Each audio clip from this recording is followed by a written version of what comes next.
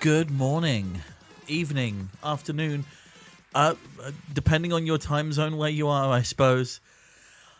Oh my goodness, I am still jittery, I'm still shaky, I have my cup of tea. But we are going to be getting underway very shortly with, a project that I've been working on for 2 months now.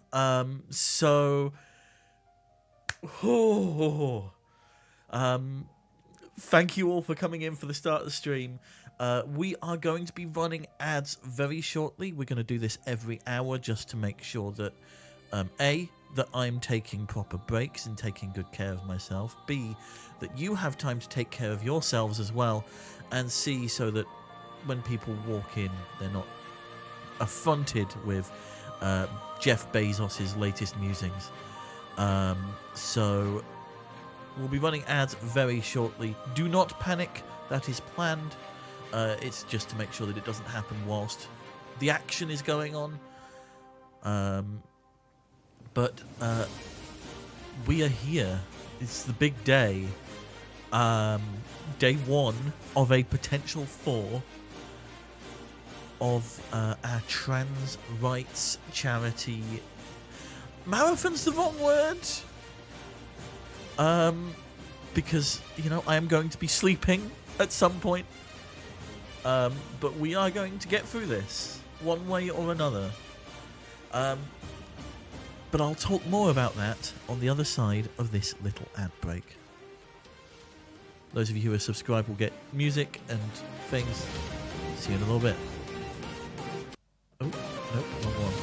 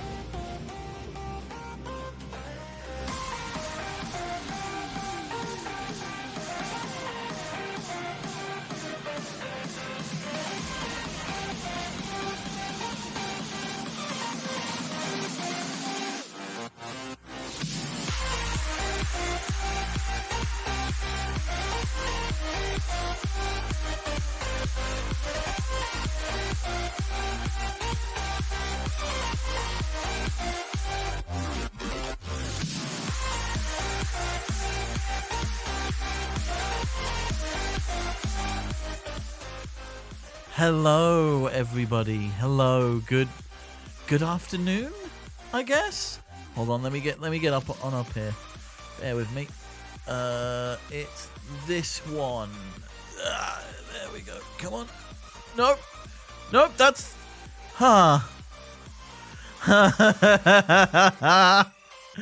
Oh. Oh, we didn't go 5 seconds into the stream without having some sort of technical difficulty. Hello. This is supposed to be a nice big, reveal of me coming behind the witness podium, but, that's fine, I guess. I guess I can't have my way with everything. Okay. Whilst I waffle on, I'm going to very quickly sort this out. There we go. That is now the right button. Hopefully there's nothing prevalent in this bottom right corner when we get into the game. But good evening and welcome.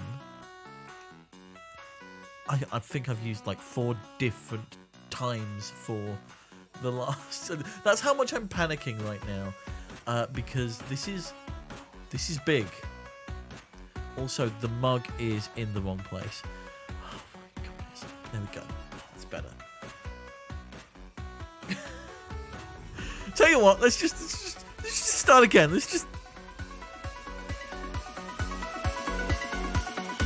go again from the top. It never happened, okay?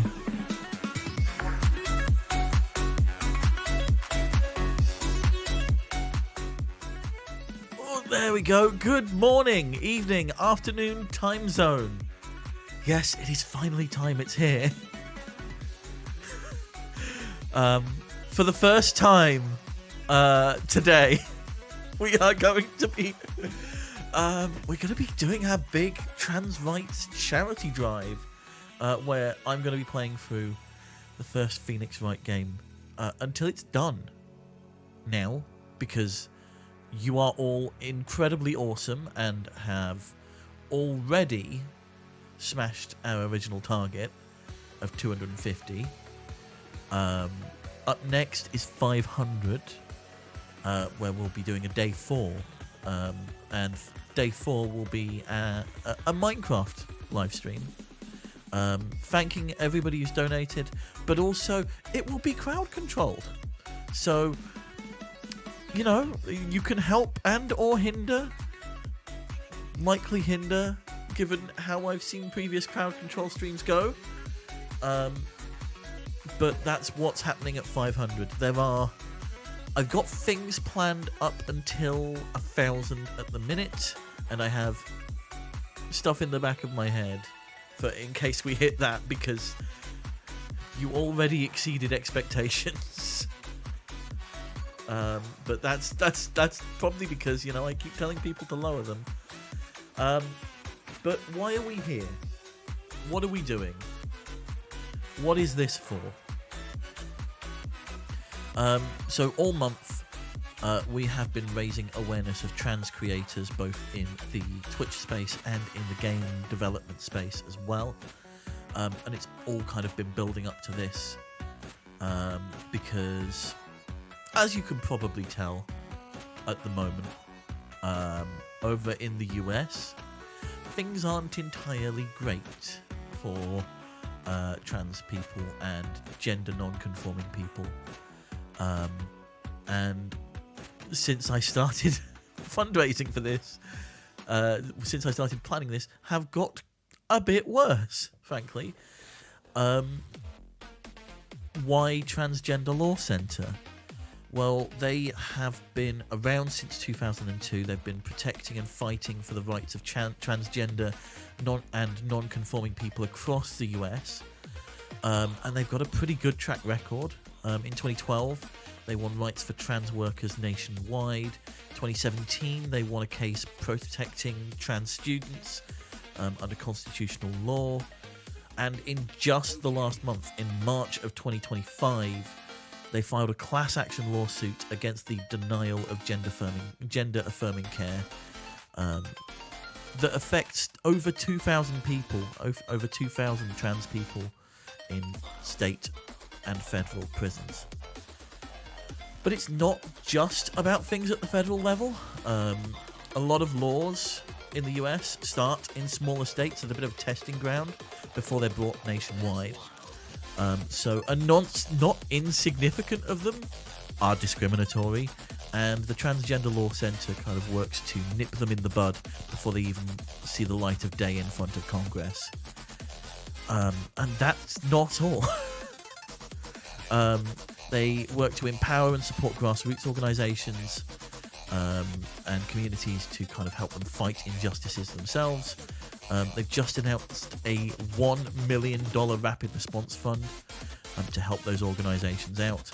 And they actively work to inform people and empower people to know their legal rights, to use legal services, to make projects, and also to inform people about the common legal challenges trans people face, like dealing with law enforcement and ID agencies and things like that. They also do a bunch of projects. There's a lot more I could talk about, but you can find a lot more information on what they do on their website, which is transgenderlawcenter.org. It's in chat just there. One in particular I've been looking at is the Border Butterflies project that they've been doing, which helps asylum seekers and people moving across the southern US border in settling into the US, and I feel that is more important than ever right now. But that's the cause we're raising money for. That's the cause that you have already given $310 to, and I am incredibly thankful. As I mentioned in my post before stream, even if you can't donate, just being here, just spreading the word is enough.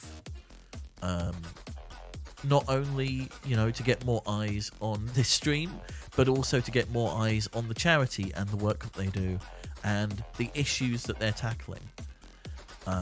So that's what this is all about. This not only raising money, but also raising awareness of the charity, because I didn't know about this charity until 6 months ago. But I've seen the work they're doing, and I think it's worth supporting.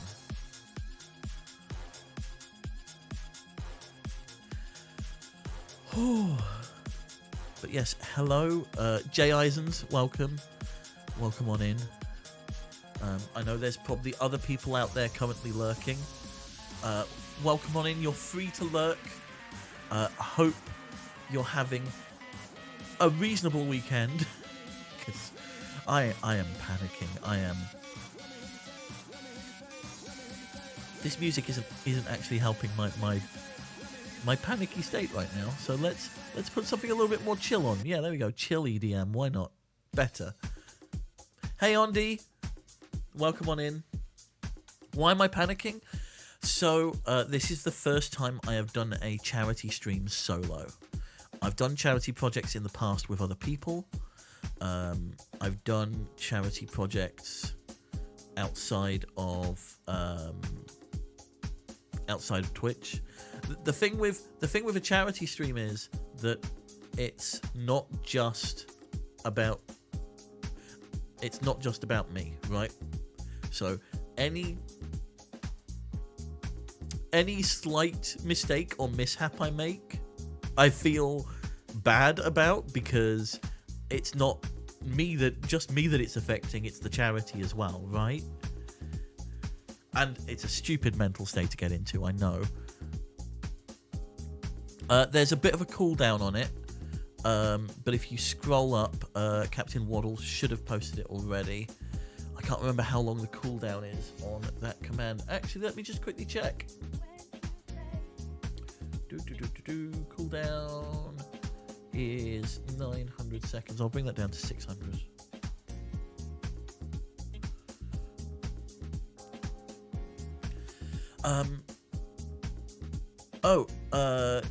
The link to see the charity or the link to donate? Oh, because also I put the wrong link there. That should be that. The link to donate should be pinned. If not, there it is.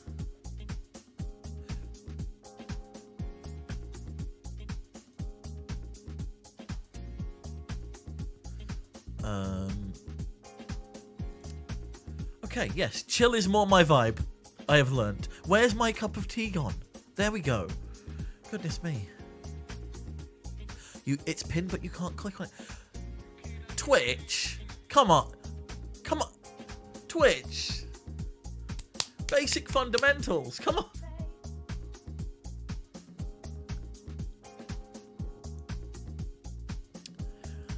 But hope you're all having a pleasant weekend. I have been ever so slightly panicking all week about this. But yes, there's the link, Ondi. But I don't know what to expect either. Here's the thing. I have no idea what to expect with this game. I am playing it pretty much... Cindy, thank you so much for the $50 donation. It is very much appreciated. We are already at 360. Jesus Christ. Click on it at home. Okay, no problem. Cindy, thank you so much for the $50. Hopefully, sounds came through on stream. They didn't come through to me, which is worrying. So I need to work out what's happening there. It did come through. Okay. How was the volume? Was it too loud, too quiet? Was it okay? I just need to monitor, don't I? Okay. Right. I am now monitoring the output so I can hear it. And welcome to the iceberg, Sigma, Cindy. Welcome on in. Take a seat. And pull up a chair. Then again, you're routing through. Yeah, I use that compressor as well on my main account, and then my other one I don't have it because I have like an account on Chrome that is completely clean of extensions, so I can sort of troubleshoot, I guess. Ooh. Okay. Also, that is a lot bigger than I was expecting it to be. That top left box there. Bear with me a second. I'm just going to fix that. No overlays. Edit. That's... Ah, right, that's why. The number of events is... No, you didn't. You didn't cause any offense. Don't you worry.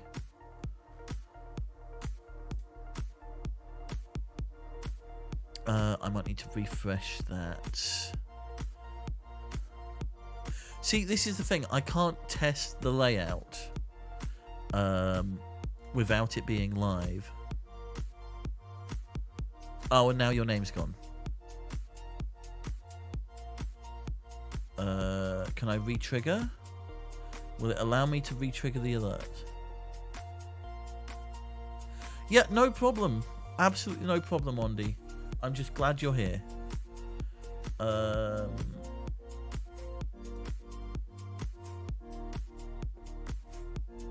And Cindy says you can't have LGBTQ plus rights without the T. Which is true. The alert systems I use, so for Tiltify's got its own native one, and then for Twitch, I use Twitch's own internal one. At the moment, it was a thing. No, you don't need to. No, Cindy, you don't need to re-trigger it. Don't you worry.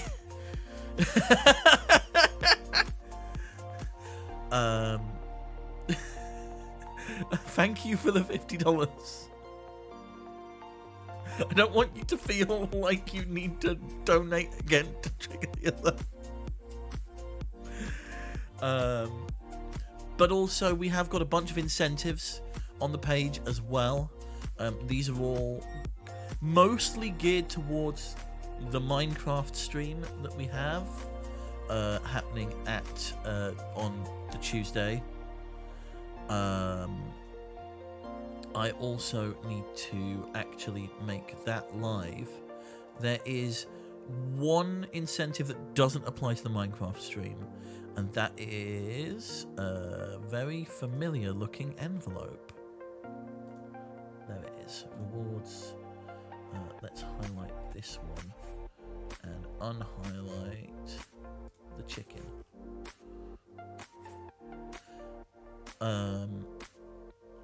And that is your time starts now. Where tipster must stop what they are doing and perform a task to the best of their ability for a maximum of 15 minutes. The task cannot overlap with other donation incentives and must be possible within the confines of the stream and current game. That has now gone live. It should have gone live at the start of the stream, but I think it got demoted to second page.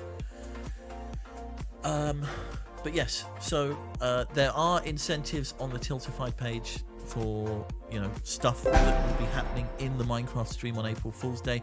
Lingo for the $18. Thank you so much. Let's have a look, see what you said, eh? Dashboard. You need... Wait, no, wrong one. Lee told me not to spend my cash upon winnings in one place, but in the words of a man we all know and love, I do what I want.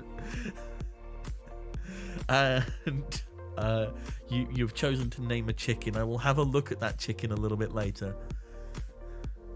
But welcome on in, Lingo.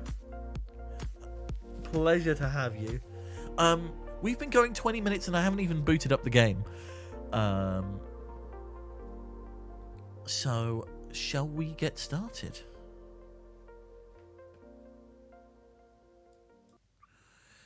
Here goes. Because I've booted the game up to check that it works, and that is it.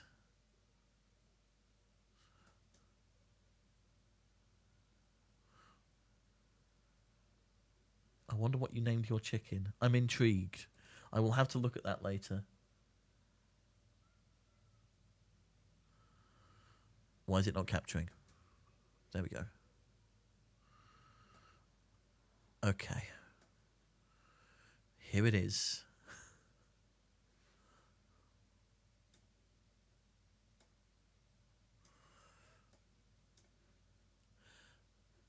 Yes, I am playing this for the first time. I have never played this before. I have mostly...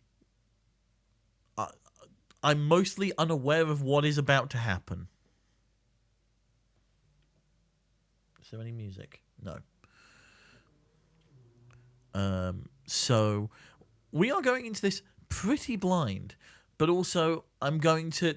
The first little bit is going to be me moving things around and trying to work out where best things go. So you'll have to forgive me for that. And here goes.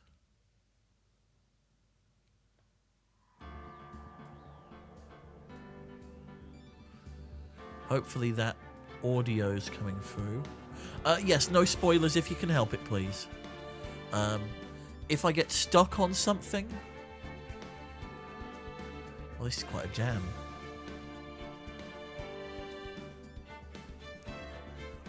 If I get stuck on something, I will occasionally ask questions. Jay Eisens with the 25! And that is still not coming through. Why is it still not coming through?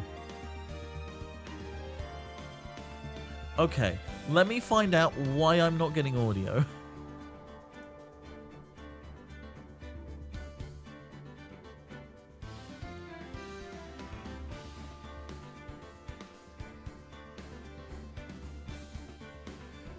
Overlay, Tiltify.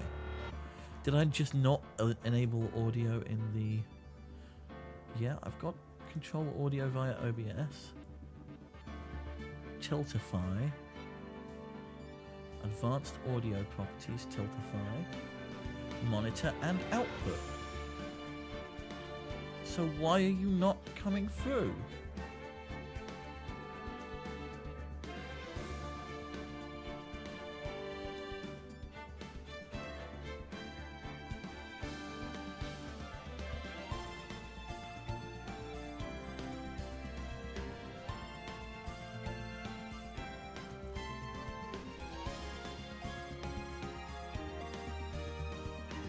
Do that, and then I can see chat at the same time. Love the Ace Attorney series, setting in for a non-productive day. Okay, I know there's a lot of love for this franchise, for this series.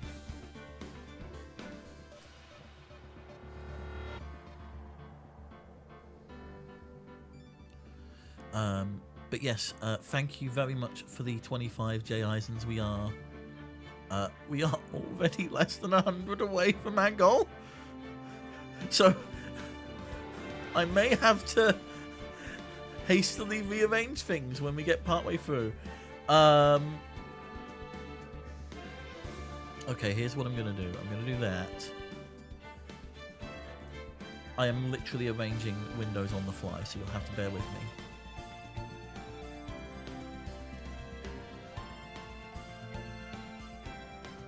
That's there. Is there a way that I can do that? Live settings, donations plus.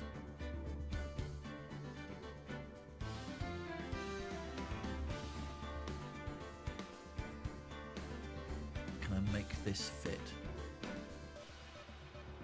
No, I put that there, and then I put this over here on the right, and then we make this bigger. Aha. Okay. I think we got it.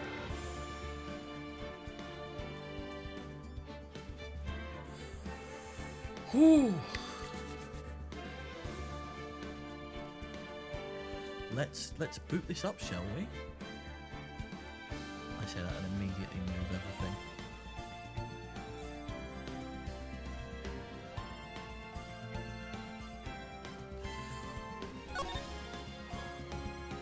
So we're going to be playing the first game, and we're going to, thanks to your donations, we are going to be playing the first game to completion.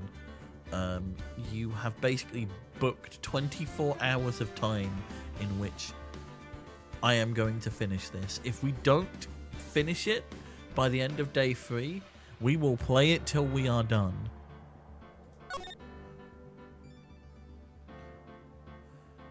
Okay, there are several episodes, and episode 1. Oh my. Enjoy the rabbit hole you're going to enter. Okay. Here goes. Are we going to play the first turnabout? Do I need my mouse for this? Is this mainly keyboard? Also, spoilers on the title screen, I guess. Well, let's get out of the title screen as soon as possible then, shall we? Oh, there's blood.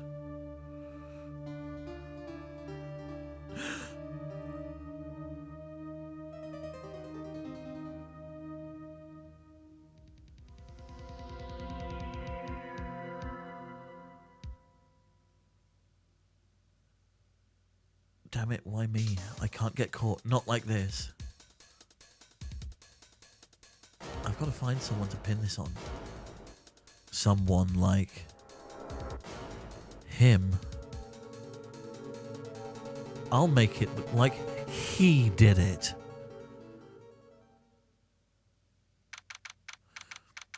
Third of August, 9:47 AM, District Court, Defendant Lobby number 2.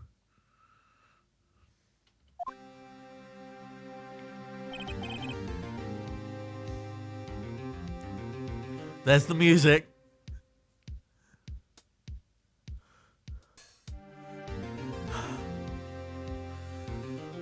Yeah, so am I, Phoenix. I'm nervous too.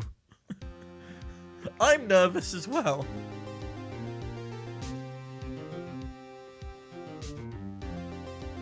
Oh, that's what I forgot to do at the top of the stream.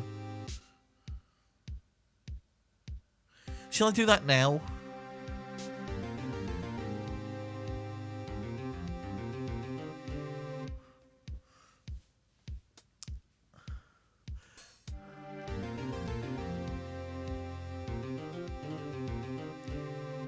Solid Summary of Ace Attorney, courtesy of Brental Floss. It's a comedy of errors with violence of Macbeth, so cute and charming. Murder! Zany, wacky, jokey. Death! Okay. Right.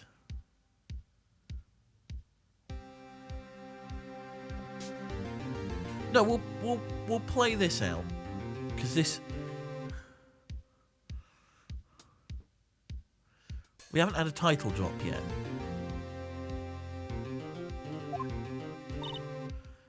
Right. Oh. Hiya, Chief. Yeah, that would be my reaction as well.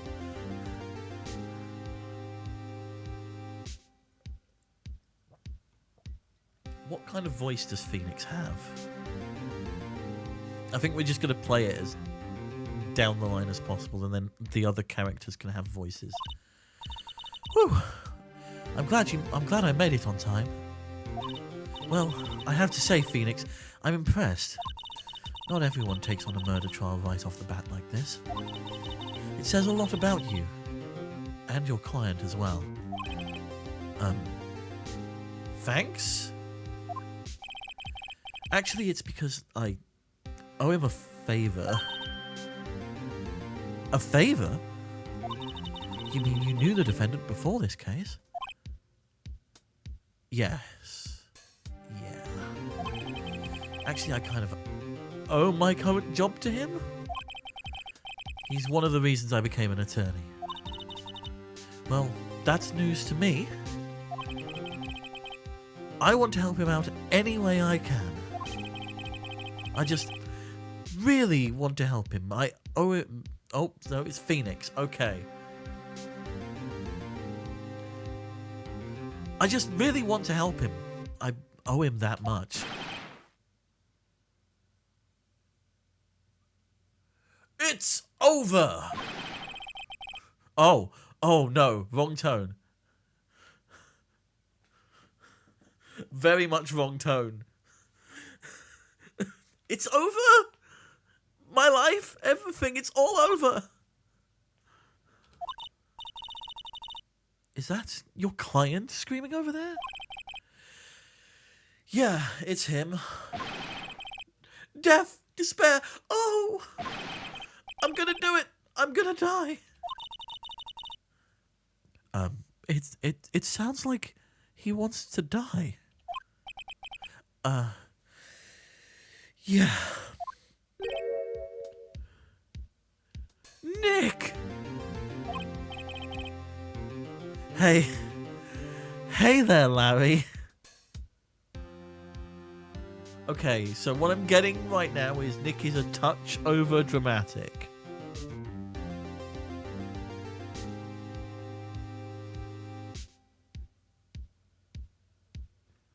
Also, I didn't update that apparently.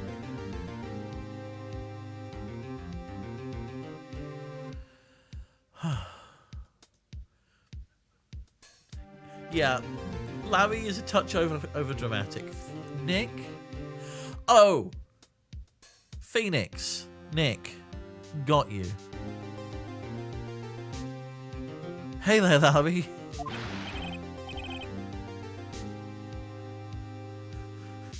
Wait, why is he called Butts? Hold on! The visual upgrades from the DS games are amazing. Why is he called Butts?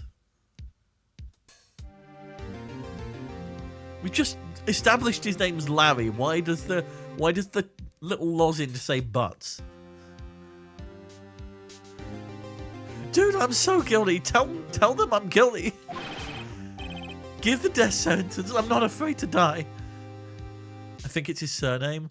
Oh god. Hold on. It's just... Ah, there's the attorney's badge.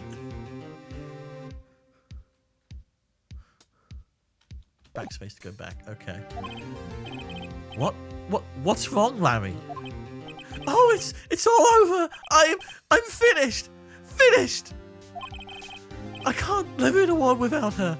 I can't. Who took her away from me, Nick? Who did this? Nick, you gotta tell me. Who took my baby away? Probably more of an American twang than I'm letting on, I think. Huh. The person responsible for your girlfriend's death? The newspapers say it was you. Another flashback? My name is Phoenix Wright. No, I'm Penguin Tipster. That's Phoenix Wright. Phoenix Wright is my partner in not crime. Partner in law, defending against crime. We work together. Here's the story. My first case is a fairly simple one. A young woman was killed in her apartment. The guy they arrested was the unlucky sap dating her. Larry Butts. Oh, that's where Butts comes from. Okay. My best friend since grade school. Our school had a saying, when something smells, it's usually the butts. No, you can't. No. Game? No, you can't just do that. It's not allowed. You can't just...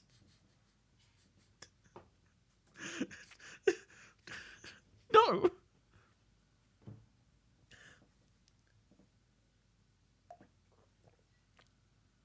Especially over that image of him with his thumbs up and him sweating. Okay.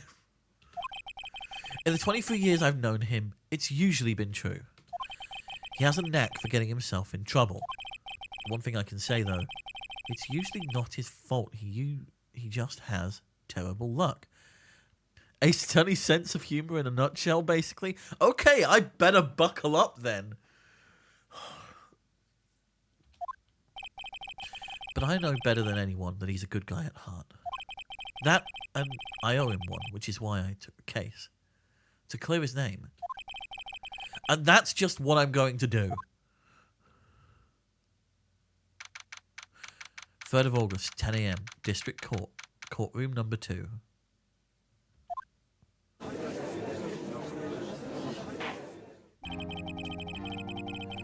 Court is now in... Oh, okay. Judge. How do you feel about puns? There are puns that'll make you give the game the ultimate Kyle stare. Dun dun. So, Tip, how do you feel? I think I'm going to be groaning a lot for the next 3 days, Poker. That's the impression I get. Also, Judge has got a full beard. They're clearly quite a bit older in years than Phoenix, so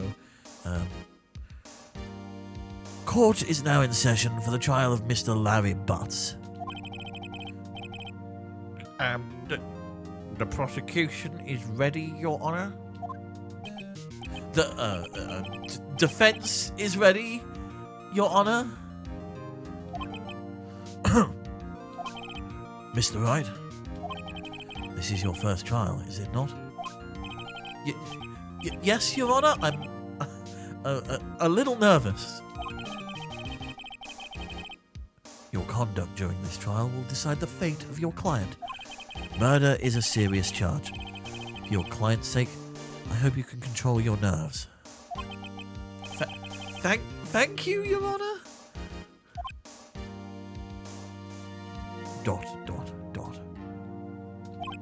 Mr. Wright, given the circumstances, I think we should have a test to ascertain your readiness. Yes, Your Honor. Hands shaking, eyesight fading.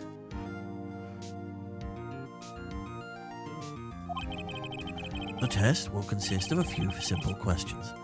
Answer them clearly and concisely. Please state the name of the defendant in this case. Sorry, please state the name of the defendant in this case. Well, that's Larry Butts, right? That's the person we're representing. The defendant? Well, that's Larry Butts, Your Honor. Correct. Just keep your wits about you and you'll do fine. Next question. This is a murder trial. Tell me, what's the victim's name? Whew, I know this one. Glad I read the case report cover to cover so many times. It's... wait. No way. No way I forgot. I'm drawing a total blank here. Phoenix, are you absolutely sure you're up to this? You don't even know the victim's name? Oh, the victim. Of course I know the victim's name. I, just forgot temporarily. I think I feel a migraine coming on. Look, the victim's name is listed in the court record. Okay, so anything in red is important. Got it. Just press tab to check it any time. Okay. I see that fourth wall. We need to fix it once again. Humphrey! It's leaking! The fourth wall, it is leaking! Remember to check it often. Do it for me, please. I'm begging you.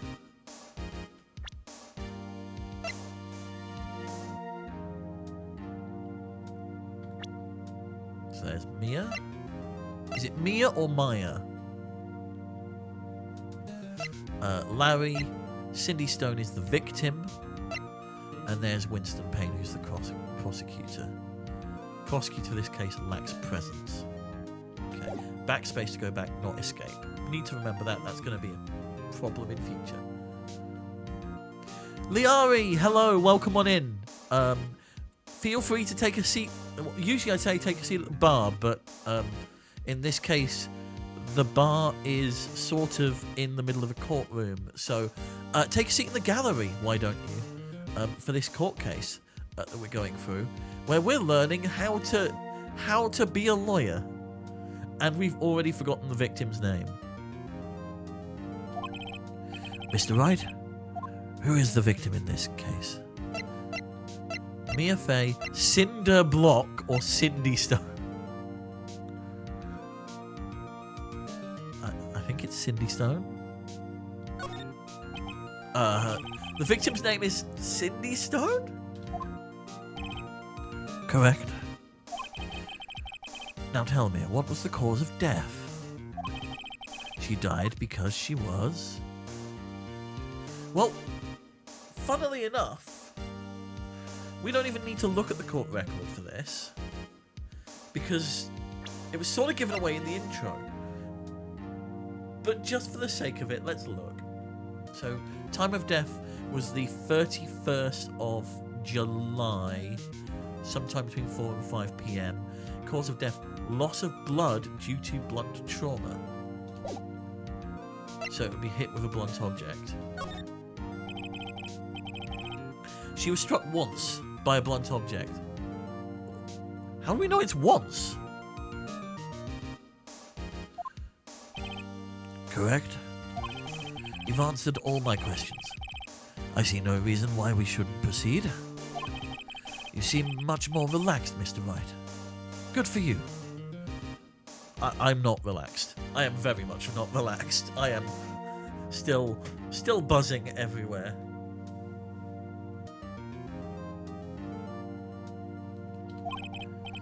Thank you, Your Honor, because I don't feel relaxed, that's for sure.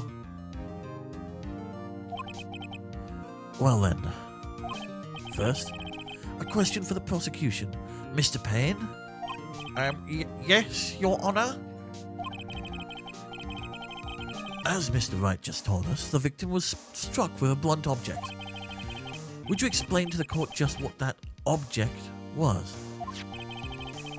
The murder weapon was this statue of the thinker.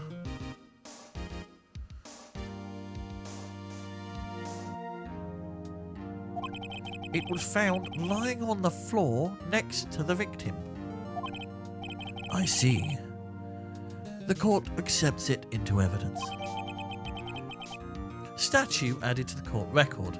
Okay, so there is a process whereby you present a thing,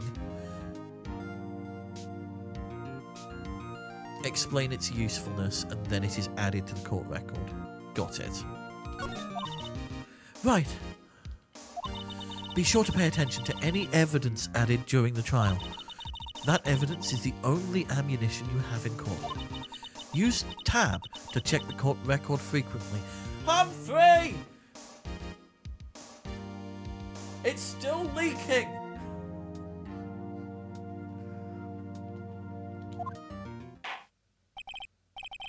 Mr. Payne, the prosecution may call its first witness.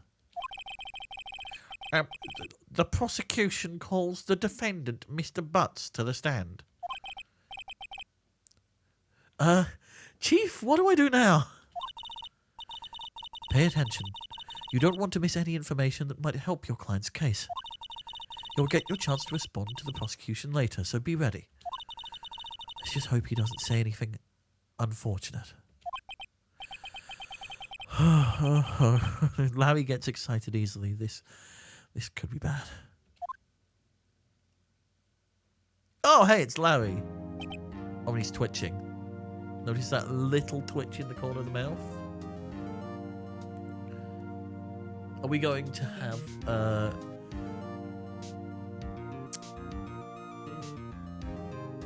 LA Noire style facial reactions for when they're lying about something?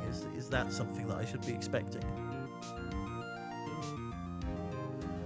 Ahem.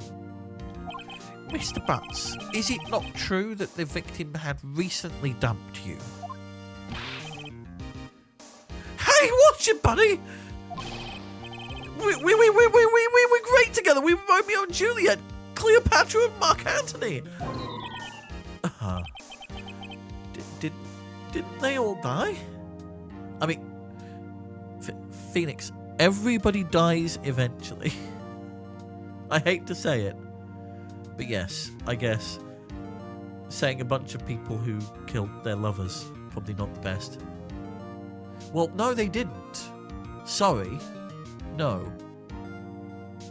Romeo and Juliet was double suicide.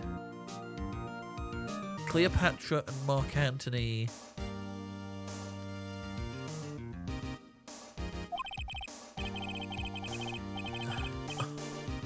No! No, Larry!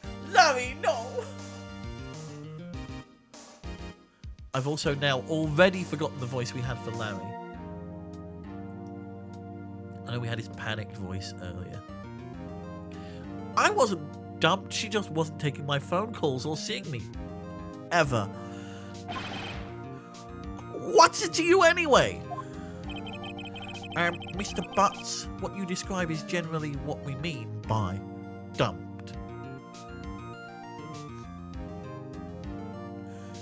Hey CJ Oracle, welcome on in. I had someone in the law school section with the last name Butts. I told him I was glad he got off the murder rap. Looks like we're at a good start. Welcome in CJ Oracle. By the way, we are doing this to raise money for the Transgender Law Center. If you look at the pinned comment up above, that's where the donation page is. I'll talk a little bit more about them when we go into a break. But come on in, take a seat. Feel free to sit down and put your feet up as I flail at this until it completes itself. But good to see you, CJ.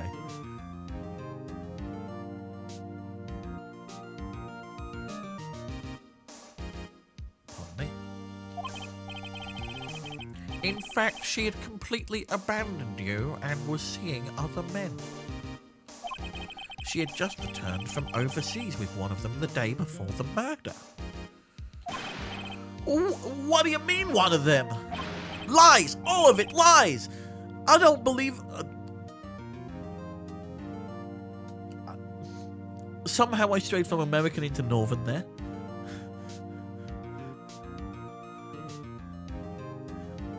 I don't believe a word. I can't do it. The voice is gonna go. I don't believe a word of it. Your Honor, the victim's passport. According to this, she was in Paris until the day before she died.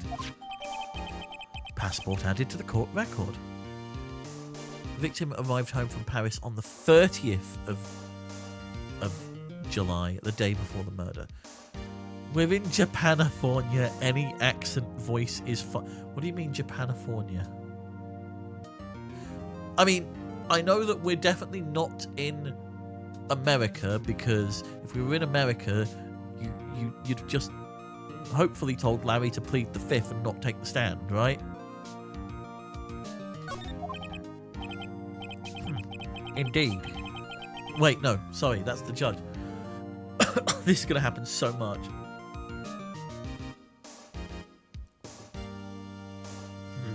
Indeed. She appears to have returned the day before the murder. Dude, no way! The victim was a model, but did not have a large income. It appears that she had several sugar daddies. Whoa. Okay. Daddies? Sugar? Yes. Older men who gave her money and gifts. She took their money and used it to support her lifestyle. Dude! We can clearly see what kind of woman this Ms. Stone was. Tell me, Mr. Butts, what do you think of her now? So hold on. When was this game first written?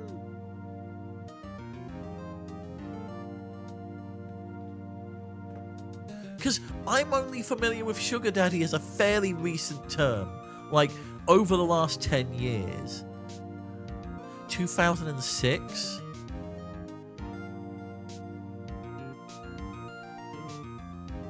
...2001.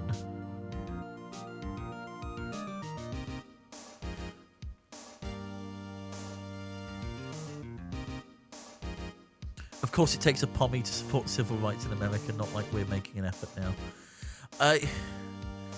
I mean, there are definitely people in America who are, and I'm trying to support them as best we can. I know we have our own problems, but it's one of those things where, whilst I can take affirmative action to anything happening in my own place, I can't do that overseas. So what better way to raise money for for an organisation that can, you know?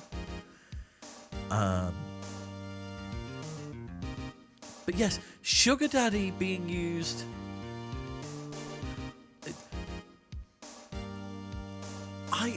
I mean, maybe I was just too young.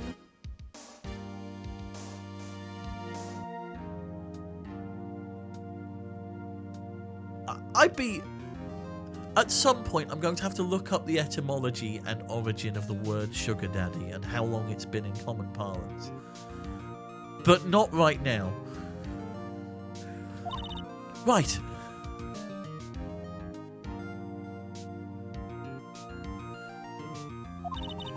I don't think you want him to answer that question. Yeah, Larry has a way of running his mouth in all the wrong directions. Should I stop him from answering or wait and see what happens? Stop him from answering. I think that's what we're being nudged to by Maya there. Mia? Mia. My client had no idea the victim was seeing other men. That question is irrelevant to this case.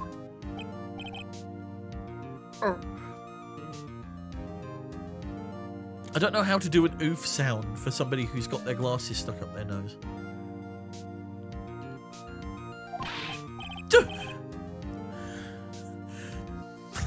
No! No! No! Larry, no!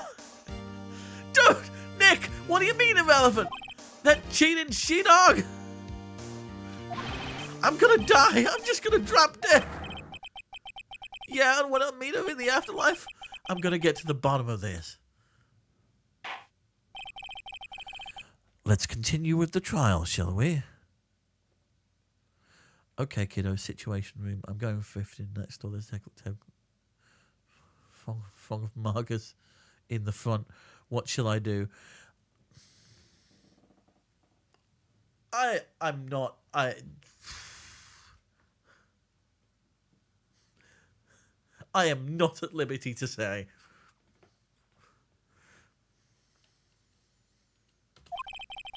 I believe the accused's motive is clear to everyone. Yes, quite. Oh boy, this is so not looking good. Next question. You went to the victim's apartment on the day of the murder, did you not?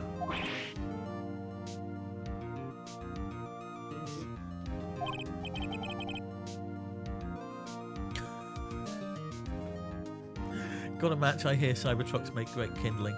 I mean, their panels will just fall off, apparently.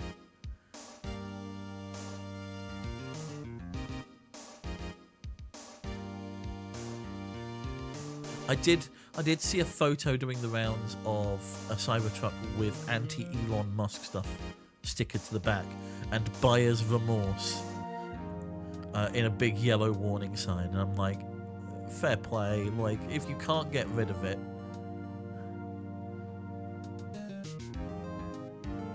use it as a flag to wave against the rat. Well, did you or did you not? Well, mate, I've gone northern again. Well, that's southern. Saw a Tesla once with a note stuck inside the back window saying, "Please stop keying this car. I bought it before I knew Elon was a piece of shit." Oh, God. I'm trying really hard not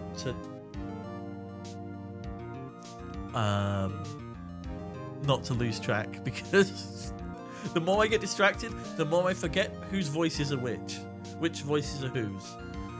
Who has what voice? English sound like person? well, mate. Now he's Foghorn Leghorn. Oh my god, this is going to be a long stream. I'm sorry. Hey, SB. Distraction. Damn it! Foiled again! Where? I thought I gave him like a shaggy kind of voice. Well, maybe I did. Maybe I didn't. Uh-oh. He went. What do I do? Stop him from answering? We can't. I don't think we have a reason to stop him. Like, it's a genuine question that is genuinely relevant to the case. I mean, we can try. I'll send him a signal. Lie like a dog. Well, see, it's like this. I don't remember. You don't remember? Wait, Oh, of course, they've been friends since they were young, so they have like secret code phrases between each other that they can communicate. They'll have a secret handshake as well, right? What? 100%. Well then, we'll just have to remind you. I've got a bad feeling about this. We have a witness that can prove he did go to the victim's apartment that day. Well, that simplifies matters. Who is your witness? The man who found the victim's body just before making the gruesome discovery. He saw the defendant fleeing the scene of the crime. I hope I'm doing these characters at least a little bit of justice. Order! Order in the court. Mr. Payne, the prosecution may call its witness. Yes, Your Honour. Justice. Yeah. That was unintended.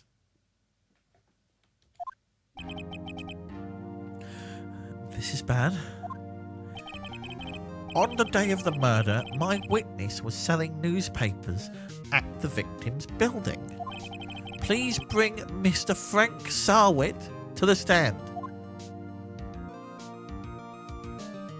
Oh, hello. You have a shimmy going on. Mr. Sarwit, you sell newspaper subscriptions. Is this correct? Oh yes, newspapers, yes. Mr. Sarwit, you may proceed with your testimony. Please tell the court what you saw on the day of the murder. Oh, here we go. Witness's account. We got flashing testimony in the top left corner. You can't see it because the notifications are in the way. I didn't think I'd need that bit. Also, we'll do this testimony and then we'll go on our first break. Because behind me, General Rafters is just giving me a tap on the shoulder to tell me, hey, you've been going for about an hour now. You should probably stretch those little penguin legs of yours. You know, give those knees a workout. Witness account. I was going door to door selling subscriptions when I saw a man fleeing the apartment. I thought he must be in a hurry because he left the door half open behind him. Thinking it strange, I looked inside the apartment. Then I saw her lying there, a woman, not moving, dead.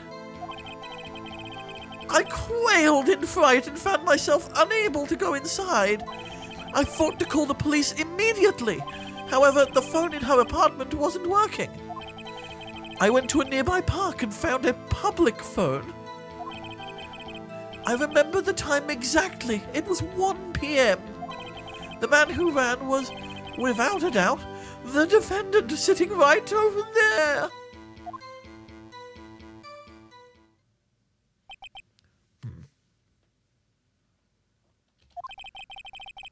Larry, why didn't you tell the truth? Because we told him to lie.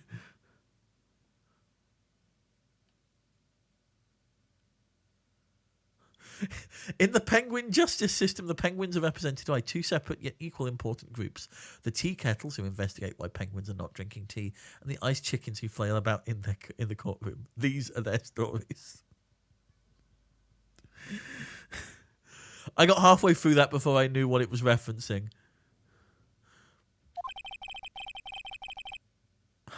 I can't defend you against a testimony like that. And SB coming in with the obligatory dun-dun. Incidentally, why wasn't the phone in the victim's apartment working? Your Honour, at the time of the murder, there was a blackout in the building. Aren't phones supposed to work during a blackout? Yes, Your Honour. However, some cordless phones do not function normally. The phone that Mr. Sarwit used was one of those. Your Honour, I have a record of the blackout for your perusal. Blackout record added to the court record. Now, Mr. Wright. Yes, yes, Your Honour. You may begin your cross-examination. Cross-examination, Your Honour? All right, right. This is it. The real deal. And on that note, we're going to take a break. For those of you new to the stream, we do this every hour. Also, because I just want this music playing during the break. We do this every hour so that I can stretch my little penguin knees and so that you have time to go do human things too. So please do take this time to grab a drink, take on fluids, get rid of fluids, go stretch your legs, go get some fresh air, grab some food, take your meds today if you haven't already, and you should have. All those kinds of things. During that time, we are going to play some ads. You're not going to miss any of the action, don't you worry. And we'll be back in about 5 minutes' time. So I will run those ads now, and we'll see you in a little bit.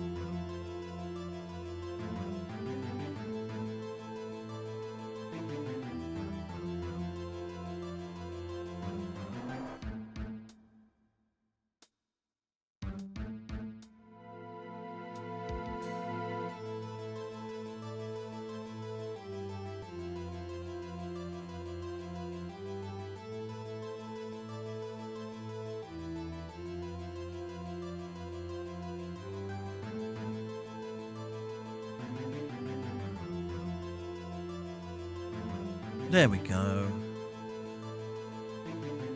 Hope you all had a bit of a break, enough time to... in fact, I had enough time to grab a mug of tea.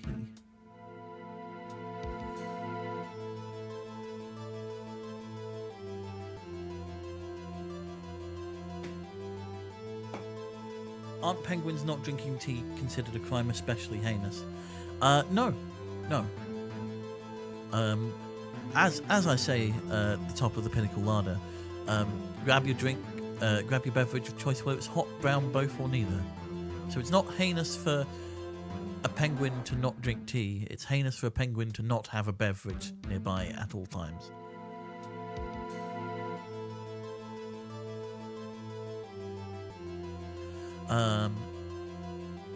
But yes, I think we're about to get into our first cross-examination. If I understand everything correctly.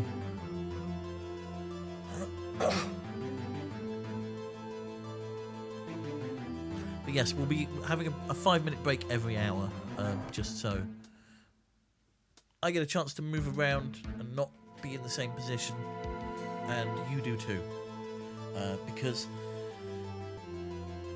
health is important, not just for penguins, but for you humans as well.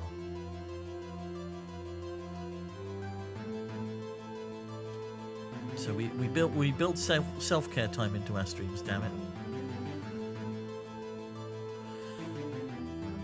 Alright, right. This is it. The real deal. What exactly am I supposed to do? Like, you exposed the lies in the testimony the witness just gave. Lies? What? He was lying? Phoenix! Of course he was lying! Your client is innocent, right? Then that witness must have lied in his testimony. Or is your client really guilty?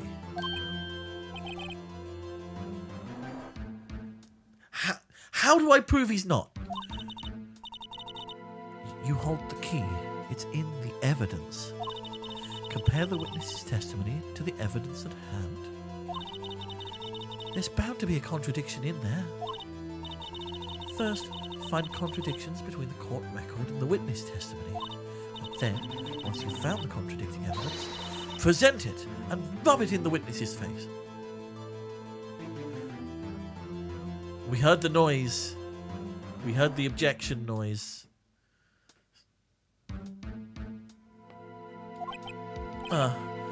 Okay.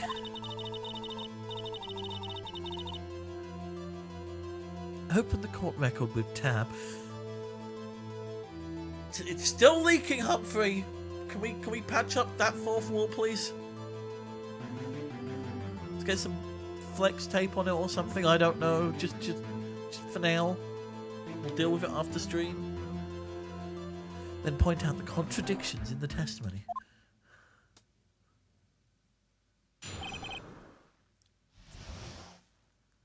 I'm not going to read these lines again because we've read them already. Here we go. This is the classic track. Okay.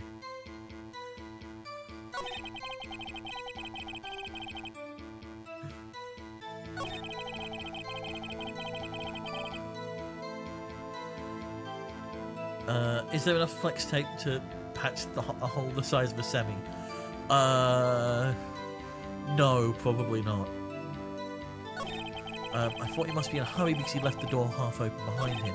Thinking it strange, I looked inside the apartment, then I saw her lying there, a woman, not moving, dead. I quailed in fright and found myself unable to go inside. Oh, a donation came in. Ardenfets! Oh. Think it's time for a task after the first... Okay, hold on. Hold up, we've got a task. I really should have got the music for this as well. I think it's time for a task after the first commercial break. Let's have a look at what the task is. Why doesn't it tell me?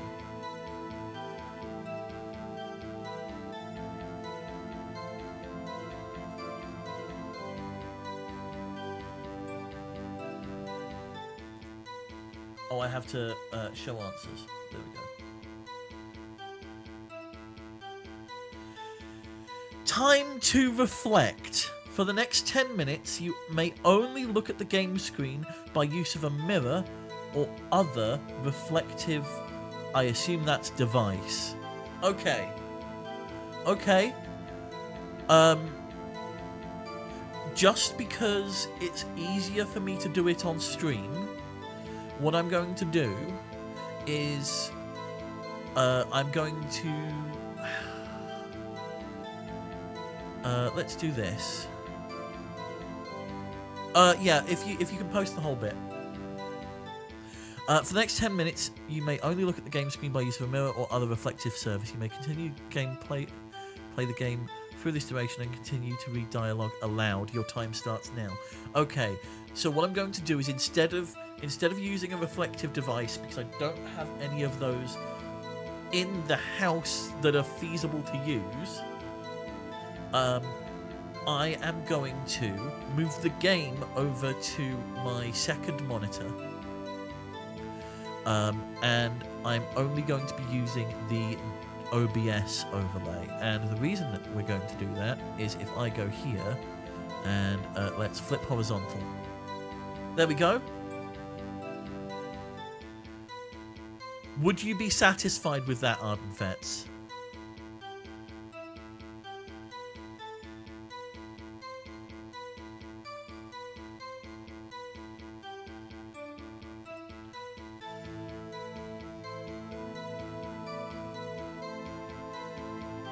Seems to meet the conditions. Fantastic.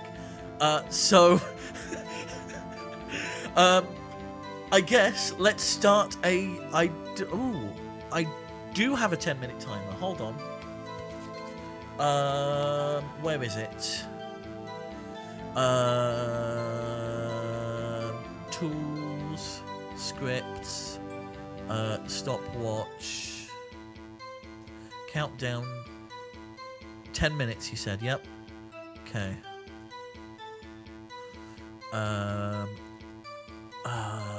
Where is it?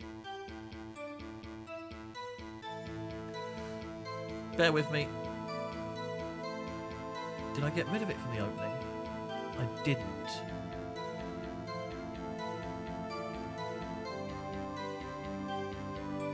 So let's move this over to here. No, that's the wrong thing. Yes. Hold on.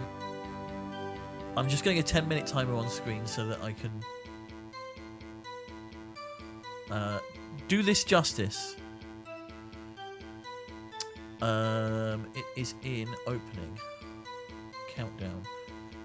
Copy. I can't copy. Why can't I copy that? That's odd.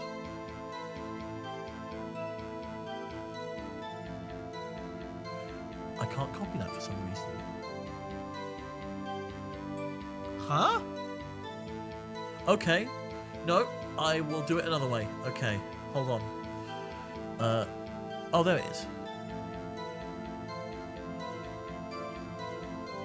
We're going to put that there. We're going to move it here. Like, up here. Why not? Okay, 10 minutes. For some unknown reason that hasn't restarted. Oh, because it's enabled in the other one. Let's go back to opening. Close that. Okay, 10 minutes. Why did it have to be at the point when I have to do things?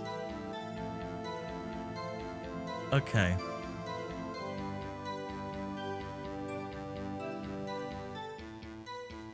Plus I've had to... Oh!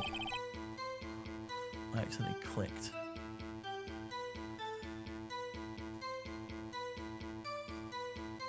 Right. 10 minutes starting now.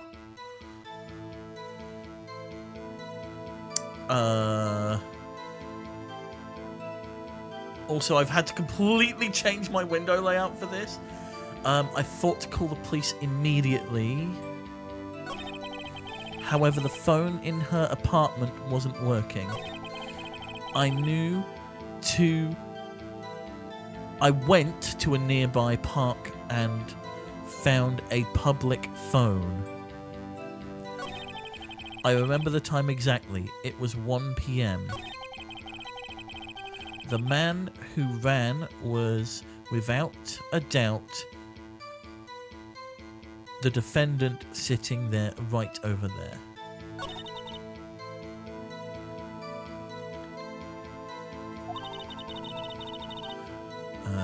That's all of it. There must be a contradiction in there somewhere. Examine the court record with tab. Okay. Right, so you're just... Okay. So what have we got? We've got the attorney's badge. This is the autopsy report, which says the time of death was between 4 and 5 p.m. He said he rang at 1 p.m. Therefore, this... Okay, so he couldn't have rung at 1 p.m. because she wasn't dead.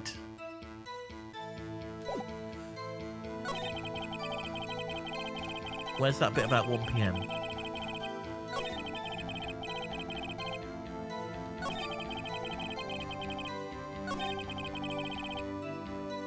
Does it...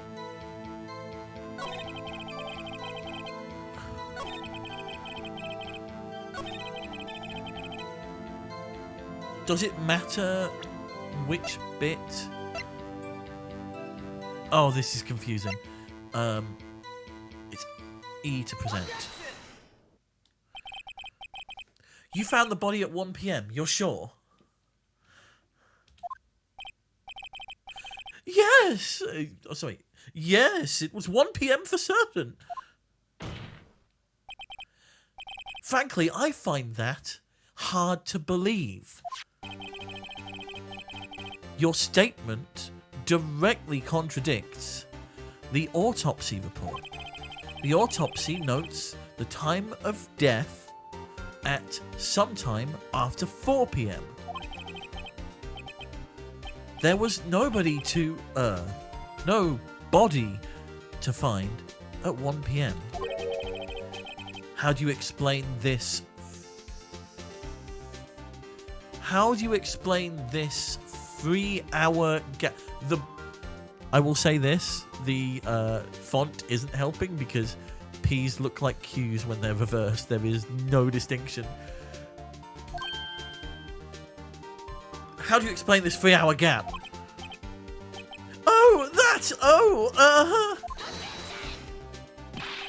Wait, that's what pain sounds like?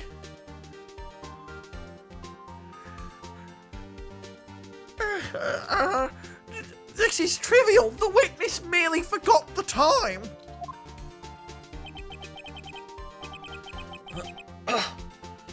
After his testimony, I find that hard to believe.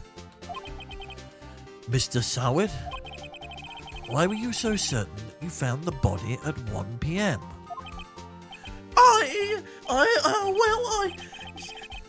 Gee, that's a really good question. Great job, right? Way to put him on the spot. This is so weird. Unfets, you're a genius, and I hate you for it, but you're a genius.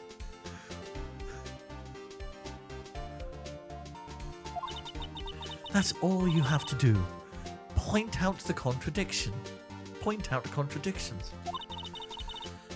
Lies always beget more lies. Yes, JB?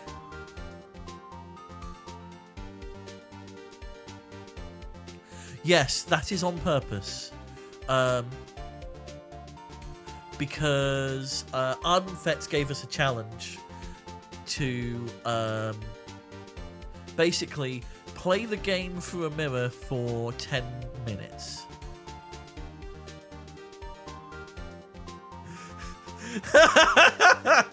Now that I can read very easily.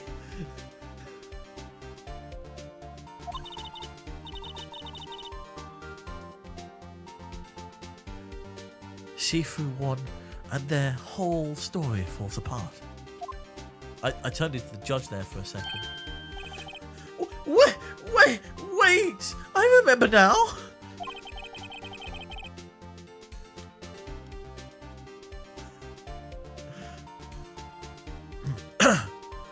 Would you care to give your testimony again? Oh no, this is going to be new stuff.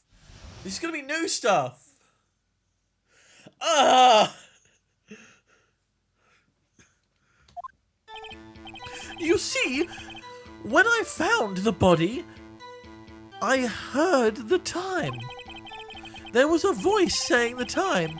It was probably coming from the television. Oh. But it was 3 hours off, wasn't it? I guess the victim must have been watching a video of a... T-A... That's a P, not a Q. That's an E. That's a D, not a B. Taped program. That's why I thought it was 1 p.m. Terribly sorry about the misunderstanding.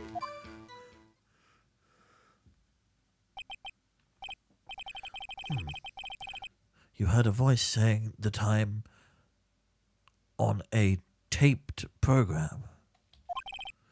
Mr. Wright, you may cross-examine the witness. Right. You know what to do. I've got this one. Okay, the time of discovery. You see, when I found the body, I heard the time. There was a voice saying the time. It was probably coming from the television.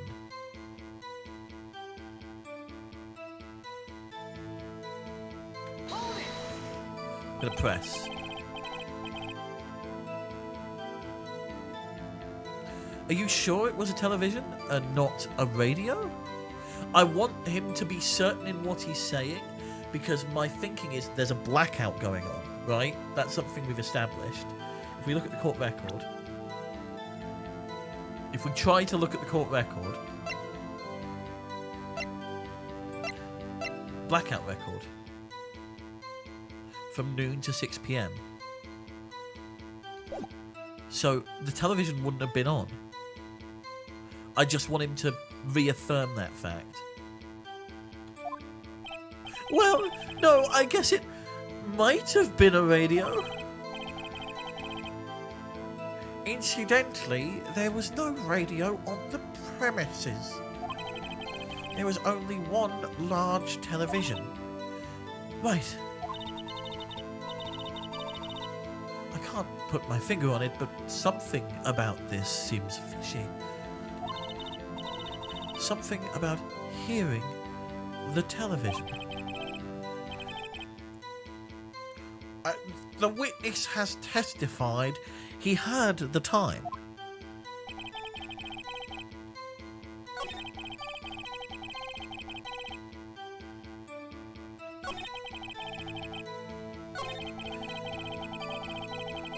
Let's present the blackout report.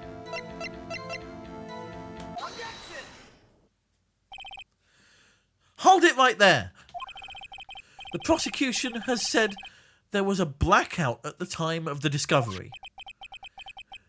And this record proves it.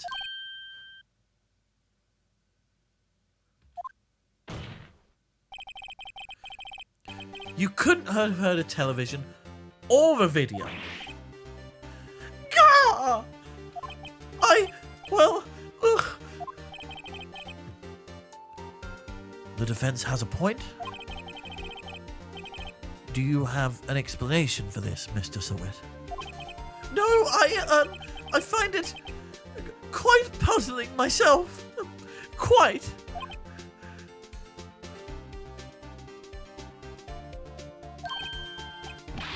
Wait, I remember now. Oh, whistle noise. What are you whistling? Oh, time. Yes, good. We're through. Okay, we've done it. Everybody.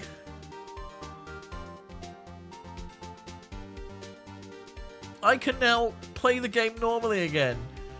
My brain hurts. A little bit. I now have to rearrange my windows back to how they were. Which I think was like this.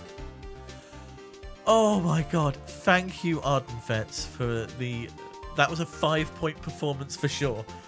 Okay. Oh.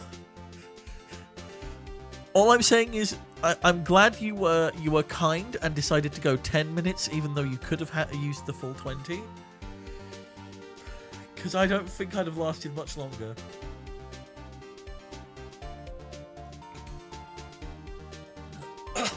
Taped is such a hard word to read backwards.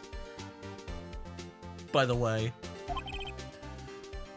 Mr. Sowit, the court would prefer to hear an accurate testimony from the very beginning. These constant corrections are harming your credibility. That, and you seem rather distraught. There were a couple in there where my brain went, ah! To be fair, this is what my brain looked like the entire time.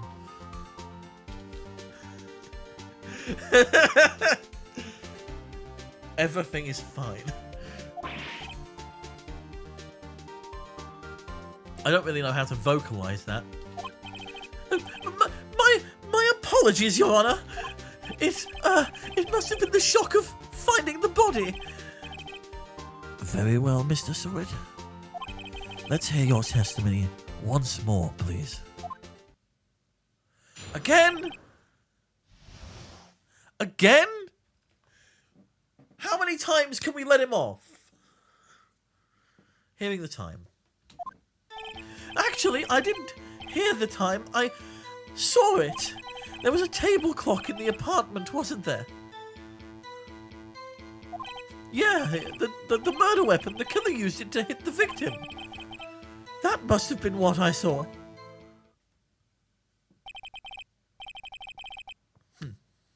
You saw a clock, I guess. That would explain it.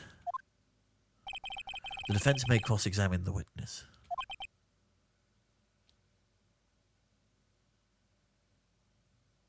I mean, Frank Sowit. Frank Sowit. Frank. I don't get. I'm not Sowit.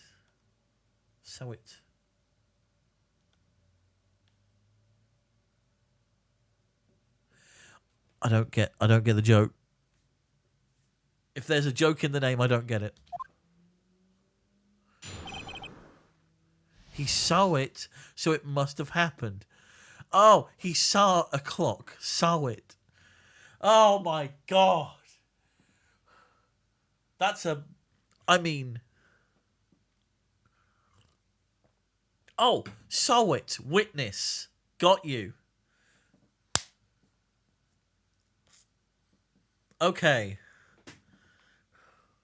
Yeah, this game has a lot of names like these. The fact that they are able to not only translate the text but also localize the puns is just...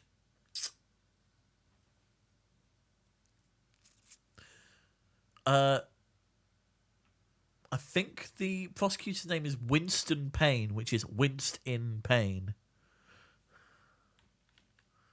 Which is what he does every time I object to something. Actually, I didn't hear the time. I saw it. There was... Yeah, the murder weapon. The killer used it to hit the victim. That must have been what I saw.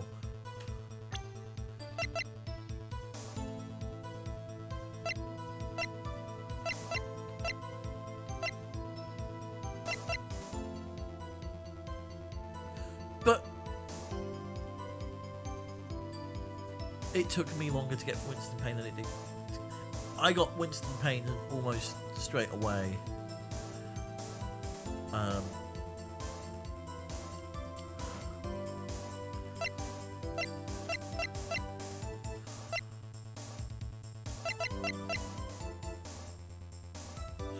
Okay, I don't...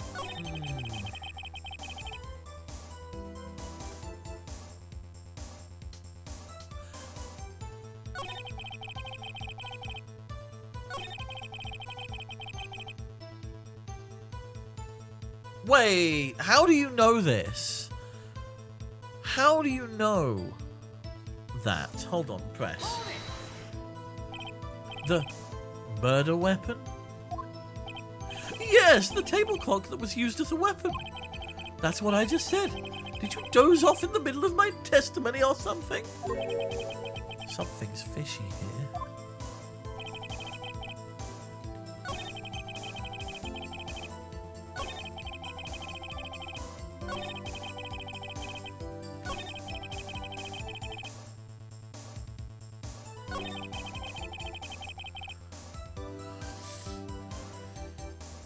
Something's wrong with this statement, right?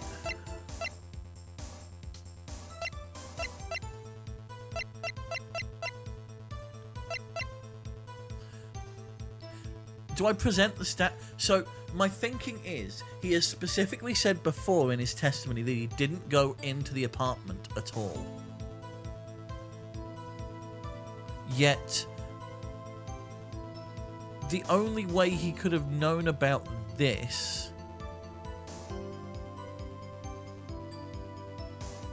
is if he went in the apartment. I think that's right. Wait just a moment. The murder weapon wasn't a clock. It was this statue. Oh! It's not a clock. Now, how is this supposed to be a clock? What? You with your objections and your evidence! Just who do you think you are?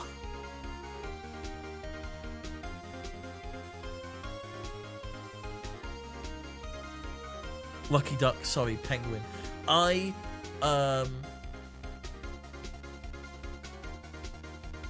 So I thought that little black box on it was like a digital readout for a clock. Also, what is that? Just answer the question, Mr. Sawit. Hey, I saw it there, okay? That's a clock.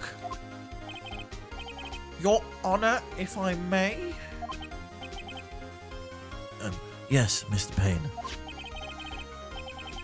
As the witness stated, the statue is indeed a clock.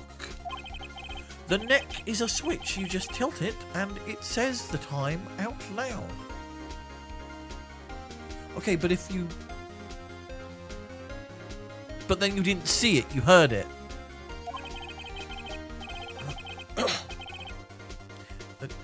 As it doesn't look like a clock, I submitted it as a statue. My apologies.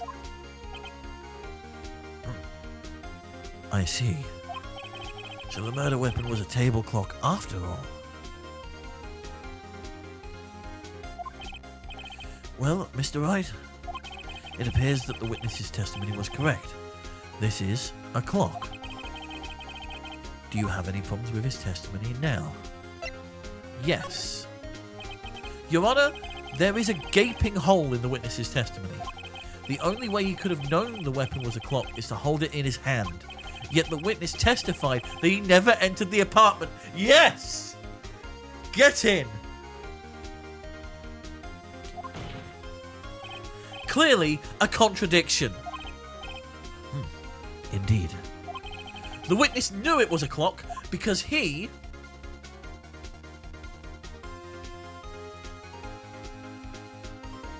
went into the apartment. You're lying. You were inside the apartment on the day of the murder. Oh yeah? Prove it. Prove I went in there. I'll do better than that. I can prove you were the one who killed her. You struck her with the clock and the shock of the blow triggered the clock's voice. That was the sound you heard. Order in the court. Intriguing. Please continue, Mr. Wright. Yes, Your Honor. Mr. Sarwit, the sound must have left quite an impression on you. Understandable, since the murder weapon spoke just as you hit the victim. The voice was burned into your mind. That's why you were so certain about the time.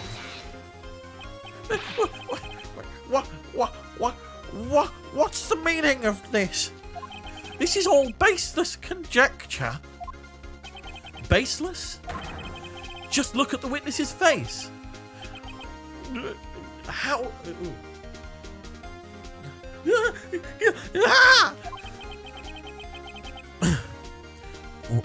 Would the witness care to elaborate? Did you strike the victim with the clock? That day, I never... Look, the clock, I had... No, I saw... Ah! Wait,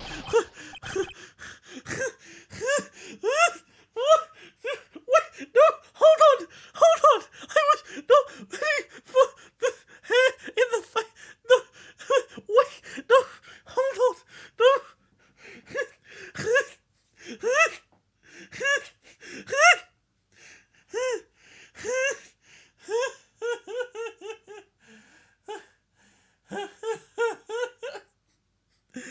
Well, you know what they say. I guess he's wigging out. Well, you know what they say. Where there's a crime, there's a price to pay.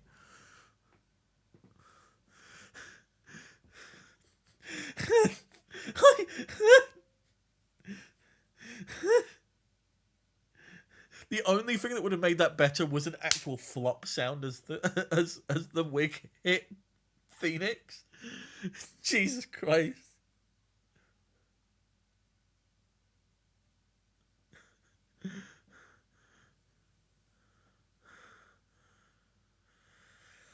Oh, okay.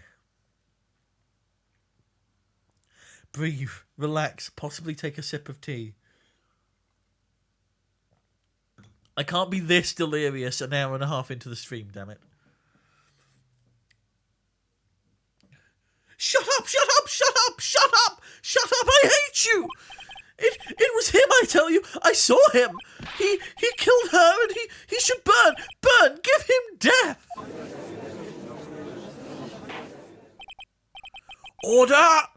Order in the court, I say. Your Honor, a moment, please. There isn't a shred of evidence supporting the defence's claims. Mr. Wright? Your Honor? You claim the sound the witness heard came from the clock. Do you have any evidence? The whole case is riding on this. I'd better think it through carefully. Your Honor, the sound Mr. Sarwit heard was definitely this clock. A fact which is clear if you simply...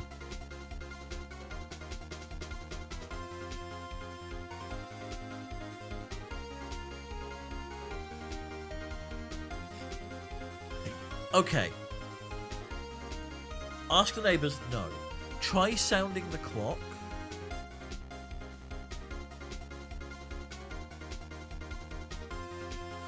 So part of me thinks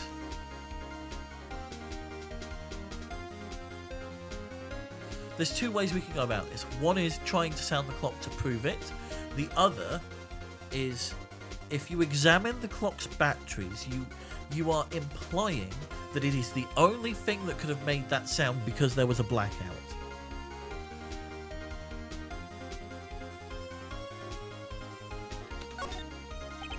All you have to do is examine the batteries.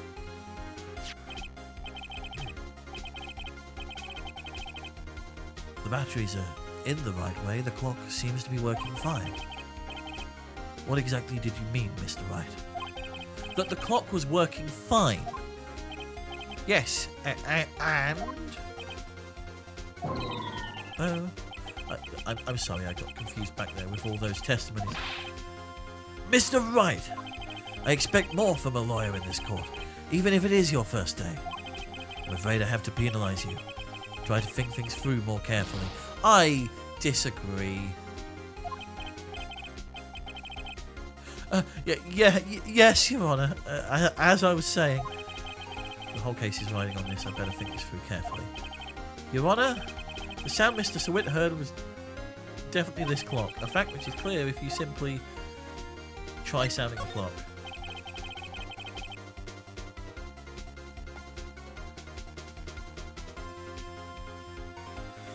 Let's sound the clock now, here, in this court. Your Honour, may I have the clock? I ask the court to listen very carefully. I think it's 8:25. That certainly is a strange way to That certainly is a strange way to announce the time. Well, he is the thinker, after all. So, we've heard the clock. What are your conclusions, Mr. Wright? Mr. Payne, can you tell me what time it is now? It's 11:25. As you can see, this clock is exactly 3 hours slow. Oh my god! How are we supposed to know that, though?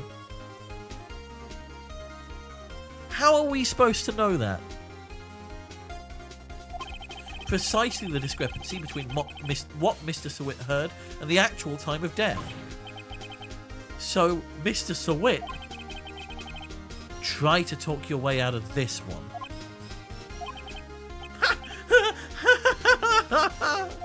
You forgot one thing! Uh-oh. What's he talking about now? While it may seem like that clock is running 3 hours slow, it proves nothing! How do you know it was running 3 hours slow on the day of the murder? If you can't prove that, you don't have a case!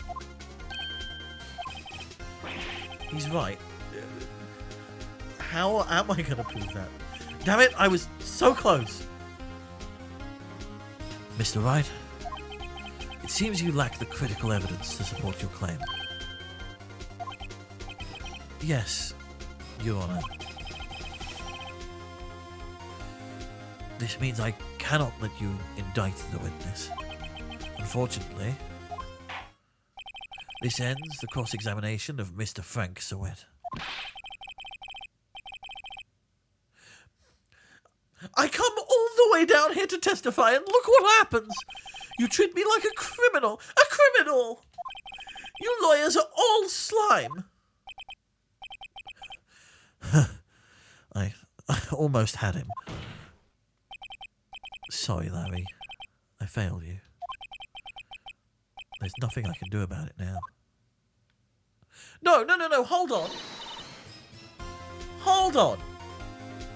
Just because we haven't proven Mr. Sowett guilty does not mean that we haven't exonerated Larry. Not so fast, Mr. Sowett. Mia, I mean, Chief. Listen up, right? Don't throw this one away. Not like this. Think.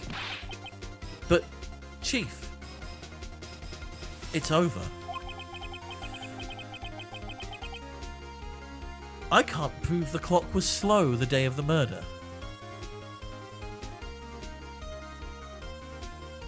Update on the ones. Okay. Nobody can prove that. Well.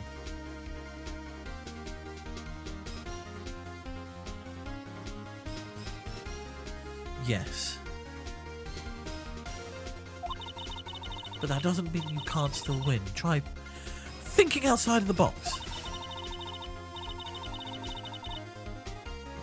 Don't waste time doubting the facts. Assume the clock was 3 hours slow and think through it.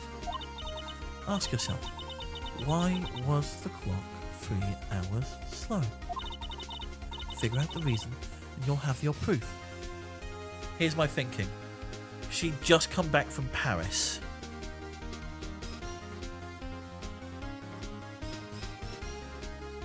And it was a gift from Paris. Right. Right? Can you think of a reason as to why the clock would be 3 hours slow? Yes. Wait. Maybe I can prove it. You must have evidence somewhere that can prove it, right? Find it and let them have it. Well, Mr. Wright, you say the clock was already running slow on the day of the murder. Have you found evidence to support this claim? Of course. There is a piece of evidence in the court record that can prove my claim beyond a doubt. Ha! Tough words. Let's see you pull this one off. Let's see this evidence that proves why the clock was running slow. Do I want to just show my attorney's badge?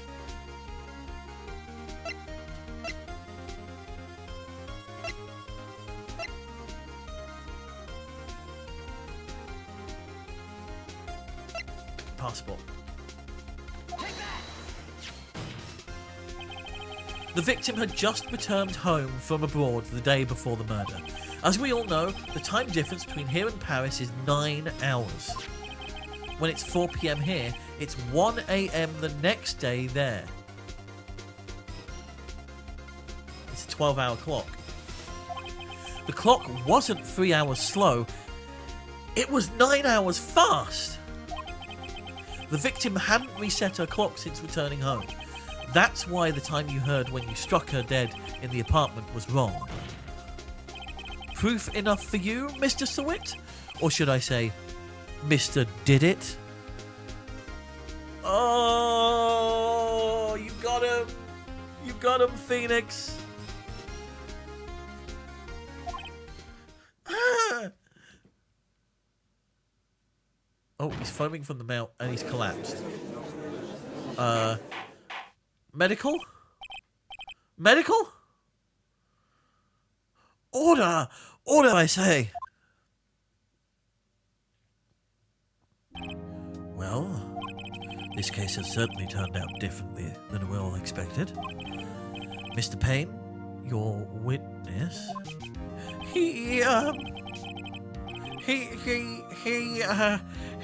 He was arrested and has been taken away, Your Honor. Very well. Mr. Wright? Yes, Your Honor. I have to say, I'm impressed. I don't think I've ever seen someone complete a defense so quickly and find the true culprit at the same time. Thank you, Your Honor. At this point, this is only a formality, but this court finds the defendant, Mr. Larry Butts.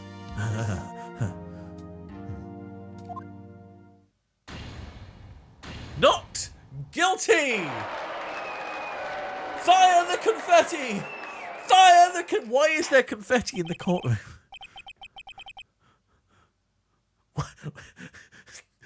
If there's confetti every time a judgment's made, I'd hate to be the court janitor. And with that, court is adjourned. Get out of my sight. The lot of you. There's confetti because justice happened. I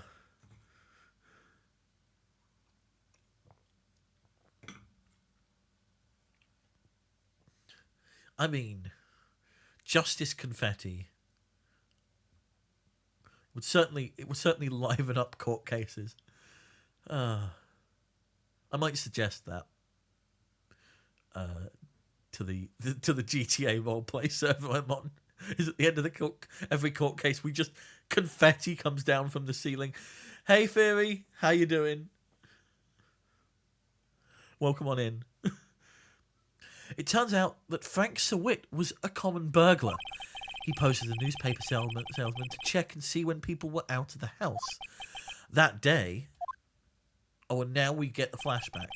When Larry went to her apartment, the victim wasn't home. After he left, Mr. Sawit let himself in to do his dirty work. I don't know why there's exclamation marks after every of these lines. While he was searching her place, the victim returned. Flustered, Mr. Swift grabbed the nearest blunt object he could find.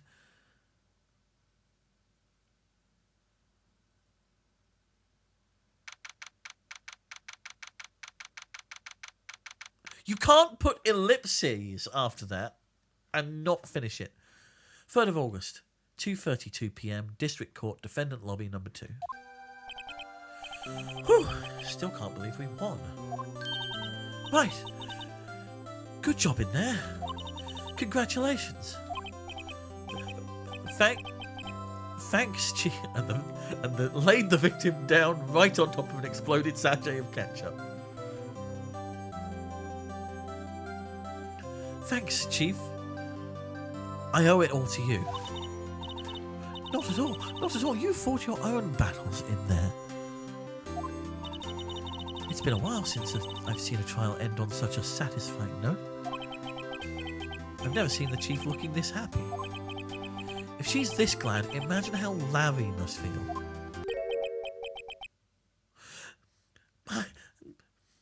I've forgotten Larry's voice. It's been so long since we did Larry.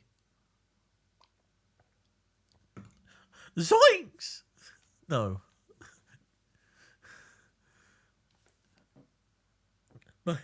My life is over. Larry, you're supposed to be happy. What's wrong now? Oh, Nick. Don't worry about me. I'll be dead and gone soon. Good. Wait, no, I mean bad. Bad. Larry, you're innocent. The case is closed. But my Cindy Windy's gone, man. Gone forever. Larry, she was a... Never mind. Congratulations, Harry. Harry? Yes, you. I can practically see the headlines now. Harry Butts. Innocent. His name's Harry? No! No! No! No! No! No! Thanks. I really owe you one. I won't forget this, ever. Let's celebrate. Movie? My treat. Oh, no, I couldn't. I was the one who got you off the hook. Oh, hey! Here, take this. It's a present. Larry, why have you got the murder weapon?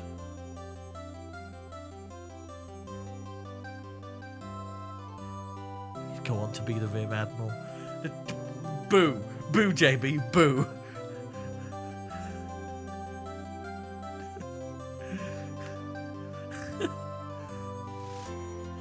What?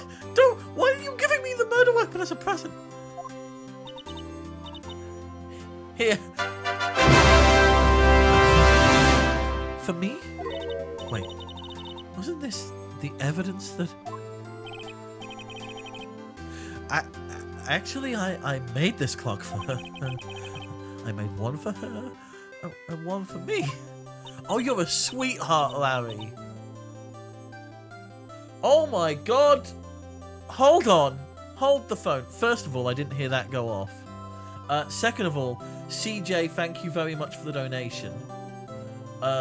Yes, it will cover the whole screen because we have also just hit our goal and our milestone.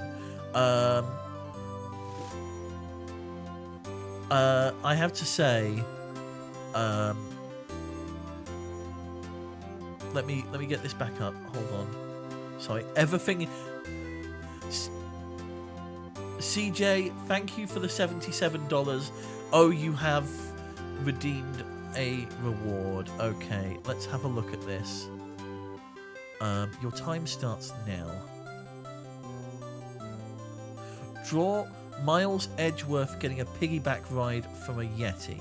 You have 20 minutes. CJ, would it be alright, because I have not met Miles Edgeworth yet, Would it be alright if I delayed that task until we see Miles for the first time?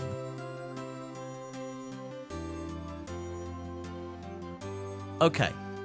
I'm glad. So what I will do is remind me when we first see Miles, and we will do that task.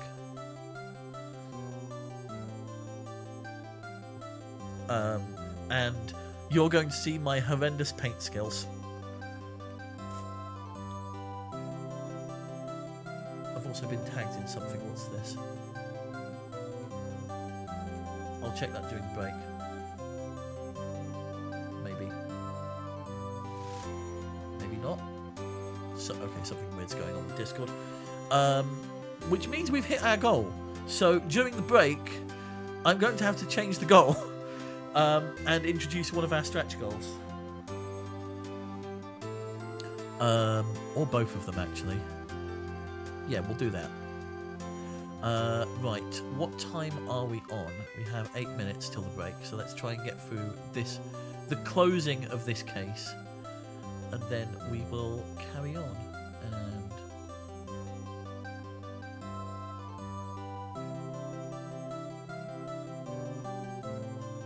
okay,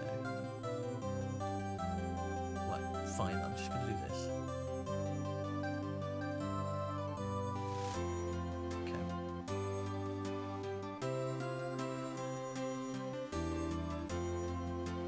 So yeah, we'll put that one in the back pocket, CJ, and we will do that once we see Miles Edgeworth for the first time. I am aware of them as a character, vaguely, but I am not. I need to have the presence of Miles in order to draw Miles. I need to have reference, you know? And we'll do it based on first impressions as well. Really? You made this? Well, thank you. I'll keep it as a memento. Yo, Nick! Can you believe it? I was so into that chick. And she was just playing me for a fool. Don't that just make you want to cry? Larry? Are you so sure? Squeeze me?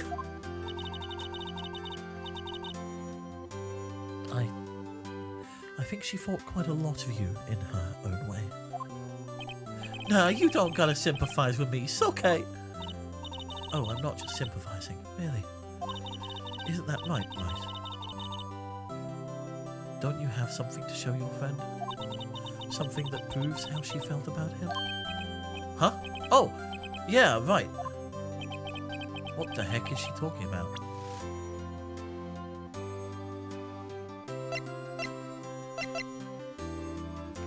My attorney's badge! Here you go, Larry! Proof! It's okay, Nick. Don't worry about me. I'll forget about her soon enough. Look, I'm gonna head home. Thanks a ton, hey? Oh, we haven't saved, so we can't go back. Oh. No! Maybe I should have shown him the right thing. No! Ah. Guess that wasn't the right thing to show him. Right? I hope you see the importance of evidence now. Also, hopefully you realize things change based on depending on how you look at them. People too. We never really know if our clients are guilty or innocent. All we can do is believe in them. And in order to believe in them, you have to believe in yourself. Right. Listen, learn, grow strong.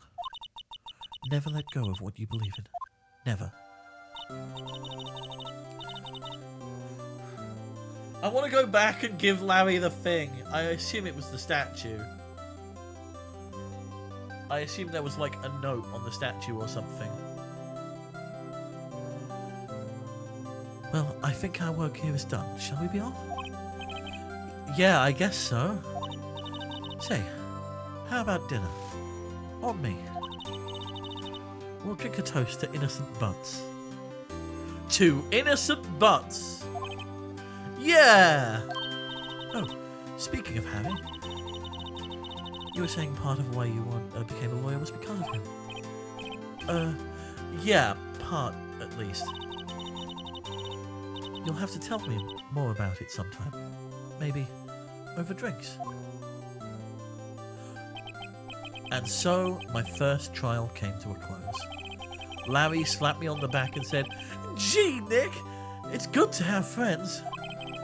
But I'm pretty sure he's not going to pay us, unless you count the clock he gave Mia. I didn't know it then.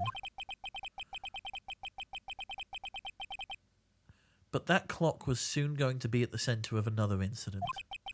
And my promise to tell the chief about me and Larry would be one promise that I wouldn't be able to keep.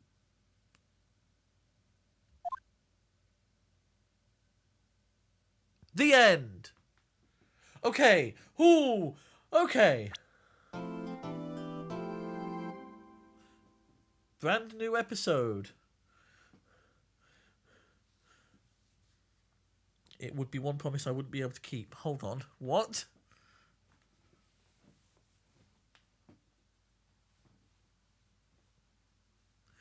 Yeah, so what we're going to do is we are going to have a little break because General Rafters is tapping me on the shoulder saying, "Hey, need to work those knees." So I need to go and stretch for a little bit. So we're going to have a 5-minute break. We will be back at 10 past because the game is not doing the music thing. Oh, it's saving. Yes, save. Because...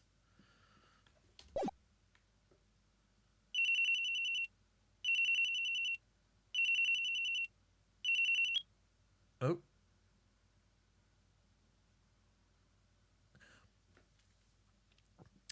What was I saying? Sorry. I didn't realise it would go straight into the next thing. Once I saved. Because... yeah.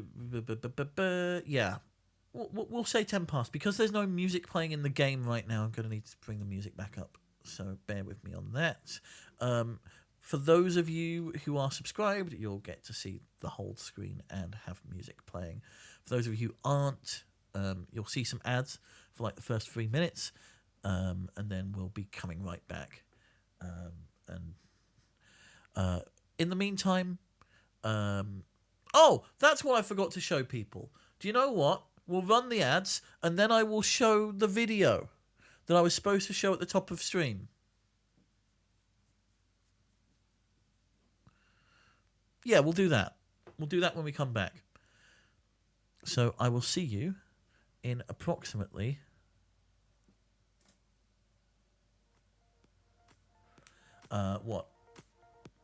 5 minutes time? So 10 past the hour, we'll be back. See you then.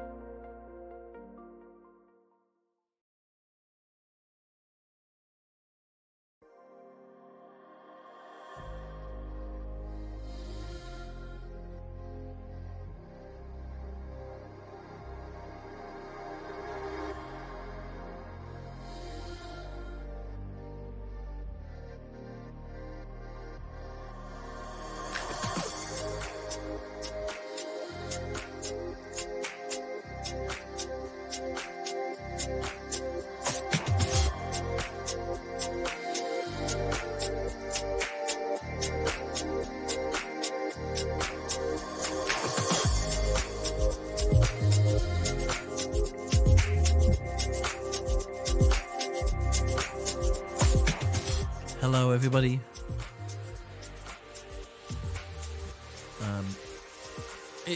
It only just kind of sunk in that we have reached the $500 goal. So thank you everybody for getting us this far, and we're only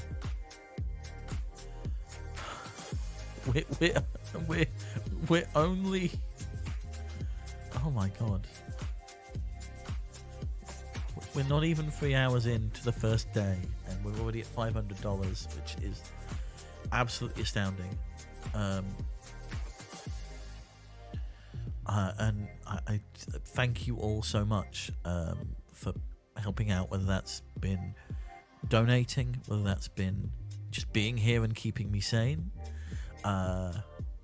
For, well, as sane as you can be playing this game by the sound of it.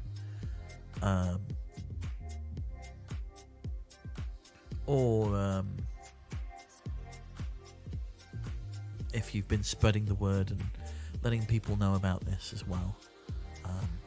Thank you all so much for getting us that $500 goal. I still can't work out why none of the audio is playing for the alerts, and it's doing my nut in. So bear with me.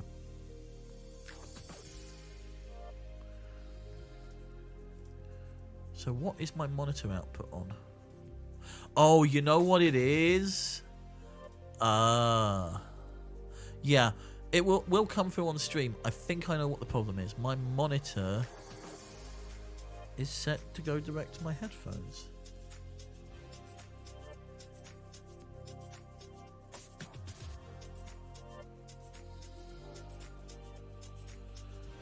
Okay. So why isn't that working?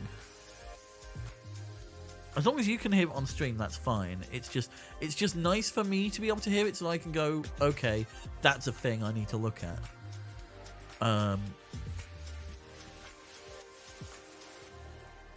So where have...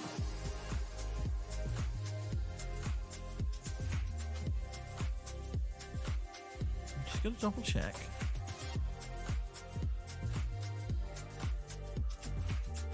Yeah, I've got...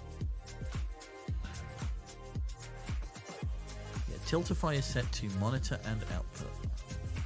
Let me just double check that it's not like an inactive source that's doing something stupid. Alerts bar is monitor and output.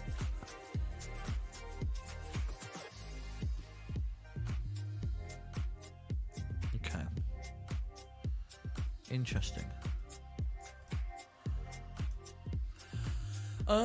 But yes, welcome on in. I noticed a couple of new names. Welcome on in. We are raising money for the Transgender Law Center all weekend and then some, because that $500 goal now means that we have an April Fool's stream on Tuesday. So those of you who have made redemptions in for naming a chicken or a creeper or a pig or giving me a sign in Minecraft, that's when we'll be doing those. But now it will also be crowd controlled, so you will be able to help or hinder in my progress as we go through that as well. Massive thank you for making that possible. And next goal at 750, I'm gonna learn how to drive a car. Not in real life, my small penguin legs would never reach the pedals, but in the virtual space, I am going to get the pedals and wheel that have been sitting gathering dust for however long, and actually try and drive in F1. That's the plan at 750. There is a stretch goal for 1,000 as well, and if you get past that, then I need to have a serious think. But thank you all for the donations so far. Here's a reminder of where we started out, and I know a few of you haven't seen this, so I thought I'd self-indulge and show a few of you as well. That's not coming through. Bear with. Why aren't you coming through? Ba-ba-da-ba-da. Properties. Oh, it came through on stream. Huh. That's odd.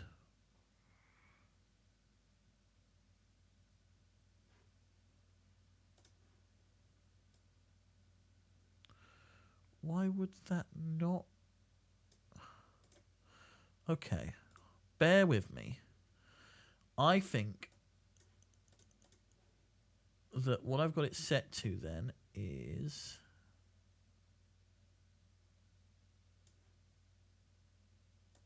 That needs to be on -6, first of all. Monitor and output. And we want this on... Sure, you know what? Fine. Hold it! Hey!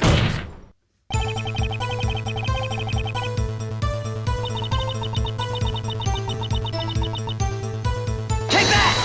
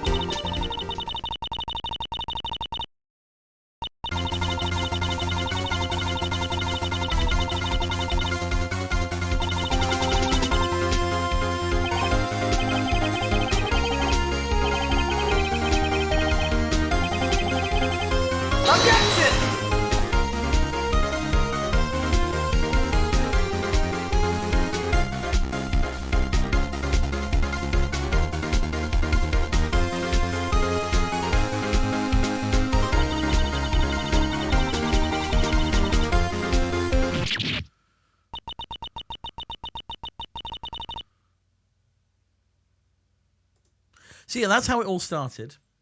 And this is how it's going. We are about to get into case 2. I'm just going to close the music down a second.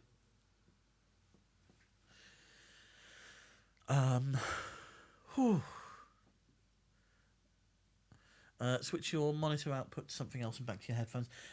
That wasn't the problem. The problem was that I hadn't actually changed it to monitor the video, apparently. Oh well. I am a little scared at the ominous statement at the end of the last case, by the way. Oh, where's my mug of tea? Where's my tea gone? There we go.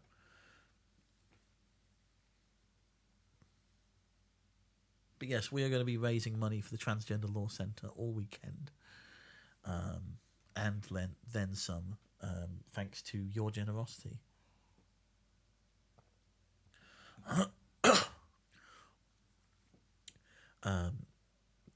We just finished case 1 by the look of it. And now this, where I'm worried. Because Phoenix said something about not keeping a promise, or not being able to keep a promise.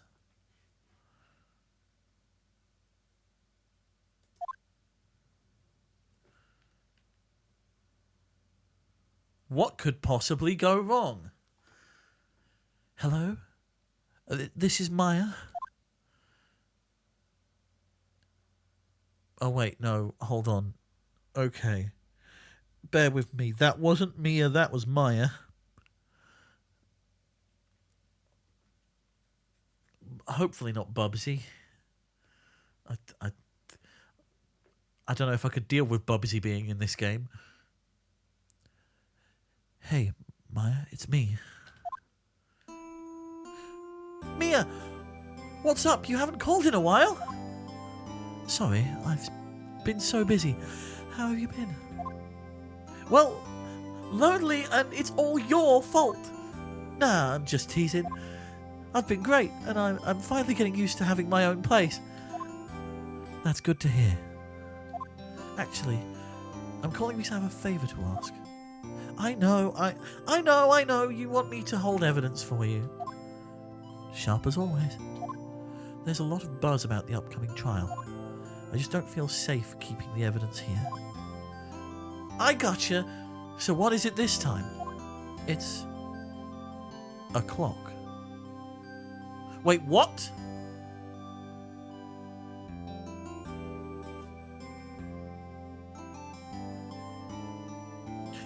No. A clock?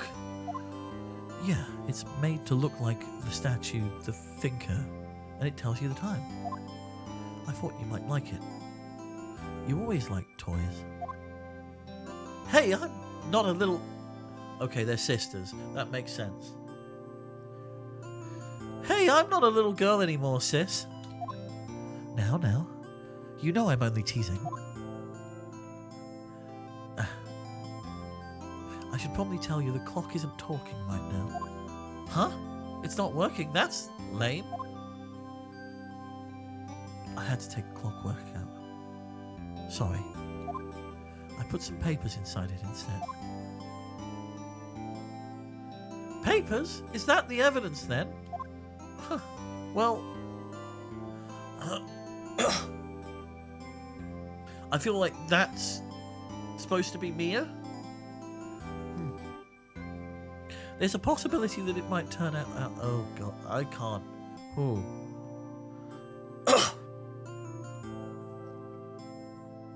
My vocal range is really being tested today.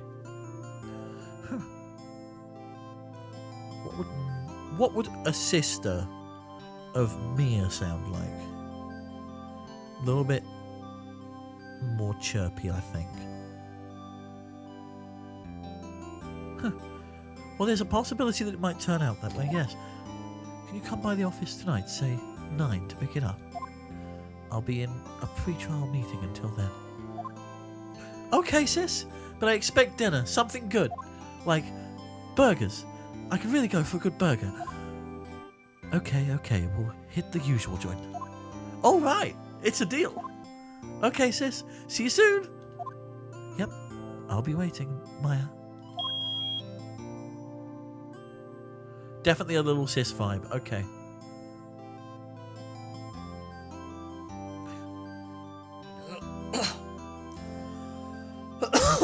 Cell phones don't usually beep. Conversation recorded. 5th of September, 9:27 a.m. Oh.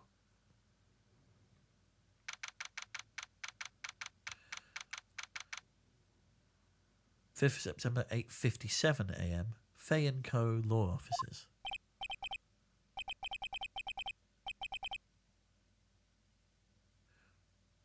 We don't know who this is, so I'll just do a generic. Now, Miss Fay, I'll take what's mine. The papers. I'm sorry, but I can't give you what I don't have. Miss Fay, you are a poor liar. Why, I see it right over there. That must be the thinker that swallowed those papers. How could you know?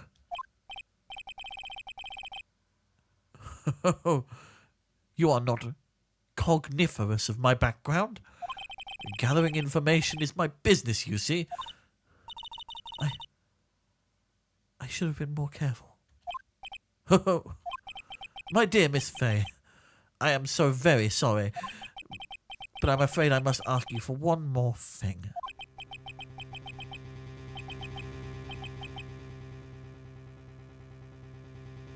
Your eternal silence! Farewell, Miss Fay!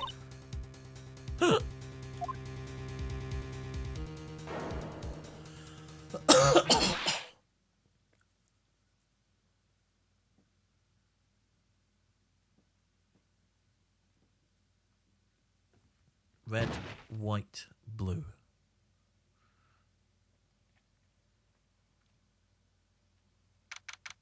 It's interesting that the game lets you in on the murder, right?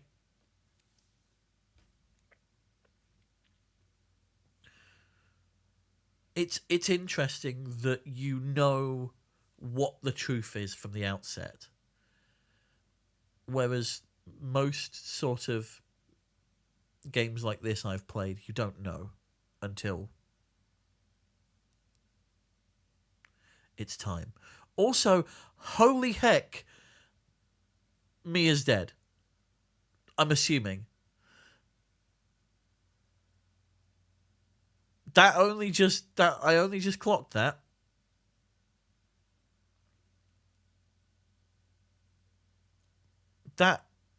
Okay. So what I'm gathering is Mia was a friendly NPC tutorial person. And they have to make a reason for her to go away now. So why not make a whole case out of it? Jesus Christ, Capcom, you're not pulling your punches, are you?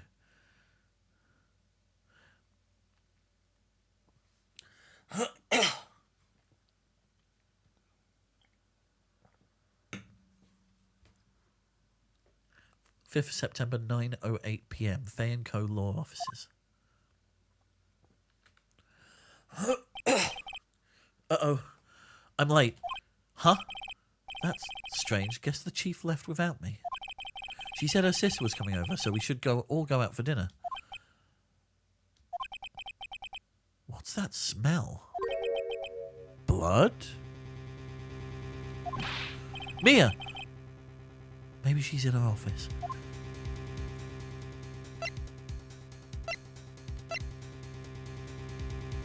Examine or move.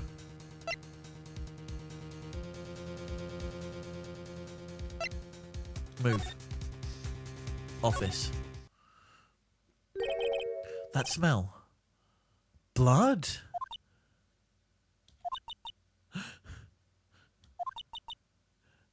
Sis! Someone's there. Oh no.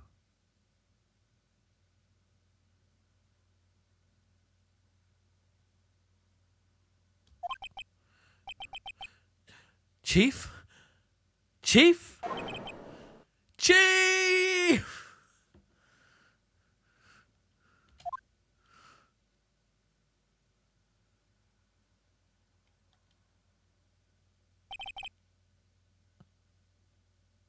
Who are you? And why are you here with my dead boss?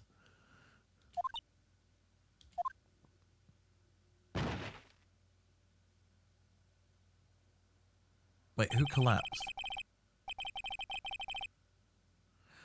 The strange girl dropped out cold. I left her lying on the sofa. That answers my question. I went back to the chief where she lay under the window. Her body was still warm. I could feel it when I held her shoulder. Then, all too quickly, it began to fade. Until finally she was cold.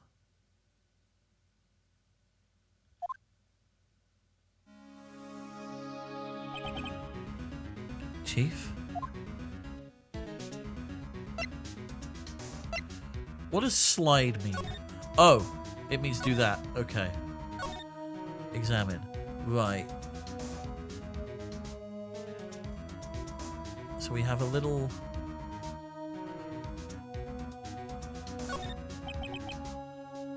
Chief? It's hard seeing her like this, but if there's any clues here... She was struck on the head with a blunt object. She probably died instantly. The thinker lying next to her must have been the murder weapon. Thinker added to the court record. Huh. There's some glass shards near the chief's body. Must be pieces of the glass light stand lying broken in the back of the room. Glass shards. Nothing else that seems like a clue here. Huh? A piece of paper? Must have fallen from Mia's hand. What could it be?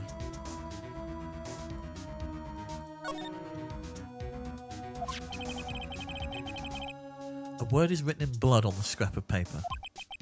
Maya. Did Mia write this? This piece of paper is a receipt from a department store, dated yesterday.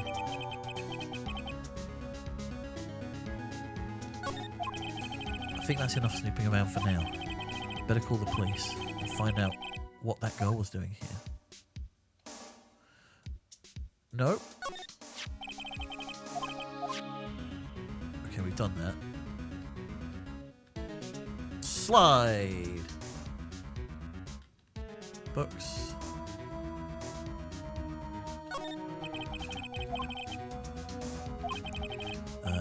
It's a small office, but makes a good bit of money. Okay.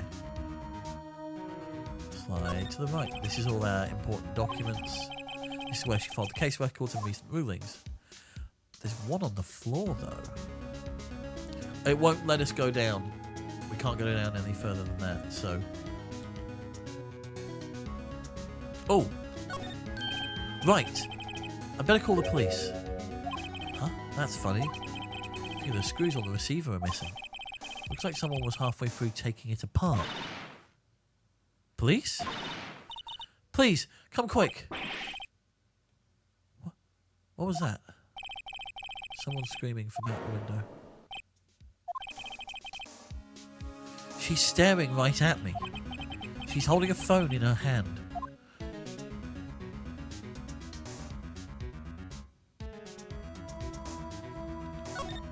Shall we look at the window now? There's a large building right across from the office. The Gatewater Hotel.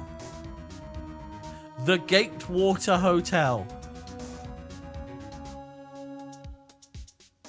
I wonder. A nice luxurious place. Okay.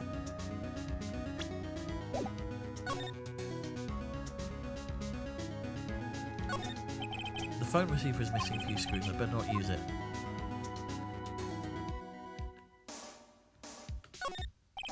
A perfectly normal office desk. The chief has a very particular policy about office decor. Spend big on stuff the clients use, but keep your own stuff simple. Fair? I mean, that's the same thing you do with front and back of house for basically any business, right? The chief's chair. A simple, functional design. Feels pretty good to sit in too. Huh. Nothing bad has ever happened at a hotel with gate and water in its name. Thank you for using the /S there, Cosmic Moth. Welcome on in, by the way. How are you doing? Hope you're well. Hope you're enjoying me flailing through the Phoenix Wright games. We are in the middle of a charity drive for Transgender Law Center. So hope you sit back and enjoy it. If you can, please donate. If you can't, please keep me sane and spread the word. Okay, so what are we doing now? Okay, so we can move.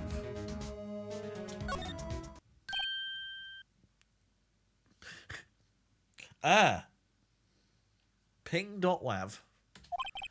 That girl just now. Where'd she go? I put her right there on that sofa. Oh, I hope she didn't run on me. Oh. Don't scare me like that. Doing good, just enjoying your weekend right now. Fantastic. Well, I hope you have a wonderful weekend, and I hope that we're adding to it. Excuse me, but Who are you?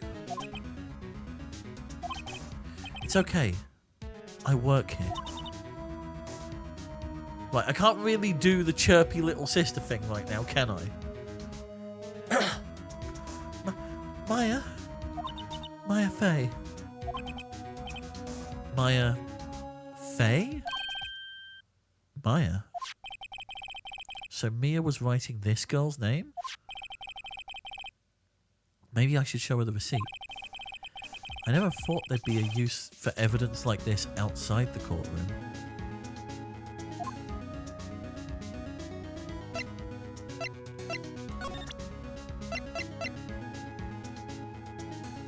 What do you think about this?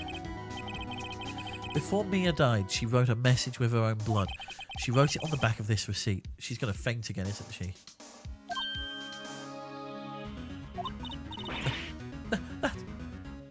That's my name. Why? Why would she write my name? Please, just calm down. Why would sis write my name? Uh-oh. Now I've done it. Oh, we don't have time. The police! Quick! Run! The Rosas are here! Freeze! Police! Oh, hello. Gumshoe. Oh my god. Yeah. All right. No, I can't keep that voice up. I think this is a very grizzled detective.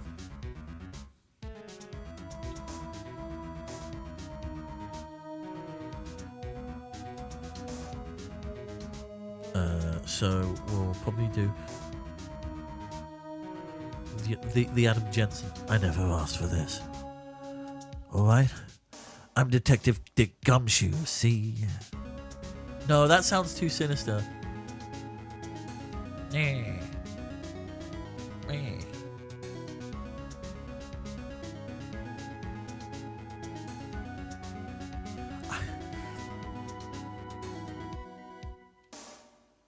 Yeah, alright, I'm Detective Dick Gumshoe, see?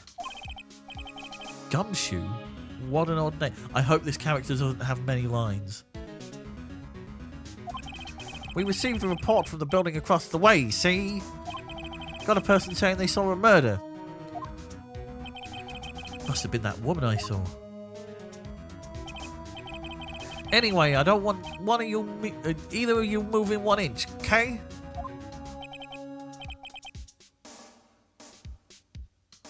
Great. Just great. Maya, wait. She wouldn't have. Wow! Excuse me? Eek! This word Maya here mean anything to you? I'm having to really curve my mouth to get this right. This word Maya here mean anything to you? That's my name. What? The victim drew this here note in her own blood, see? With her dying breath, she wrote down the killer's name.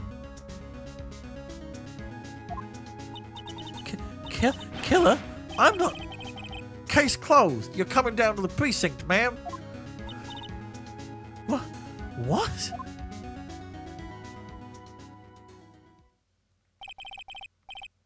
Mia's younger sister, Maya, was arrested on the spot. I was taken in for questioning and didn't get out until the next morning. My eyes were heavy, but I couldn't sleep. I sat around waiting for visiting hours to begin at the detention centre. Oh, God. Okay, this is going to be quite the case. I had to talk to Maya as soon as possible. He's not the greatest detective in the world. No, he's not. But to be fair, I've seen detective shows use similar logic before. So, you know what? He gets a pass.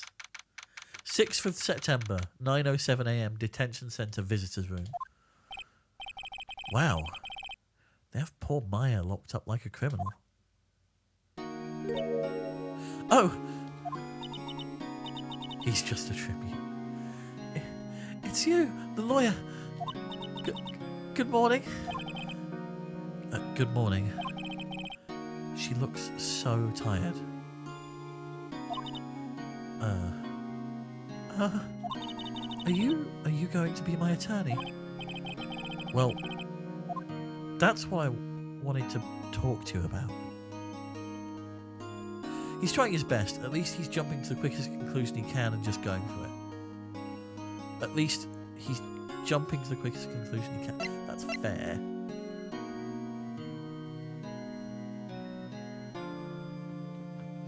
I mean, also, we don't know what police training is like in Japanifornia. Is that what you were calling it earlier, Poker?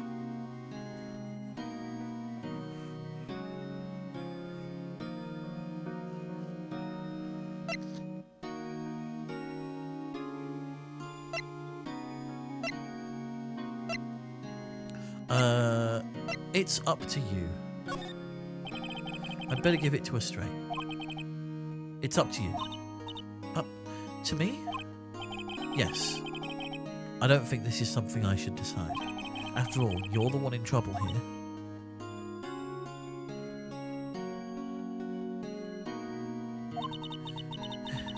They're never going to believe me, are they? Even you, when you found me in the office, you looked at me like I had done it.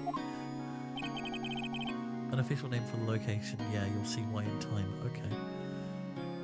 Did I look at her like that? No. No, I never thought. It's okay. I understand. And I've also suddenly very cheery. And I've also heard about you. Heard what about me? I was talking to my sister on the phone the other day.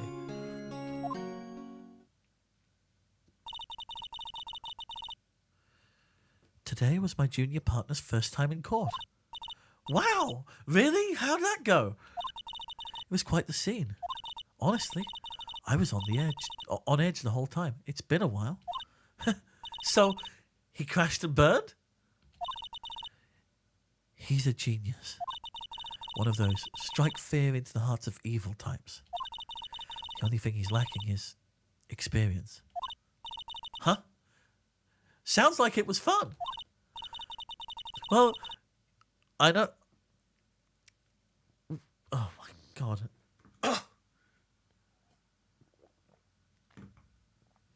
Well, I know who to go to now if I ever get in trouble now. I don't know, Maya. I think you might want to wait. Give him 3 more years. That is, unless you want to be found guilty.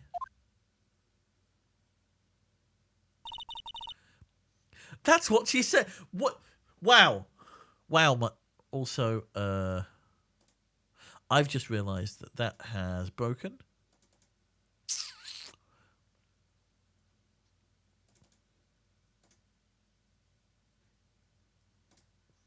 I need to restart my webcam. Bear with me.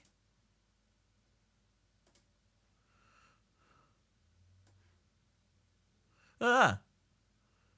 Don't look. There we go. That's better. Maya. Big penguin.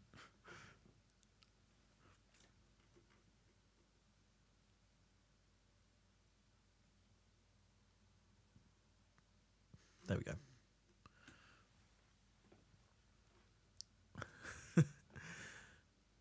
I have forgotten what Maya's voice is again. Chirpy, upbeat, young.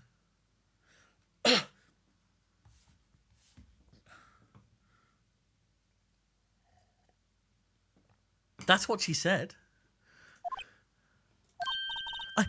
I'm sorry. I didn't mean to insult you. No, it's okay. It's true, I guess. But at the same time, I can't just sit by and watch. When I think of the person who did this to Mia. Oh no. I know.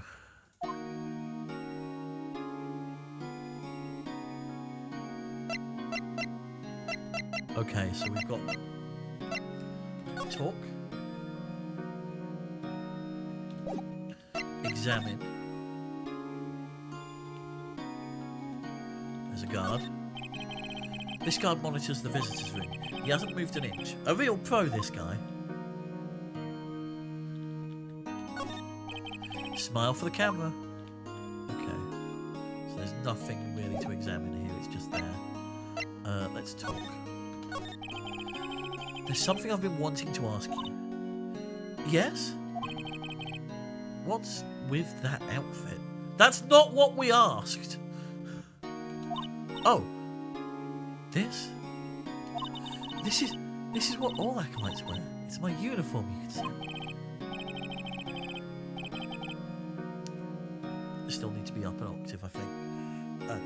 Acolytes? Like people in religious training? What is it you do? Oh, it's nothing strange, really.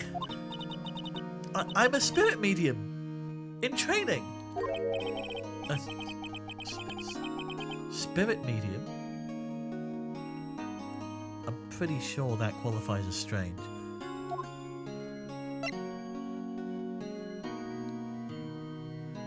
The day of the crime. Could you tell me about the day of the murder? Yes!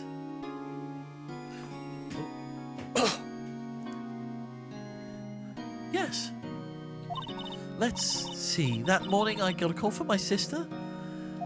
She wanted me to hold on to a piece of evidence for an upcoming trial. Evidence?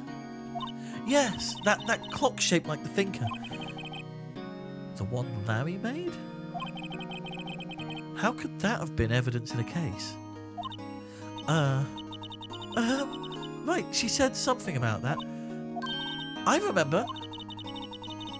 Do you want to hear it in her own voice? Her own voice? Yes. I'm pretty sure our conversation is on my cell phone. You recorded it? Yeah. I forgot how to delete those things. I mean, let's go in order. So, you say you have a conversation with your sister on your cell phone. Let's hear it.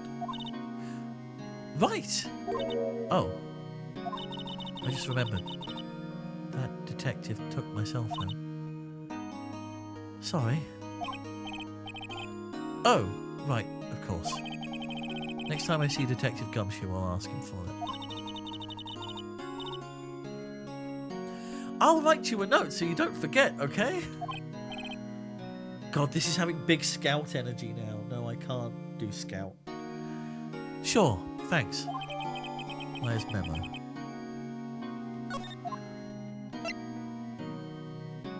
Spirit mediums. So, you're an acolyte and a medium in training. That's right.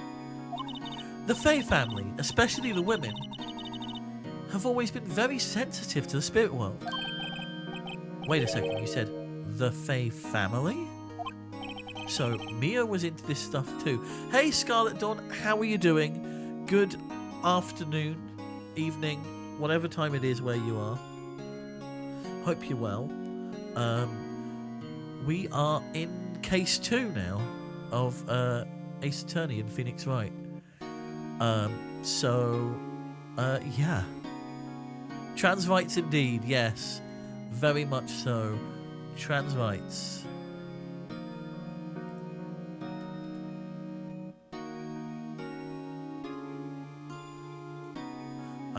We've already raised $500 for the Transgender Law Center, so I've extended the goal a little bit, and we'll see how we get on. But I hope you're well. Hope you're having a good weekend. If you need to lurk, lurk. If you need to head off, head off. We're going to be doing this for the next 4 days. So, Mia was into this stuff too? Of course! She left the mountain to follow her career, she said. Her powers were first class too. I had no idea. Huh. Wait. What? So, you're a real, honest-to-God spirit medium with ESPN and all that? Yes, in training. Well, can't you contact Mia's spirit then? We can just ask her who killed her. I'm sorry. I'm still in training. I couldn't do something on that level. Huh. Thought that would be too easy. Huh? Something the matter? I was wondering, could I ask you a favour? This is the address of a famous lawyer. My sister gave me this a long time ago. She said if I was ever in trouble, I should call him. And, well, I'm in trouble. Do you think you can go ask him to represent me? Huh. Yeah. Sure, why not? I'll go ask. Thank you so much. I have no one else to turn to. I'm right here.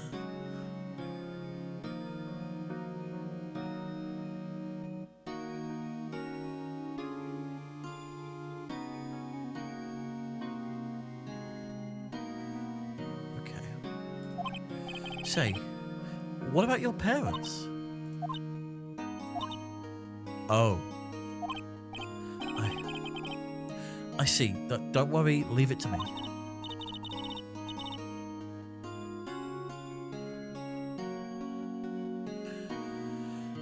Thank you. The trial's tomorrow at 10 a.m. What? Tomorrow? Tomorrow.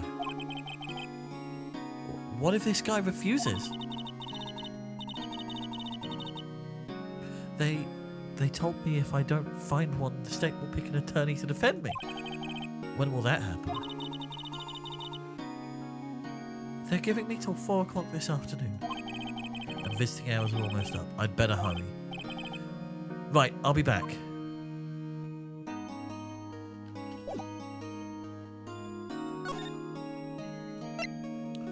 Grossberg Law Offices. 6th of September, Grossberg Law Offices.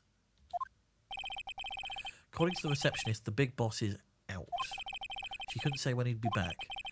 Must be hard to keep track of everything when you're a famous lawyer.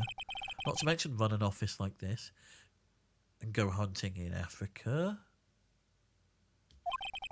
I guess I'll just have to come back later. That painting has been bugging me ever since I stepped in here. The oil paint is so thick it's practically giving me a stuffed nose. I'm sure the price is nothing to sneeze at, either, for that matter. Expensive-looking mahogany bookshelves filled with expensive-looking books. Huh. Funny. They don't look like they've ever been read. We're going to find out they were fake. A solid mahogany desk. Wood's been polished to a deep luster. A table for clients. Huh. An elegant ebony case, if I'm not mistaken. That lighter's made of solid gold. Even I can tell he's got some money to burn. We've done the desk. Oh, plant! Obvious plant is obvious. An expensive potted plant. No idea what kind of plant it is, but it's probably the most expensive one available.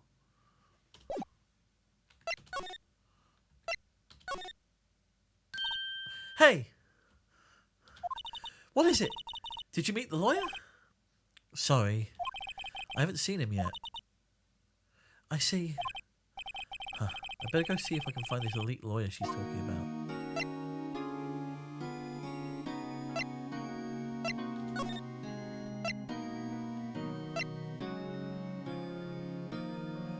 Is there any reason why we'd go back to our offices?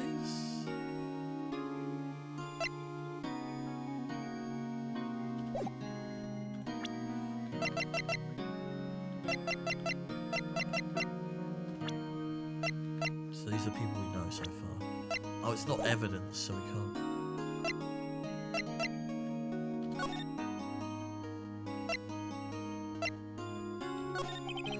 Could you tell me about the day of the murder? Sorry, I know it must be hard. No, it's okay. All I've been doing the last few hours is talking about it. I've kind of got used to it. Let's see. That morning I got a call from my sister. She wanted me to hold on to a piece of evidence for an upcoming trial. That's the think clock Larry made. It practically qualifies as serial murder by now. So then, when did you arrive at the office? It was right around 9 o'clock. The lights were off and I could smell blood. Then I found her. My sister. Thanks, Maya. That's all I need to hear for now. What about your family? I only had my sister. My father died when I was very young. And I don't know where my mother is. Don't know? She could still be alive. The women in my family have been mediums for generations. They say a lot of spiritual power runs in our blood. About 15 years ago, our family was involved in an incident. There was a man and he ruined our mother's life. Ruined? After that, she disappeared. Several years after that, my sister announced she would become a lawyer and left the mountain. So you live by yourself? Yes, I've gotten used to it. Oh, also, I had to become independent or I would lose my powers. I feel bad for herself, for her, all by herself up on that mountain. Your mother's enemy. Oh, this is going to be interesting.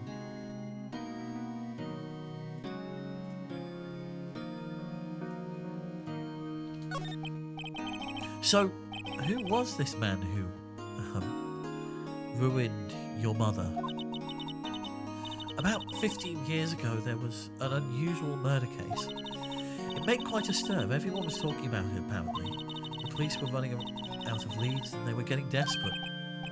Wait. They didn't use a spirit medium, did they? The police convinced my mother to try and contact the victim. Wow, so what happened? The case was solved. We fought. You fought? The man my mother helped the police capture was innocent.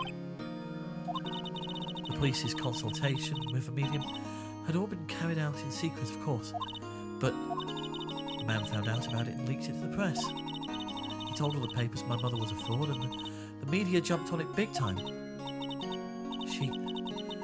My mother became the laughingstock of the nation. I see. White. Excuse me? White? That was his name. My sister told me. White? Huh.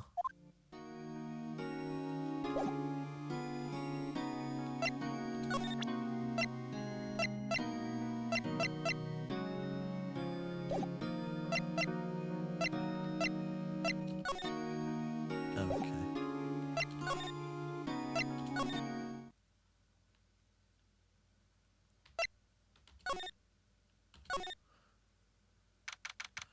6th of September, Fay & Co. Law Offices.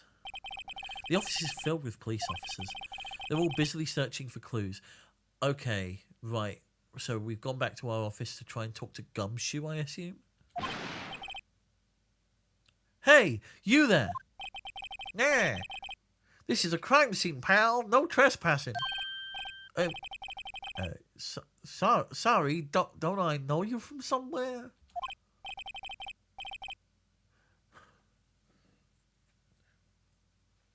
See, he strikes me more as like a Muggsy from Rocky and Muggsy, right? Like, oh hey boss, that kind of thing. But pal seems to imply a very Rocky kind of vibe. For those of you who don't know what I'm on about, early Bugs Bunny cartoons with 1930s gangsters.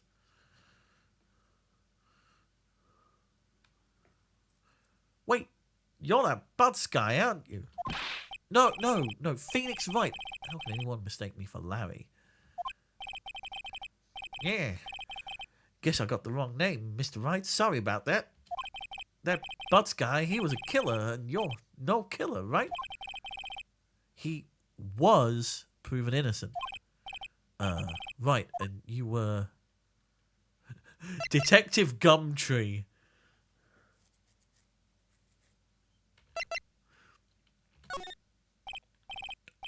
Gumshoe, wasn't it? Dick Gumshoe? Right, at your service. Hang on, that's Detective Gumshoe to you, pal. Anyway, get the name right. And don't go calling me Dick, neither. Hey, Dick, get over here. Yeah. Yes, yeah. I can't get the voice. I've lost it again. Yeah. Yes, sir. Be right there. Yeah. No, I can't. Yeah. You're a lawyer, right, pal? You got business here, better do it quick. Whew. He thinks I'm Maya's lawyer.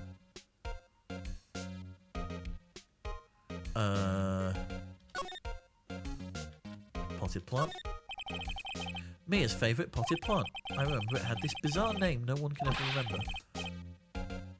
Yeah, Cordyline Stricter, pal. Who was that? Does Gumshoe know his plants? Old movie poster. Apparently this was the first movie that made Mia cry when she saw it. I'll have to check it out one of these days. Probably Casablanca. There's a horrendous amount of legal books here. Scary still is that Mia probably read all of these. Phone. Mia's desk. Perfectly clean, as always. The only thing it's missing is... Mia. The sky is blue and so am I. There's that hotel right across the way.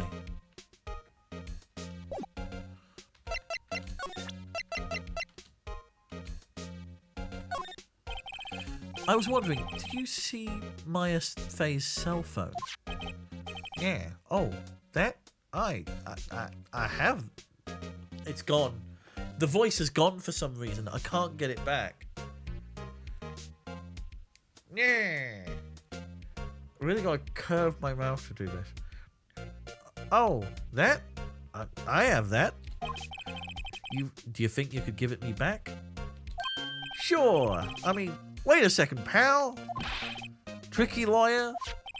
Uh-oh, he's on to me. Tell him straight or tell him not so straight. For the record, yes, the dude's name is Detective. Better than Chief Buffalo. Let's give it to him straight. If I tell him why I want it, there's no way he'll give it to me. Yeah, something the matter? Oh, no, it's just, detective. Nope. I know nothing, pal.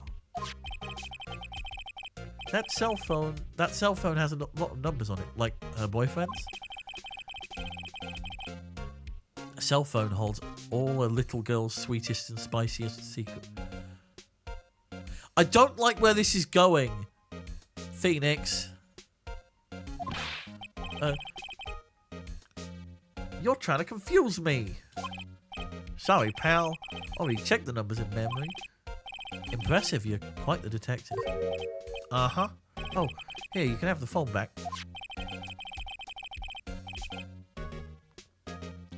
There weren't any suspicious call records in there after all. Do you know who he reminds me of, like, in terms of facial expression and general, like, stature? Tristan from Yu-Gi-Oh!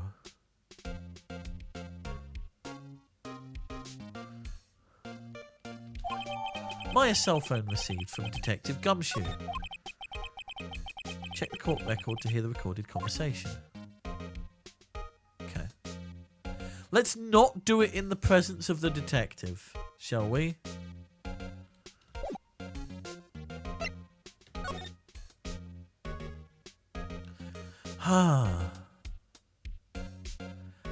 Why do you have so many lines?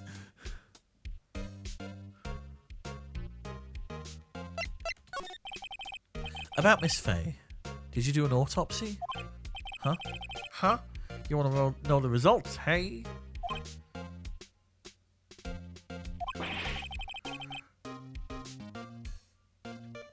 A bit. Yet, or Patrick Warburton was my impression voice in my head. Tristan from Yu-Gi-Oh! As you attempt Joey's voice for him. Yeah, that's the thing. Like, the C and PAL pushes me towards, like, noir detective era, sort of 1930s. That kind of thing. Maybe I'll try Tristan.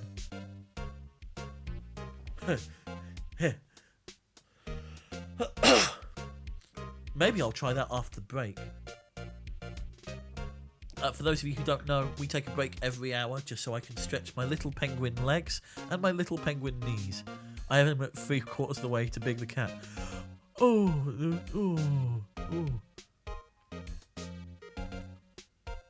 What's... Froggy! That kind of tone, right? I didn't know until the other day that the person who did the voice for Duke Nukem is the same person who does the voice for Big the Cat.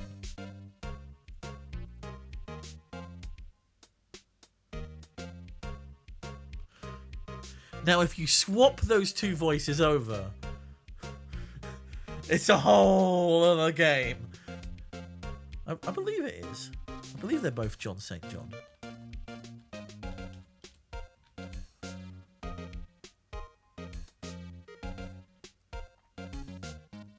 Yeah, he's done Big the Cat.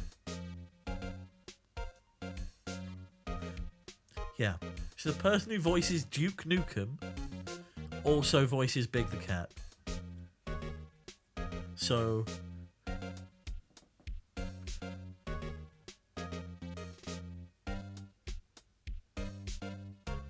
I can't do John St. John. I don't have the presence for it.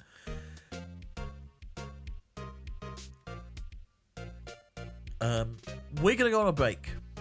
5 minutes. We'll be back at about 1:15.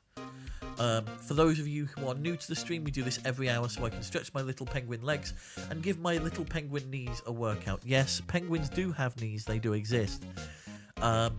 In that time, I will be running ads just to make sure that ads don't happen whilst the action's going on. Feel free to use that time to step away from the screen, do what you need to do, like, you know, grab a drink, take on fluids, get rid of fluids, go for a walk, get some fresh air, take your meds today if you haven't already, do human things, and we will be back in just over 5 minutes time, so 1:15 the hour. See you then.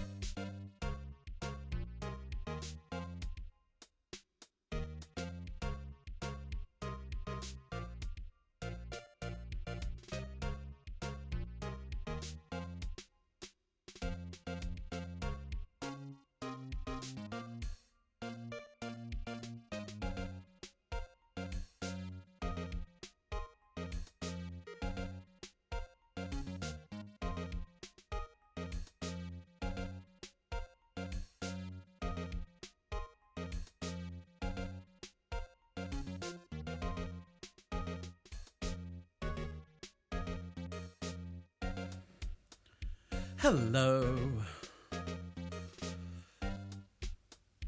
Hope you had a nice little break. Where are we at? We are in case 2, Jay Eisens.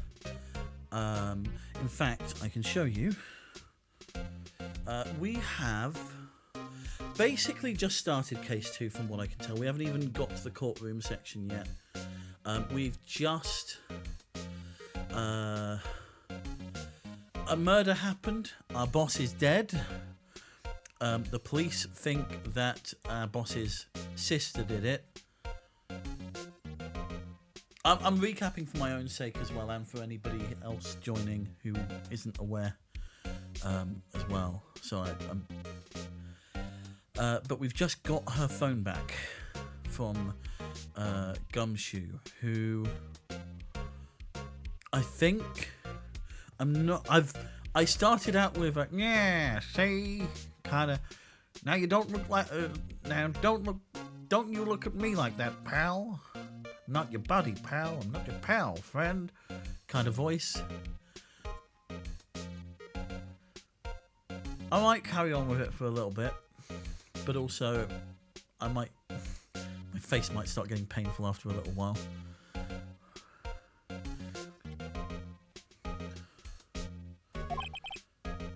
It's no use, see? She might have been your boss, but that doesn't mean she gets any special treatment, see?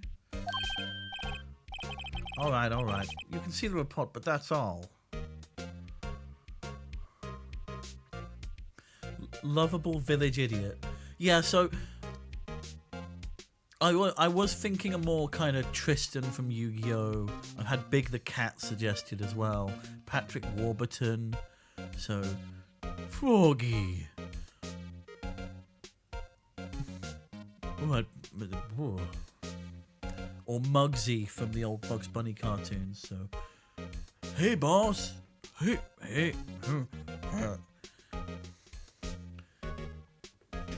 I didn't realise there'd be so many voices I'd have to try in this.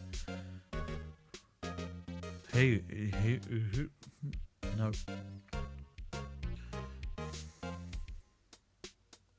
It's not just thinking about the voice, but thinking how I can contort my vocal cords and my little penguin beak in order to produce it.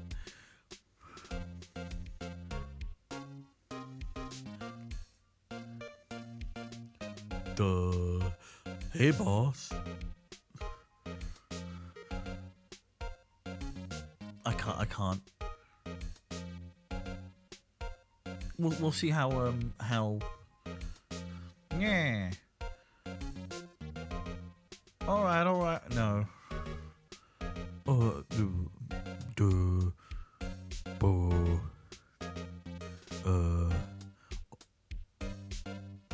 Alright. No. No. This is the one character that's gonna be the death of me.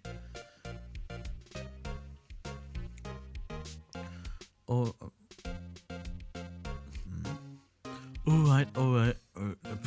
It's gone Yorkshire now. Maybe this is where we stay for the next 3 days. Me trying to come up with a voice for Dick Gumshoe. Yeah. See. Alright. You can see the report, but that's all. See.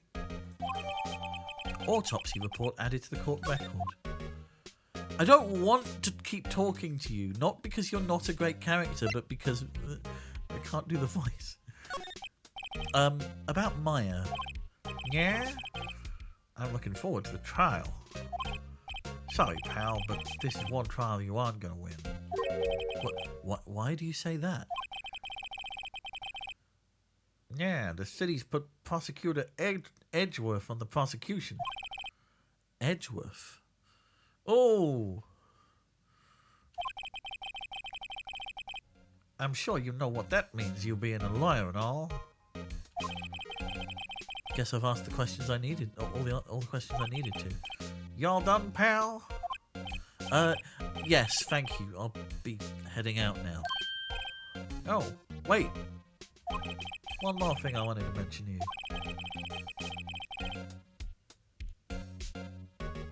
Don't suppose...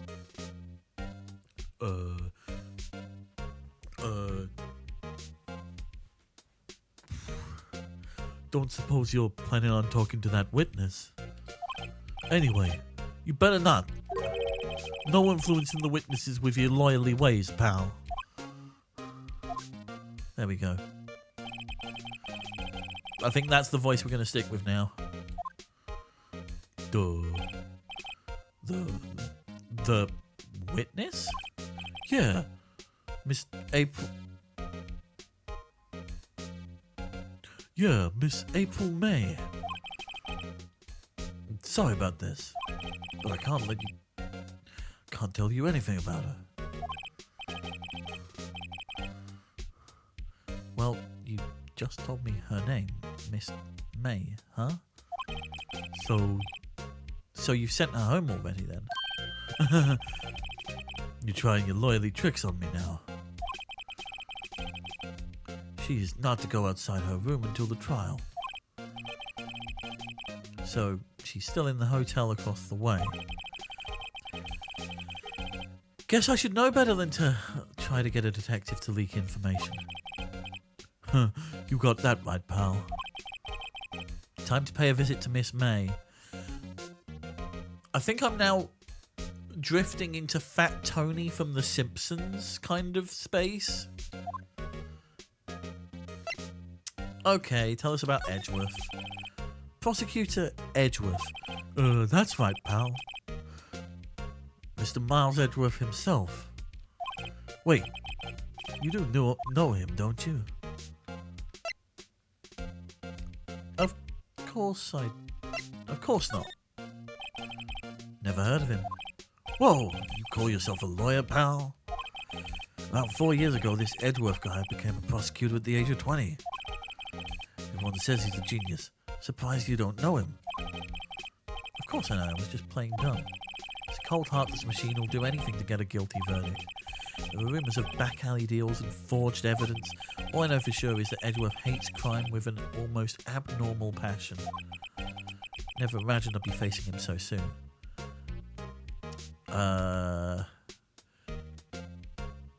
$5 on traumatic past, please. Okay.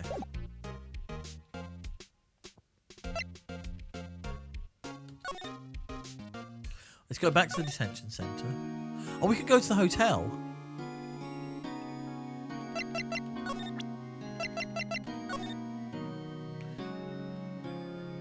Oh, we can listen to it. Oh, no. Mia, what's up? You haven't called in a while. Well, actually there's something I want you to hold on to for me. Again, what is it this time? I think we've seen this. Yeah.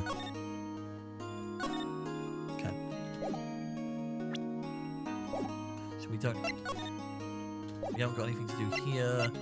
So I guess I mean, we've been everywhere else.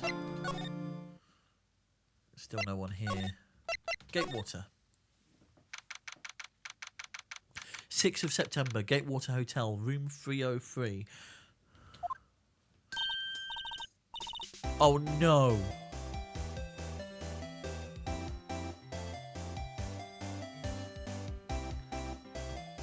Yeah. Okay. Oh, great. Another female character I have to do a voice for.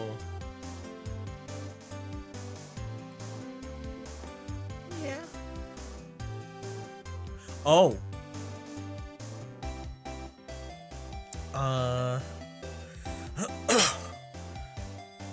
Yeah.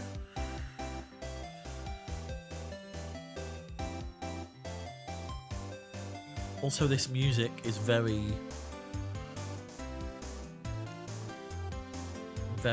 poppy.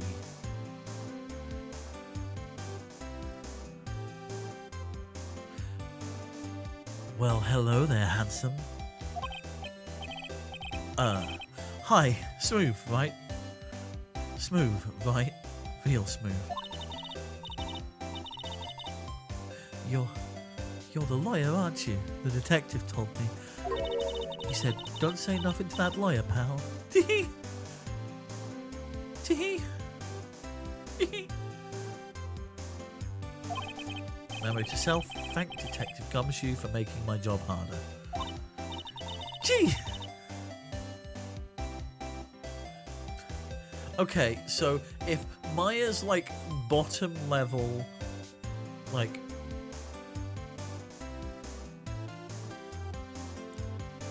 very low register, sorry, Maya's somewhere in the middle, and April feels like they'll be very up high.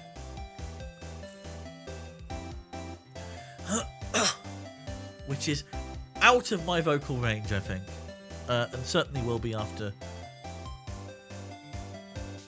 hours of streaming. Gee, this is all like something out of a movie. It's all so exciting, I can hardly contain myself. Gee! Ooh! Let me go freshen up so I can look the part of the beautiful eyewitness. I pity the lawyer that has to cross-examine this one. Well, Phoenix, I got bad news. There's a reason your name's on the box. I doubt Miles Edgeworth is taking this one. Oh, hello.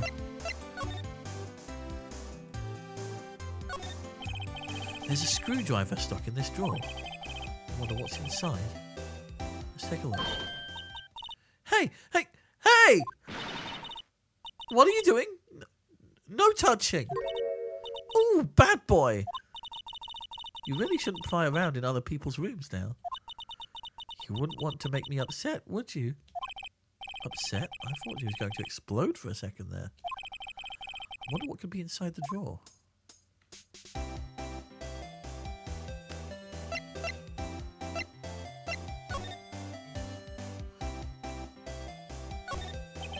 No clues here.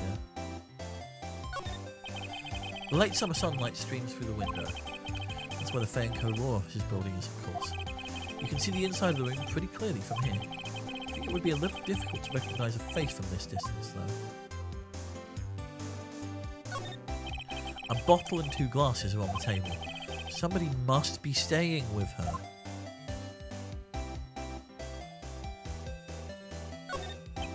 Ah, I'm still seeing painting. Wait. Should that be still life?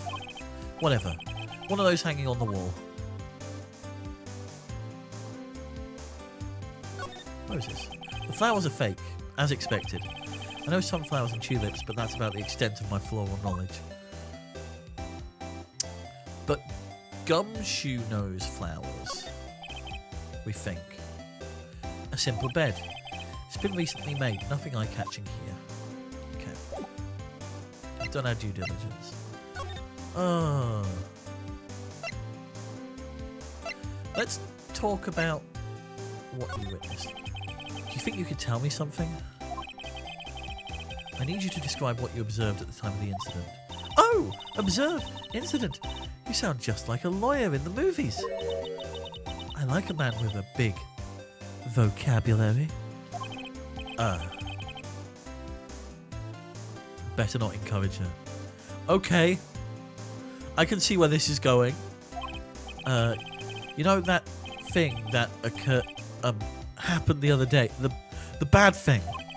What did you see when it happened? Don't suppose you could tell me about it? Pretty please! Let me see. Well... Dream on! If you want to know, you'll just have to come to court tomorrow, Mr. Lawyer.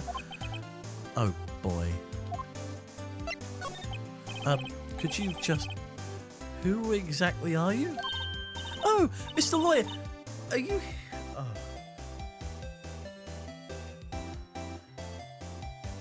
Oh, Mr. Lawyer, are you hitting on me? Hey, I'm just doing my job here. Tee! You know what? You're cute when you blush. Believe me, this is the first time in my life I've blushed this much. Right. Can you just tell me what it is you do?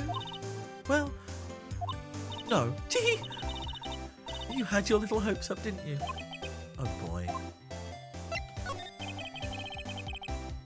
I see there are 2 glasses on the table. Is someone staying here with you?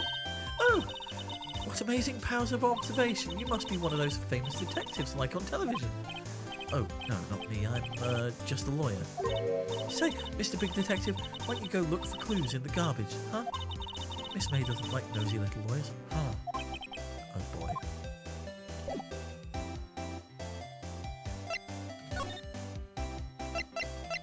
Let's go to the detection centre.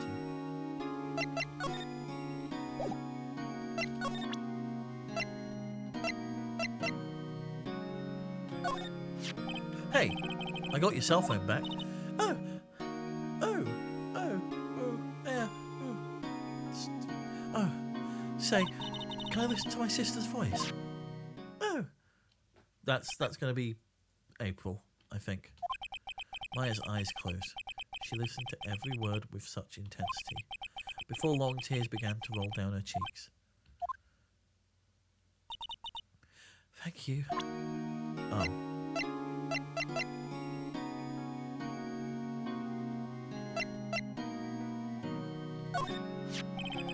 Remember that receipt? You mean the one with my name on it? Any idea why she... Absolutely none. Do you trust me? I trust you. I trust you. Why? Don't you think I did it too? No, I don't.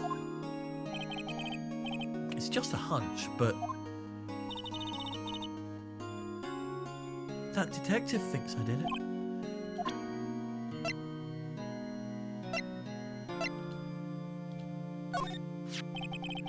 This was lying next to the chief's body. I saw that too.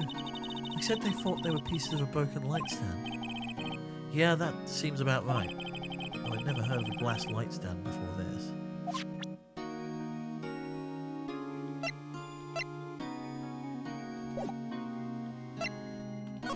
Nothing else there.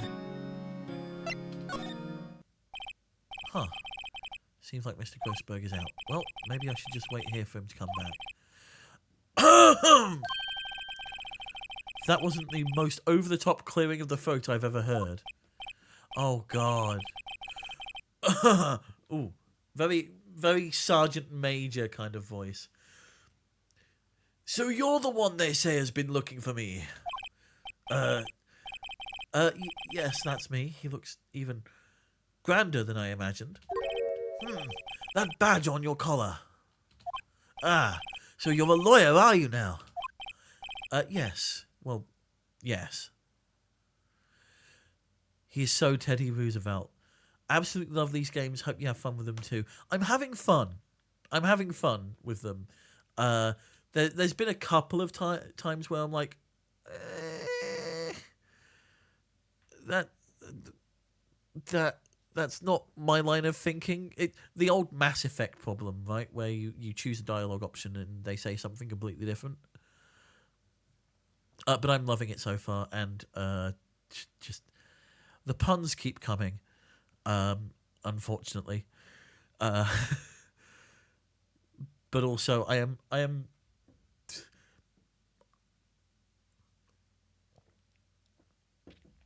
enjoying it. It's just a lot to get my head around, and a lot of voices as well. Yes. Well, yes. And what do you want? I'm not particularly busy these days. Please, proceed. Not busy? Then how come no one can get in touch with you? Something the matter? You came to see the one and only Marvin Grossberg, did you not? Well, here I am, boy. What do you want? Out with it. Well, sir, actually it's about Maya. Maya Fey? Ah, yes. Maya Fey, go on. Why the strange reaction? Cha-cha. Cha-cha. What is that noise supposed to be? I'm really quite busy here, son. Can't go taking cases on a day's notice. No, it's quite impossible. Wait a second. How did you know the trial was tomorrow? Anyway, I'm afraid it's entirely impossible for me to represent her. Sorry. End of discussion. What? What's going on? He refused me before I even got a chance to ask him. What do I tell Maya?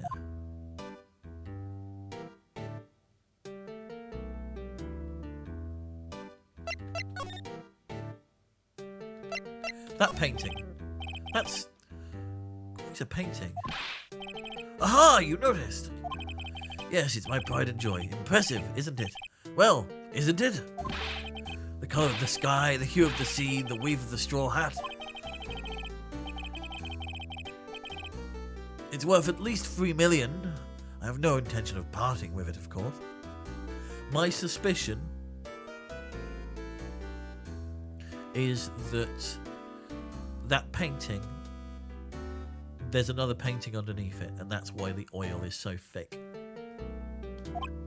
No, I won't sell it, not even to you. It's not worth 3 million. I wasn't interested. It's not for sale. I'm not buying. Jeez. How did you know Mia Fey? She worked here. Long time ago. Quite the apprentice, that one. Learned my techniques in the blink of an eye. She left one day, quite suddenly. She had a mission, you see. A mission? You could see it in her eyes. She followed it with a burning passion. Never looked back, that one. What? You're refusing. How can you just refuse like that? Please tell me why you won't take the case. Well, you see, it's just, I'm busy, you see? But the client is Mia Fey's sister. Sorry, but the client is Mia Fey's sister. Mia trusted you. She knew her sister would be in good hands. Yes, of course. I know that. However, I'm sorry, but I must refuse. Sorry. Goodbye. Creep. Fine.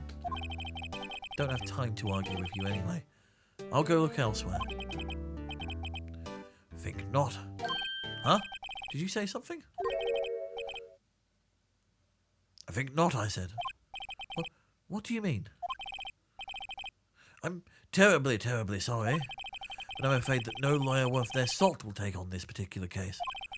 Terribly sorry, my boy. Why? I cannot say. I beg your pardon, but could you leave now? I have nothing more to discuss with you.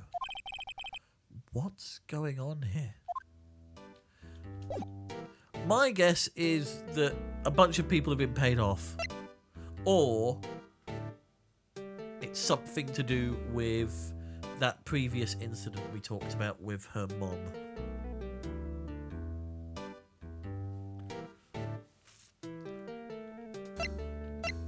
And they don't want people digging up old cases.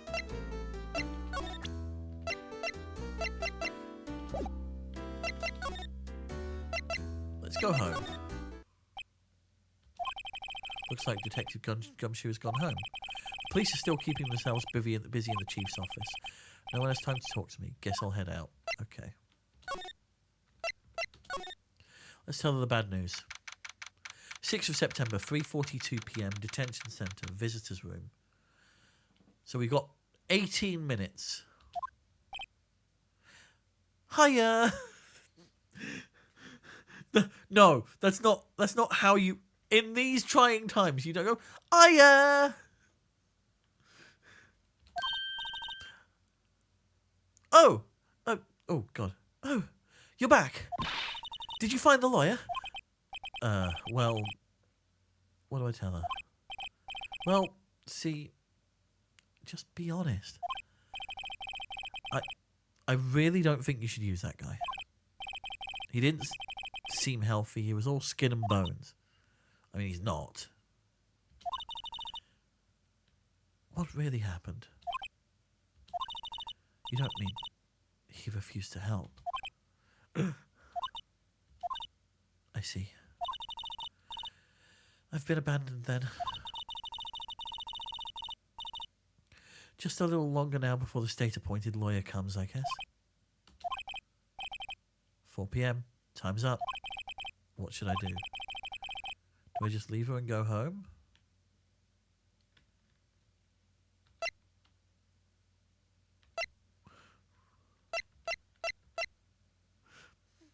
There is this morbid curiosity of mine that says we should just go home, but I've made up my mind. I'm going to defend you whether you want me to or not. Why? Why? Well...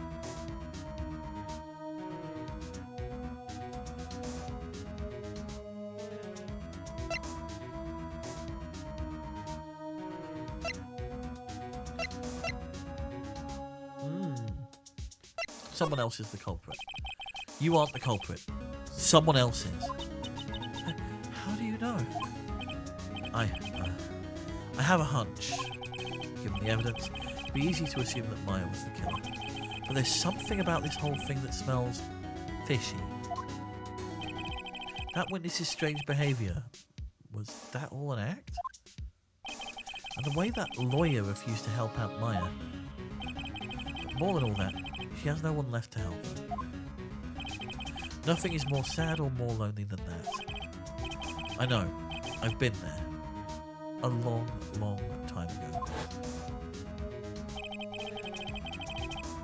Why did I become a lawyer in the first place? Because someone has to look out for the people who have no one on their side. Where's my mug?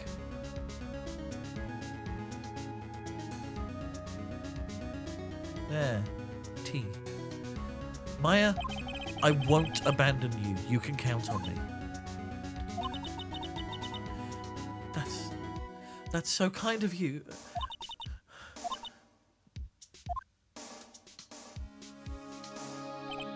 Well, let's fight this one and get you out of here.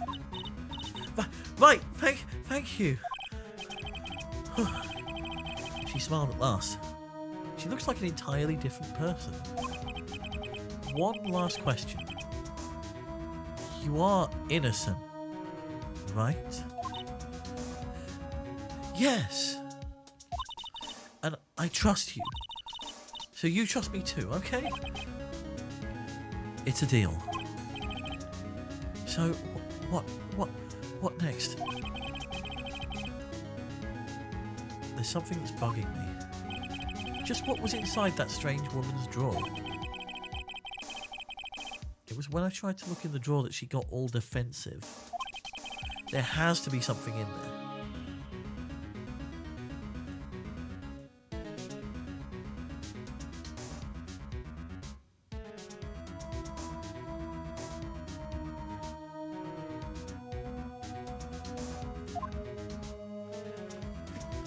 Okay. Chat. Can't chat. Move. Are we going back to the hotel to have a look at the... Good afternoon, sir. Excuse me, you are... I beg your pardon, sir. I am the bellboy of this establishment. At your service, sir. Oh, right. I've just come up to deliver room service, sir. Do you know where Miss May might be? I believe our guest Miss May is currently using the, facilities. If you've no need of anything, I'll be taking my leave. Please, stay as long as you like. Enjoy. Yeah. Wait, no, hey! Why does it seem like every time I come here, I end up embarrassing myself? Wait, now's my chance to snoop around a bit. I almost forgot.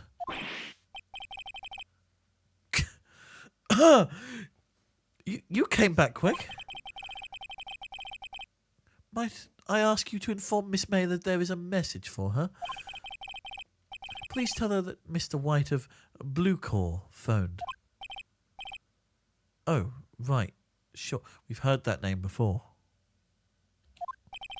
Mr. White. of Bluecore. Where have I heard that name? Mr. White is the person who besmirched Maya's dad's name. So, family rivalry? White. That was his name. My sister told me. White was the name of the guy who ruined Mia and Maya's mother. Could it be a coincidence? Right. What's in this drawer? There's a screwdriver sticking out of that half-open drawer. Now's my chance to see what's inside. What do we have here? A wiretap? Huh. What would a woman like her be doing with a thing like this? Why were there screws missing from the phone? Wiretap added to the court record. There is definitely something suspicious about this Miss May. Why would she have something like this in her hotel room? There's a story behind all this, I know it. Alright, I'll be using this bit of evidence in tomorrow's trial, that's for sure. For Maya's sake, I'll get to this woman's bottom. Wait, I mean... You know what I mean. Phoenix, you're all alone!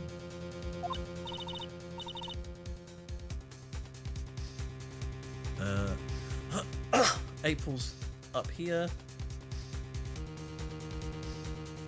Oh, bellboy! Still there? Uh-oh, time to scram. Look forward to the tangoing with you tomorrow, Miss May. In court. To be continued.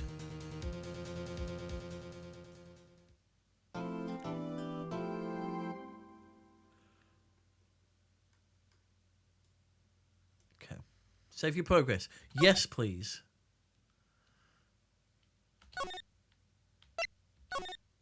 I do want to go and see what would have happened had we given Larry that statue, by the way, instead of just showing our badge. 7th of September, 10 a.m, District Court. Courtroom number 1 this time.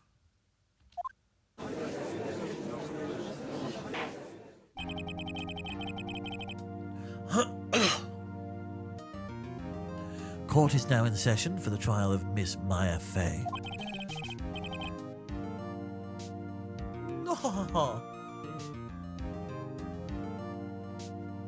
The prosecution is ready, Your Honor. He strikes me as quite the fop. Also, that is Miles Edgeworth. Yeah, which is why I'm not going to do it now. So, bit of an update. This is Miles Edgeworth.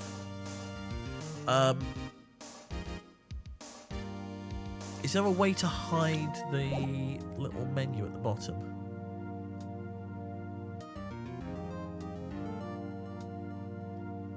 Not really, okay.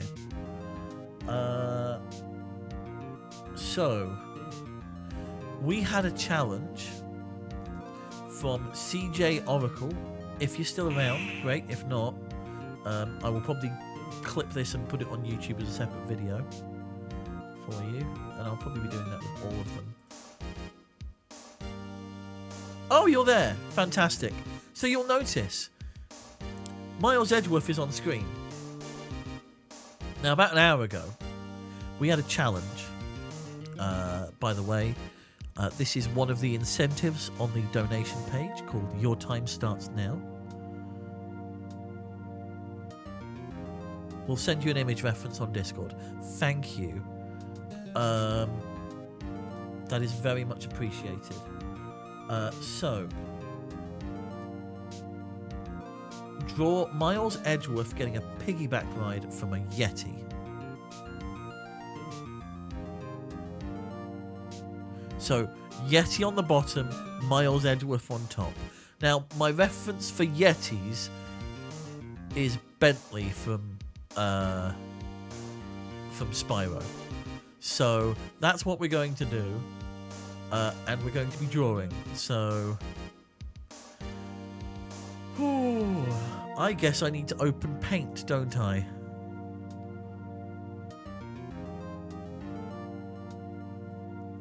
If if I open Photoshop, will it kill everything?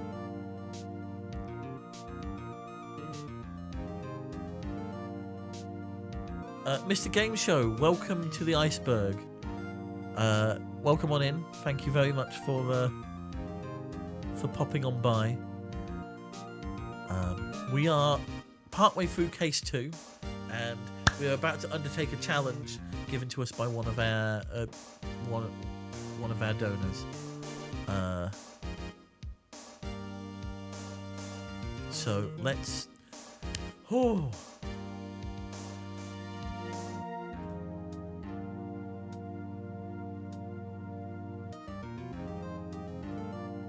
It says specifically draw. So yeah, let's let's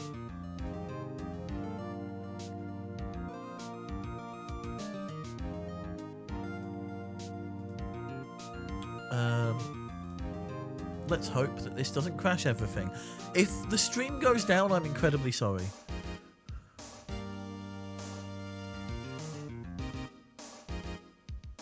I'm hoping this works.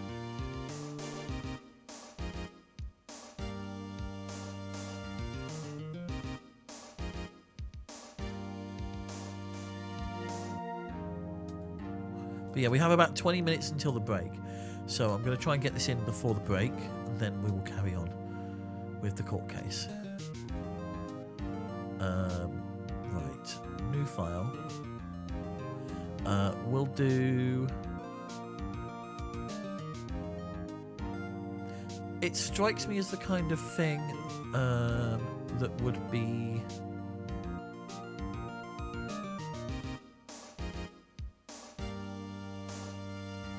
Let's do a postcard size. Let's do a postcard size drawing. Okay. Now...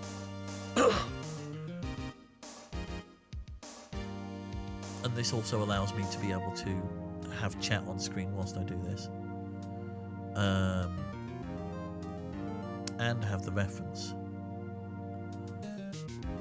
image of Edgy Wedgie. But not all at the same time.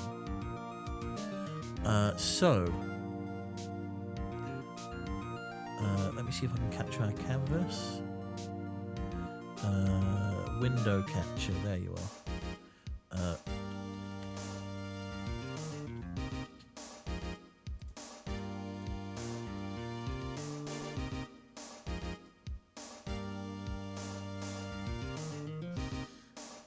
Now, it says draw, so I'm only going to use the brush and pen tools. Well, not pen, but you know what I mean, pencil. And we are going to draw as requested. Where's it put it? I'm going to put it under the overlay so that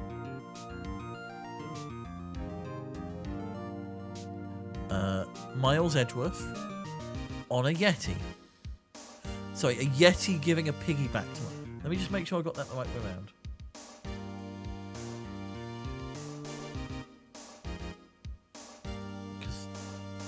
There we go. Getting a piggyback ride from a Yeti. Okay, so let's draw the Yeti first. Right. Let's...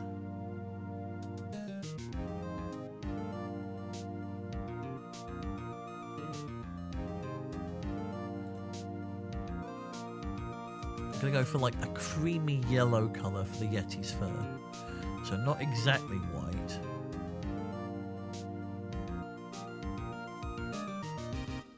So a Yeti...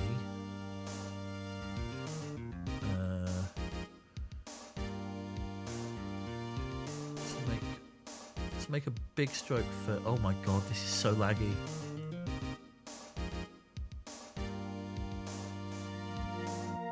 Also, disclaimer, I never claim to be any good at drawing. I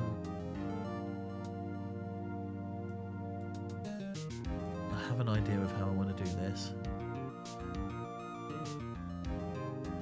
This is going to be so bad. Oh, this is nigh on unworkable.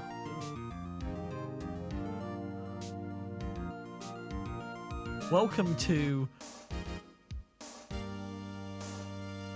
Right, okay.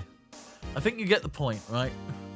I'm going to use the filter because... There we go. So that's the Yeti's head.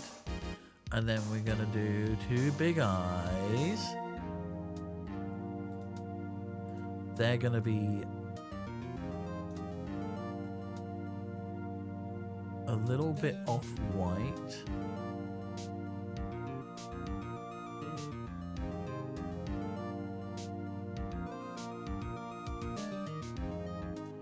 I'm not going to use layers because I feel like that's not in the spirit of the challenge. Oh, also I didn't start the timer.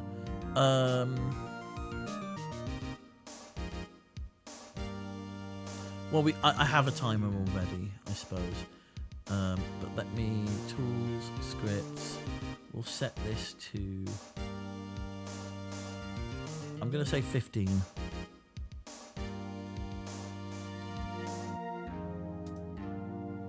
Countdown. There we go. Maybe they need to be bigger.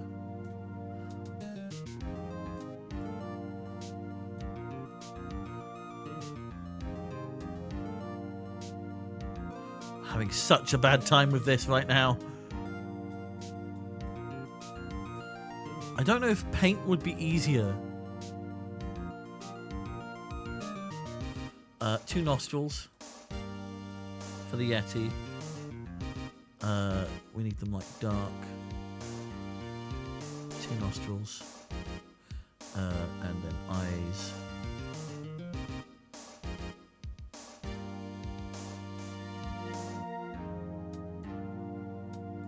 Realistically, they should be looking up. Come on! Okay, I am going to cheat a little bit and use the circle tool, I think. Purely because the responsiveness of Photoshop is not helping.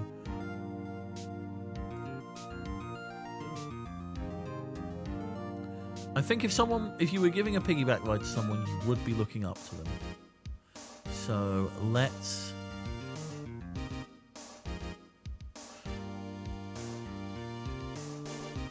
Okay, yep. Can I move it now, please? Oh, there's a stroke around it. Let's get rid of the stroke. Can I please... Can I move the object I just made, please? Can the object please be moved? No, okay. No, there's no extra controls. Why can I not move it? Because I've got the ellipse tool selected, that's why.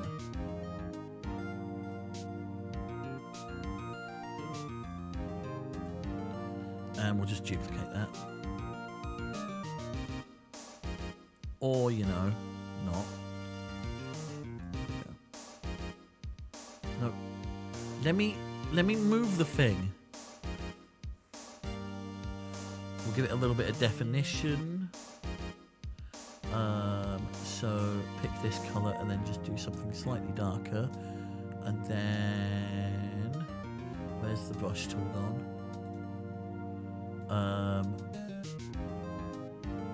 10 pixels.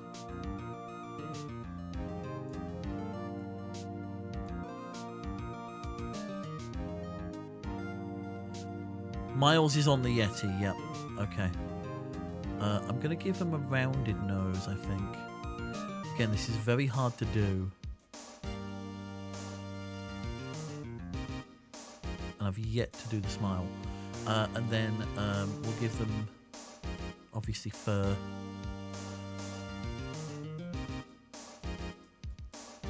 It's really not liking me.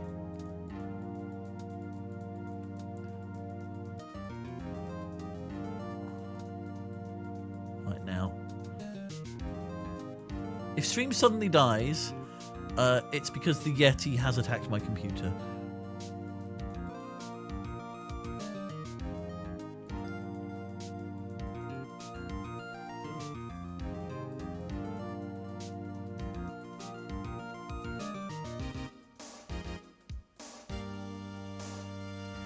And then we will, again, go a little bit darker.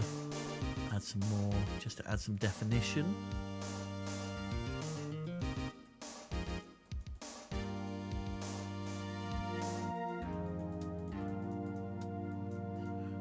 The Yeti, it looks like the Yeti's crying, and that's not good. Oh, we've only got 10 minutes left. Jesus Christ. Right, let's draw the rest of the Yeti.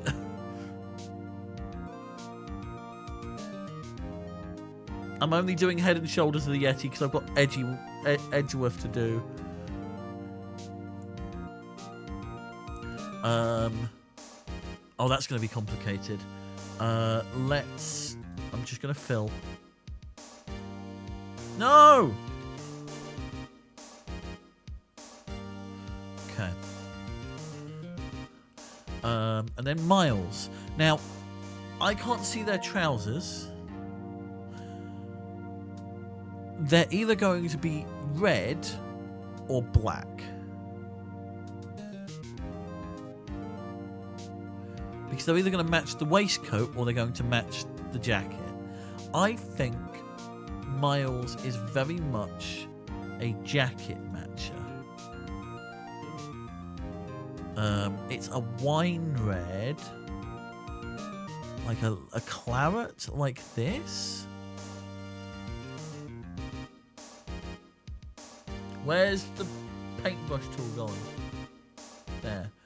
So we're going to have a leg around here.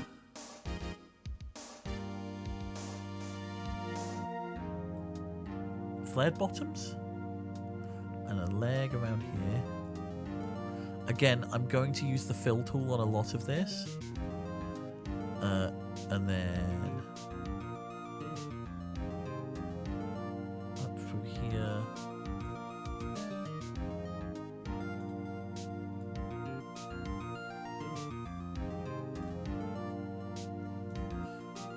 Need to leave a little bit of space. Oh my god, I've made this so bad. And then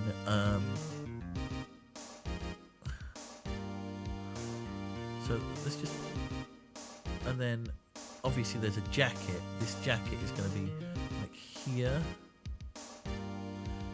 I haven't left enough space, I don't think.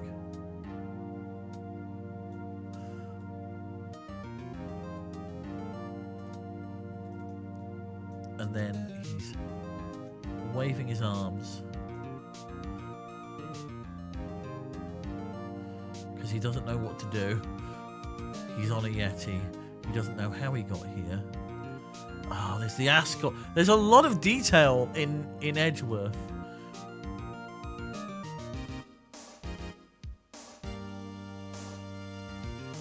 Okay, I think what I'm going to have to do is sacrifice the body of the Yeti so we can get Edgeworth in. Please let me move these. Why are you not letting me move? Oh, because the background's locked. Hold on. There we go. Let's...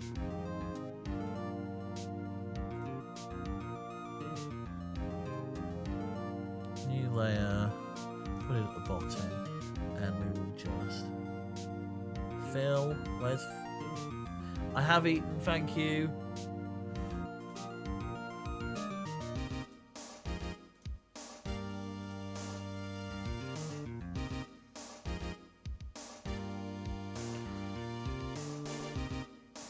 Okay, right, and now I've lost the other colour. Damn it. There, claret. That's what we're after. Where's the brush? Okay. Why are you not letting me? There we go. So, Edgeworth is having the time of his life.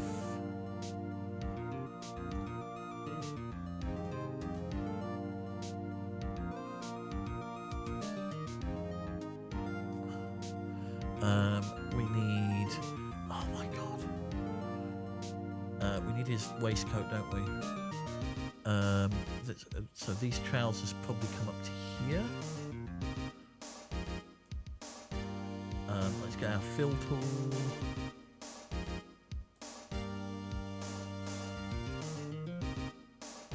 God, it Reminds me of my red coat days.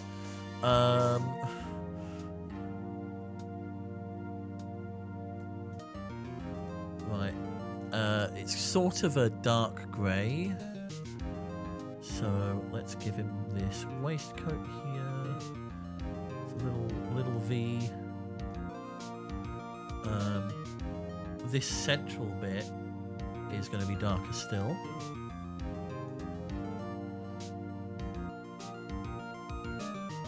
There we go. No, not that far. Don't give him a fly.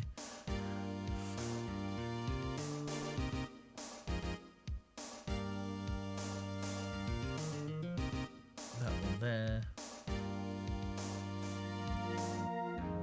Okay. That looks good enough. We've got 5 minutes and I've still got a face and a ruffle to do, and I need to give him shoes.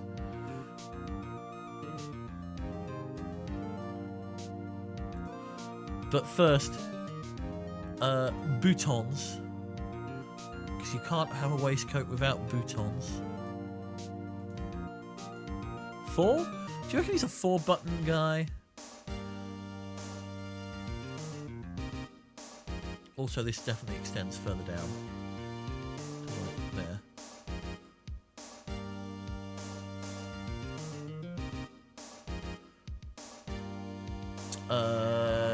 Your little poofy ascot thing. How am I going to do that? Slightly off-white. And it goes around the neck like this.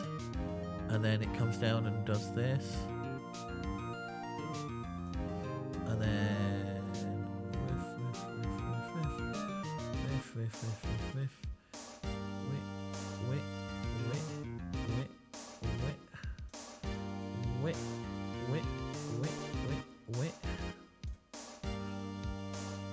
Oh, he's got such a small neck now.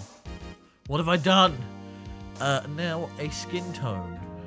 This is where things are going to go horribly, horribly wrong because I can never get skin tones right. He's a little bit peachy, isn't he?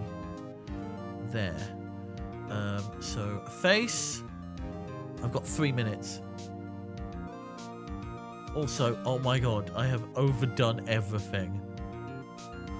I mean, the Yeti is bigger than Edgeworth, which I feel is accurate.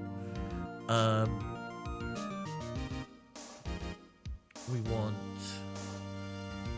white for the eyes, slightly greyer white, I think. Let me actually no, hold on. Let's just get this skin tone in first.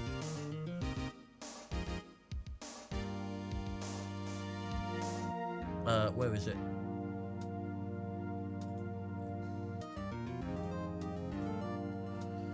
Yes, he's got a perfectly spherical head, I'm afraid.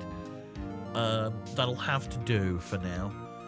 Let's give him eyes, because the eyes are the key to the soul. And Edgeworth's soul is clearly very troubled. And he's got, like, grey eyes, I want to say. He doesn't have irises, but he's got grey eyes. About the same shade of his hair. And he's got this sort of thing going on here. But he's got one that comes down like this. Bear in mind, the speed at which you're seeing me draw is the speed that the computer's currently going. This goes around like here, and around the back. This happens. His hair just goes off the screen, okay? Now that's the outer bit, so we want the inner bit to be a little bit brighter, so that we get that accentuation of the layers. Nope. How long have I got? Minute 30. Okay, and I haven't done a nose. let's take this and just bring it down a little. No, don't fill. Whatever you do, don't fill. Smaller size. He's kind of got a nose like this.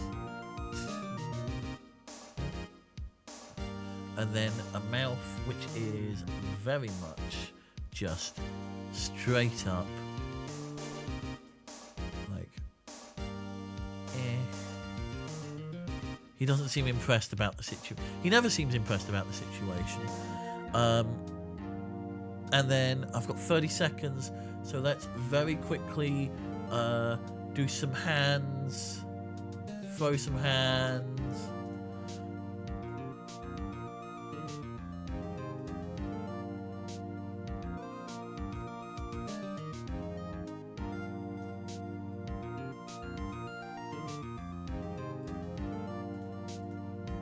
That'll do. And then almost time.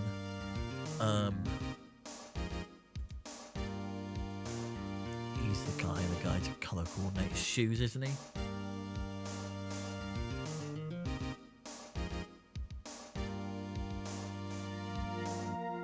Get out of my way, Photoshop. I'm busy.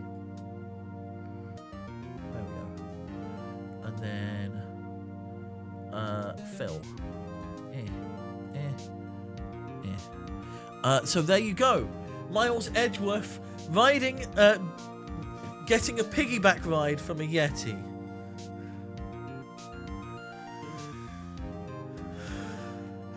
The best I could do in 20 minutes.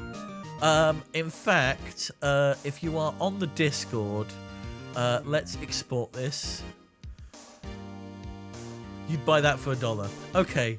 I mean, you know what? Given my abilities, I will take that.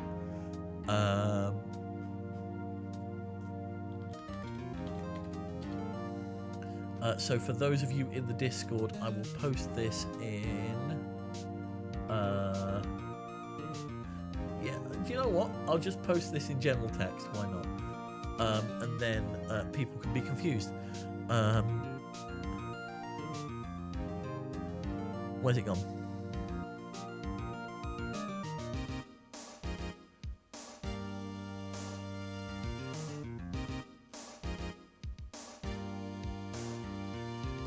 Where'd it go?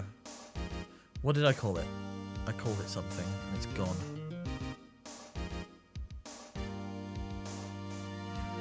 Where did I save it? There. There we go. It's in the Discord. And I think that's time up on the challenge. And time we went for a break after all that.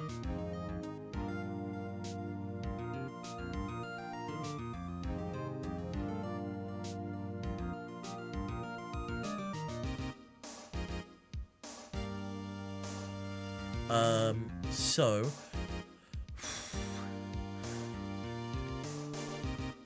now I have the image file. We'll probably put that up during the break. The Yeti looks incredibly confused as to how they got into this situation, but I hope that was worth the donation. We are going to head on break, and when we come back, this atrocity is going to be off your screen. Let me find that. Take that down for now. During the break, we run ads, just to make sure that they don't happen whilst the action's going on. We'll be back at about 20 past. Take this time to refill fluids, get rid of fluids, go for a walk, get some fresh air. Go stretch your human legs whilst I go stretch my little penguin ones. And also, yeah, take the time to do some self-care. Take your meds today if you haven't already. Go eat something, like my voice assistant just said. And we'll be back in about 5 minutes' time. See you then.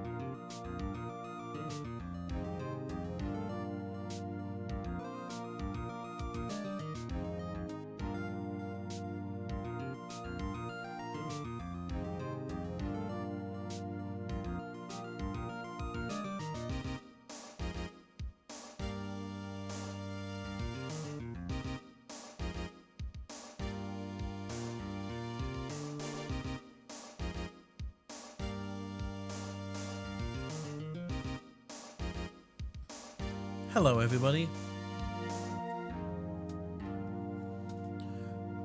Art! We did art!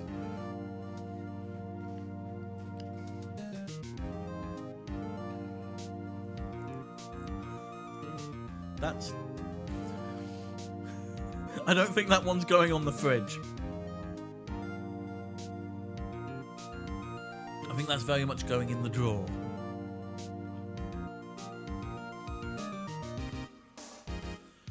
Oh. Okay, after a welcome distraction,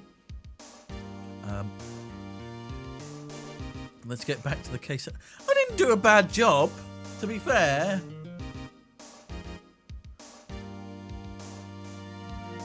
Don't know, that is the kind of stuff I would put in my law office. Oh, you're a lawyer, CJ.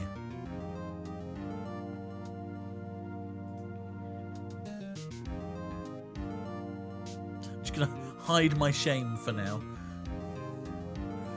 Fantastic. Are you UK, US? Actually, no, you said thrift shop earlier, so you're definitely US based. Okay. I have a zombie Antonin Scalia in my office. Okay. I get the aesthetic you're going for.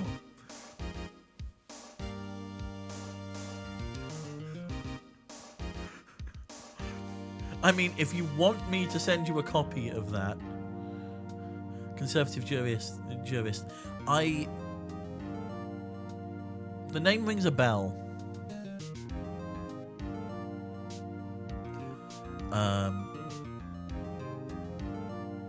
But I can't figure out why. It's probably come up in something somewhere in my long time of being a pub trivia host and quiz person. US Supreme Court Justice. Okay. That makes sense. It'll be in one of those lists that always comes up. But yes, if you want me to send you a copy of that, I will. Either by email or you can probably just copy it from the Discord or whatever works for you. Fantastic. If you don't want to give your details out publicly, my business email is below the stream.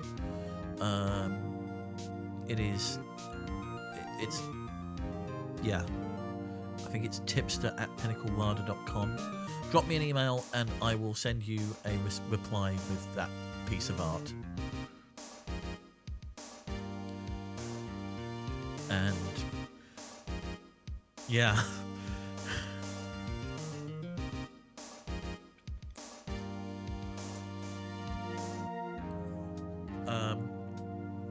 I mean, it's the least I could do for your very generous donation. So, where were we before we had our little art interlude? We were about to go under the case with Miles Edgeworth here for Miss Maya Fey. Criminolodon. Oh wow, do I feel at home this stream? Currently studying for a Bachelor in Criminology in Sweden.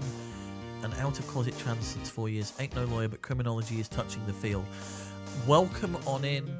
Thank you very much for popping on. Thank you very much for sharing your story with us as well. And TransWrights. We are raising money for the Transgender Law Center. They are a charity based in the US who are not only run by transgender people, but also focused on transgender issues, whether that's to do with ID laws, to do with how they're treated in the prison system. In fact, if I look at my notes here, so in 2012 they won rights for trans workers nationwide. They're currently filing a class action lawsuit against the big orange What's-It himself, due to his EXO denying gender-affirming care to over 2,000 people in federal prison. There's a lot of stuff that they do, and you can have a read of what they do on their website. There's more than I could rattle off in a little stream like this. But welcome on in. How did you find us, I guess, is the other question. And hope you like Ace Attorney, because that's what we're playing for the next 3 days.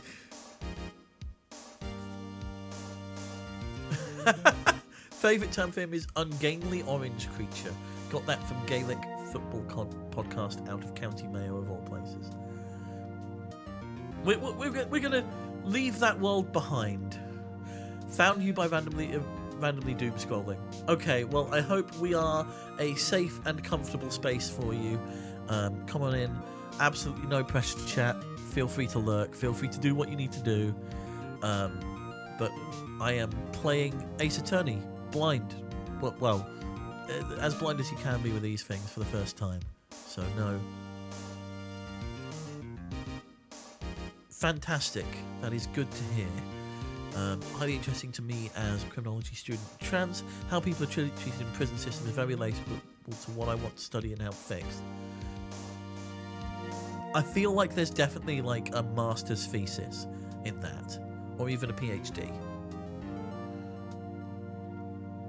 Like, it does feel like there is proper research that can be done into that.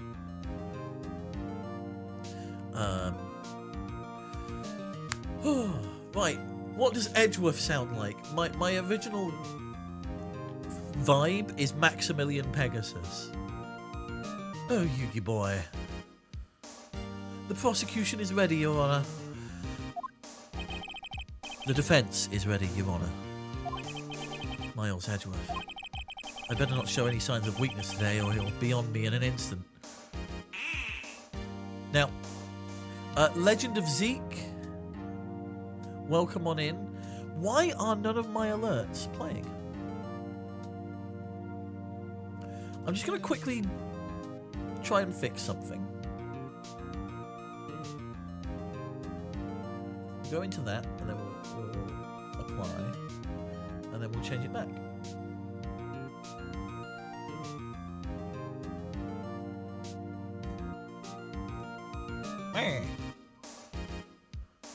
I'm actually going to run that again and see if it comes through this time.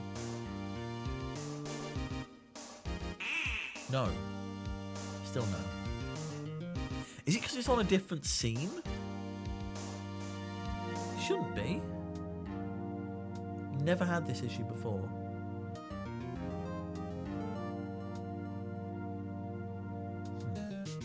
I'll have to try and fix that tonight. But welcome on in, Legend of Zeke. Pull up a chair, grab your beverage of choice, whether it's hot, brown, both, or neither. Sound's not coming through on my end. I know it's coming through on stream, but all of the alerts are just not playing sound through to me. And I've got everything set up. Let me just quickly double check. So where's my alerts bar? I'm going to play it again. You might hear another noise. Yeah, so that's playing. Advanced audio properties, monitor and output. And it's not playing at all. But the video was working fine. Like if I open the video again, apologies, you might hear a loud noise. Hold it! That was working fine.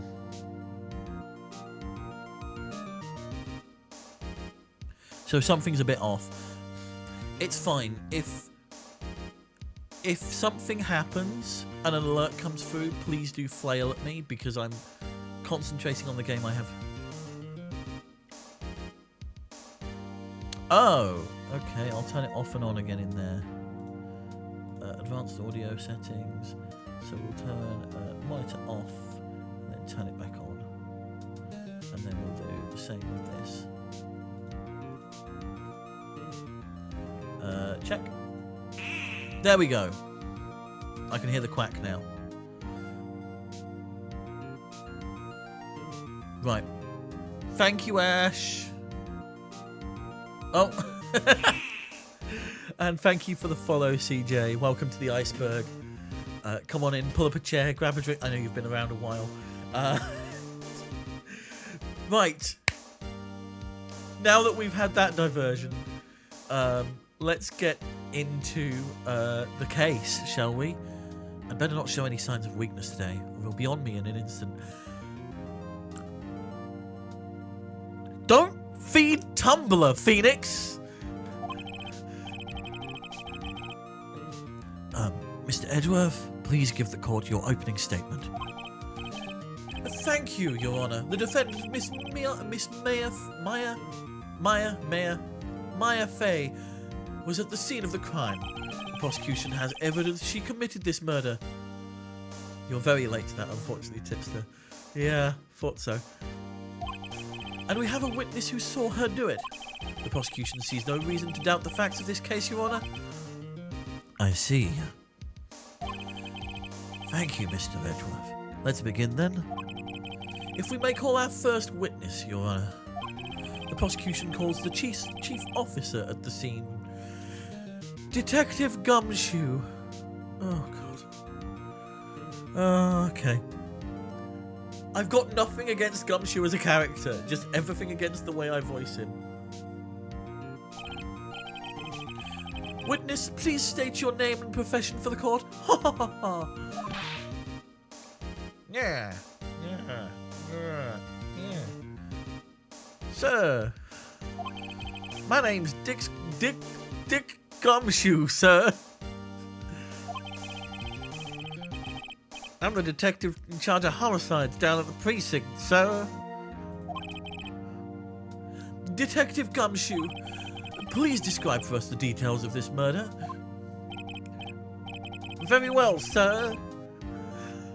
Let me use this floor map of the office to explain.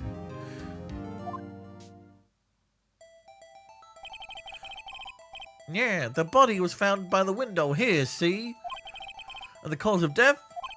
Oh, sorry. And the cause of death? Loss of blood due to being struck by a blunt object, sir. The murder weapon was a statue of the thinker found next to the body, sir.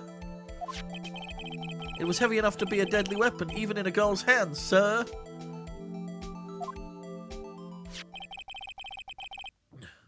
The court accepts the statue as evidence. They're still calling it a statue. Floor plans added to the court record. Now, detective. Yes, sir. You immediately arrested Miss Maya Fey, who was found at the scene, correct? Can you tell me why? Yes, sir. I had hard evidence she did it, sir. Detective Gumshoe, please testify to the court about this hard evidence.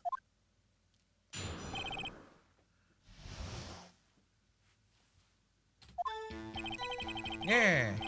As soon as the phone call came, I rushed to the scene.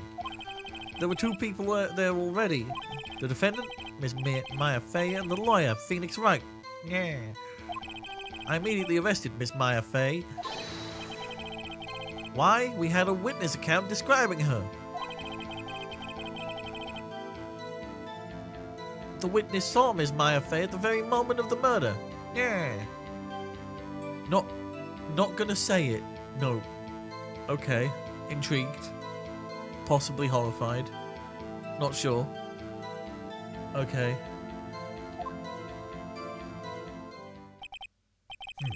The very moment, you say? Very well. Mr. Wright, you may begin your cross-examination. Yes, Your Honor. Cross-examine what? Couldn't see a single contradiction in that testimony. Whoosh.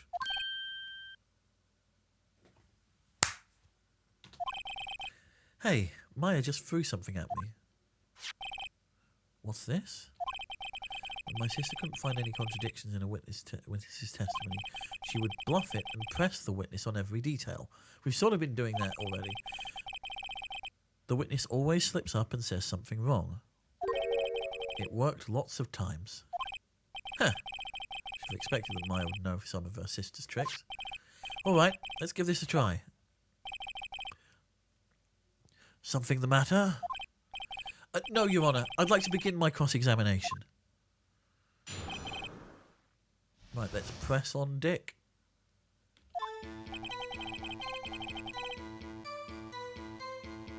Yeah, as soon as the phone call came in, I rushed to the scene, see? Who did you say you got a call from? Hey, pal, I don't play dumb. You know why? You know who. The call was from a customer at the Gatewater Hotel, right across from the crime scene, see? Huh, okay. I pressed. Not sure it did much, though. Right, please continue.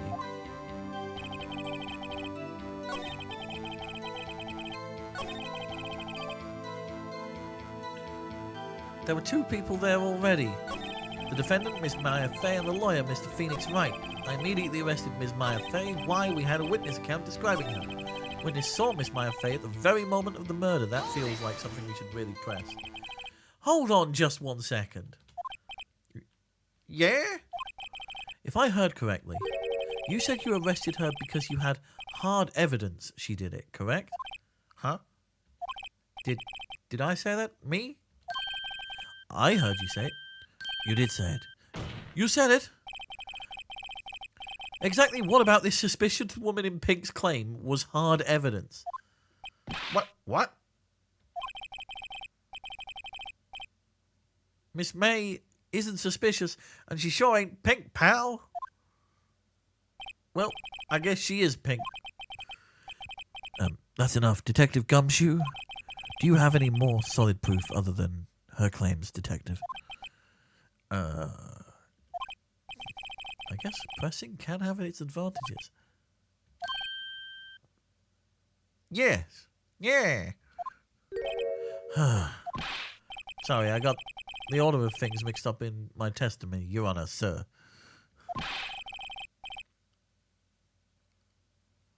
Yeah. There was something I should have told you about first, Your Honour. Very, very well, Detective. Let's hear your testimony again. Not again. Yeah. After securing the suspect, I examined the scene of the crime with my own eyes. See? Found a memo written on a piece of paper next to the victim's body. On it, the word Maya was written clearly in blood. Lab test results showed that the blood was the victim's. Also, there was blood found on the victim's finger. Before she died, the victim wrote the killer's name.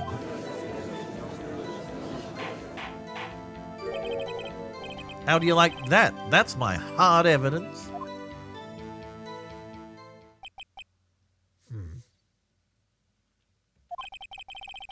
Before we begin cross-examination, I have a question for you, Detective.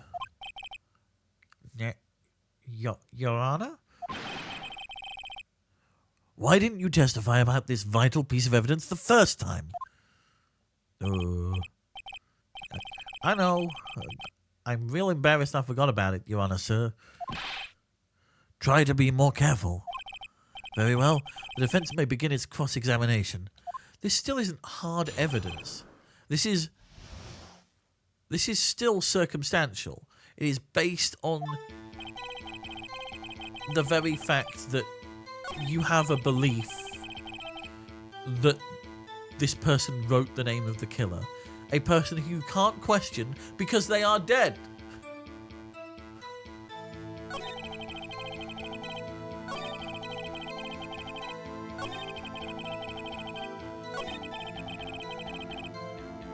We'll press on this. I want to see Detective Gumshoe. Do you get a lot of cases where the victim actually writes the killer's name? Sure, it happens all the time in books and the movies. This isn't a movie, Detective. Ooh.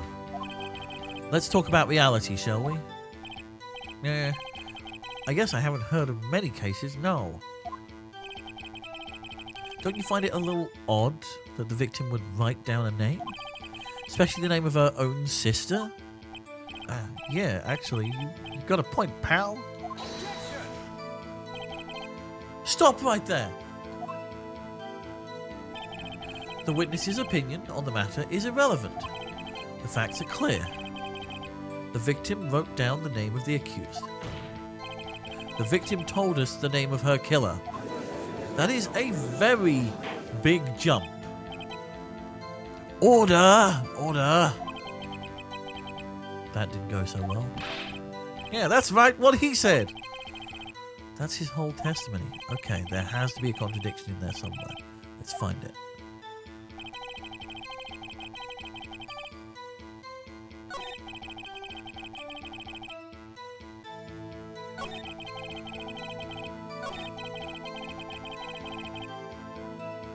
It wasn't a memo, it was a receipt, wasn't it? Yeah, it's a receipt. That's a contradiction, right? This evidence clearly reveals the contradiction in that statement, Your Honour. How exactly are the evidence and the statement just now related? They aren't, are they? Not at all. I'm sorry. It says receipt, he says memo. That is a contradiction, is it not? Mr. Wright, please think the facts over before making accusations. I don't think that won me any points with the judge.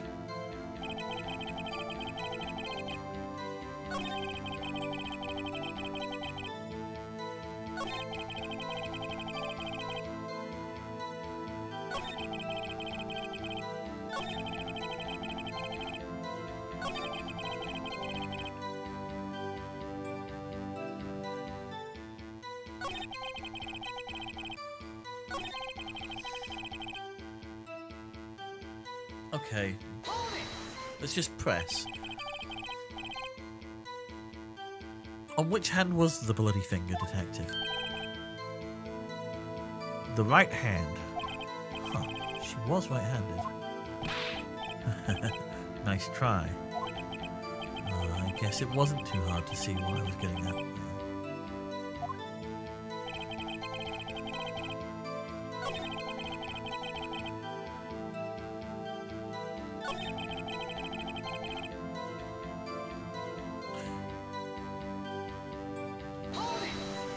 I think we just press everything, see if we can get something.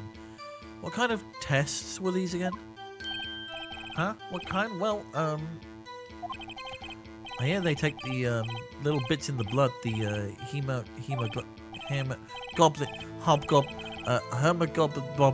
goblin bobbin. I refuse to testify on this matter, pal. I'm no expert on blood tests. Yes, that was quite clear. You may continue with your testimony. Thanks, pal. I mean, Your Honour, sir. Detective Gumshoe? Yeah? I look forward to your next evaluation, as should you. Oh. That was a mess. Right, where was I?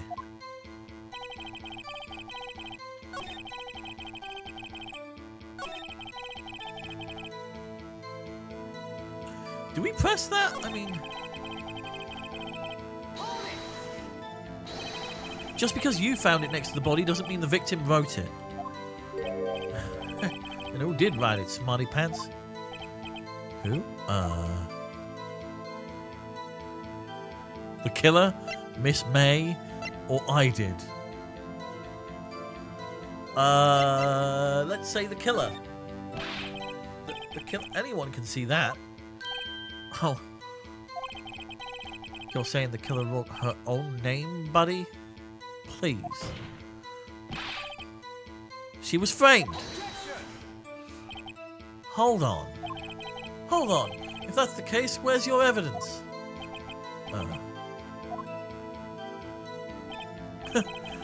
Guess that would have been a bit of a tall order for you, Yugi boy.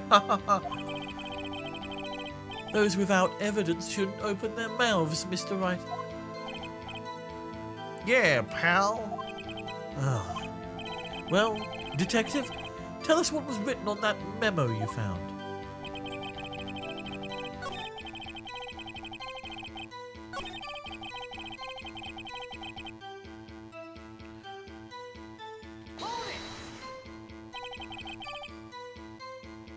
And did you find any evidence? No. Yeah. I keep losing that voice. Now, don't jump the gun on me, pal. Just listen, I'm getting to the good part. Got a bad feeling about this.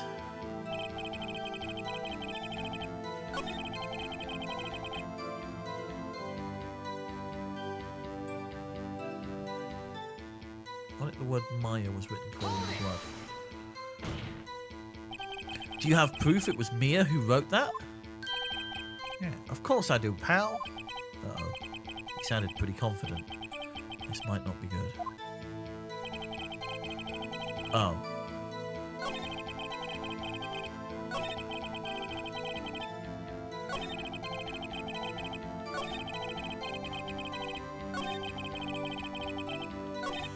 Okay. So I guess we're at the point where we need to present evidence. So what have we got? Death was instantaneous. Hold on. If death was instantaneous, then she couldn't have had time to write.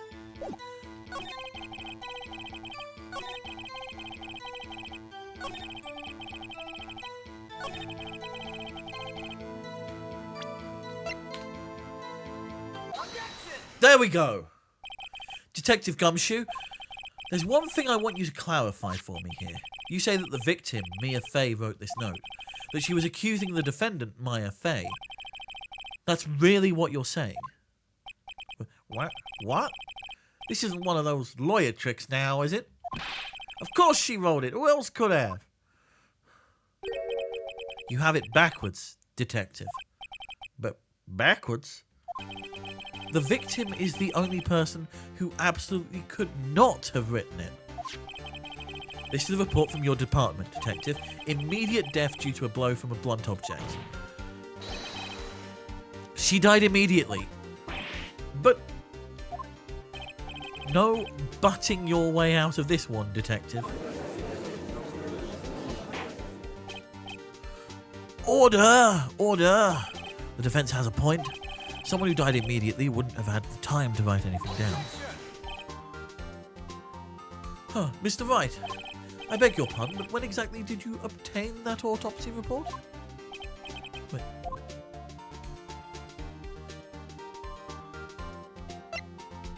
The day of the murder, the day after the murder, I forget. It would have been the day after, right?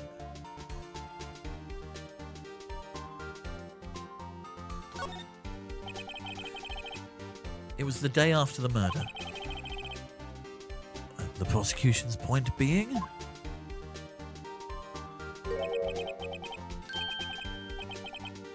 That autopsy report is outdated, Your Honor. What? A second autopsy was performed yesterday at my request. Death was almost immediate due to a blow from a blunt object. There is a possibility the victim lived for several minutes after the blow. I received the results this morning. No way. Your Honor, it's quite easy to imagine that the victim did have time to write Maya. That is all. I see. Damn you, Edgeworth. Should have known you'd have something up your sleeve. Faked autopsy report, we think? Why? Why, Mr. Wright? You look shocked, Yugi boy. Something you want to say? You're a sham, Edgeworth. The detective's a sham. I'm a sham. You're a sham. Mr. Edgeworth, I've heard there's nothing you won't do to get your verdict. What reason could you possibly have had to request a second autopsy report?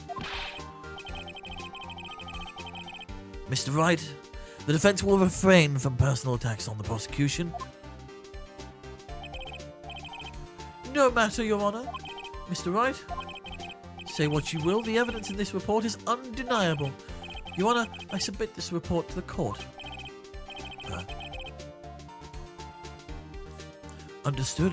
The court accepts the evidence. Autopsy report updated. Well, Your Honor, the evidence strongly suggests the victim was identifying the killer. I suppose that's the obvious conclusion, yes. Darn, this isn't going good. The prosecution would like to call its next witness. This poor innocent girl saw the murder with her own eyes. Yugi boy. Let the witness, Miss April, take the stand. Miss April May take the stand. Exactly what part of her is innocent? Oh, God.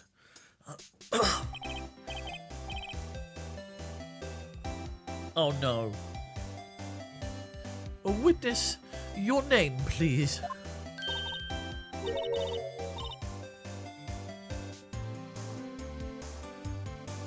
I don't know why she has kitty paws. I also don't know why on earth her cleavage jiggled when she said "at your service."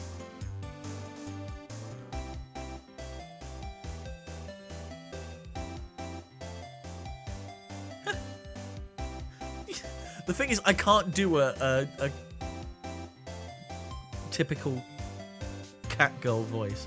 I don't trust her either. April May, at your service. Wink.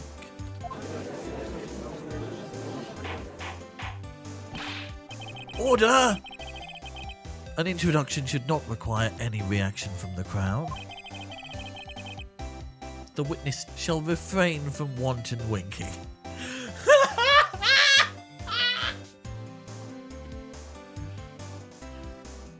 That wouldn't be the first time.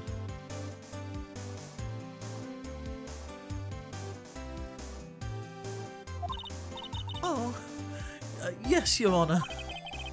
This is not good. She's already captured the heart of every man in this courtroom. Tell us, where were you on the night of the 5th of September when the murder occurred? What is that? Oh, God. I mean, if everybody's posting their wink emotes, I should probably post mine as well. Gee, I was like in my hotel room. I checked in right after lunch. And this Oh. It's so hard to keep track of everybody. And this hotel is directly across from the Fay & Co. law offices? That's right, big boy.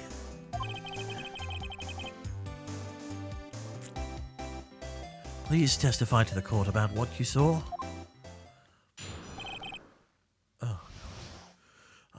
Prolonged use of this voice.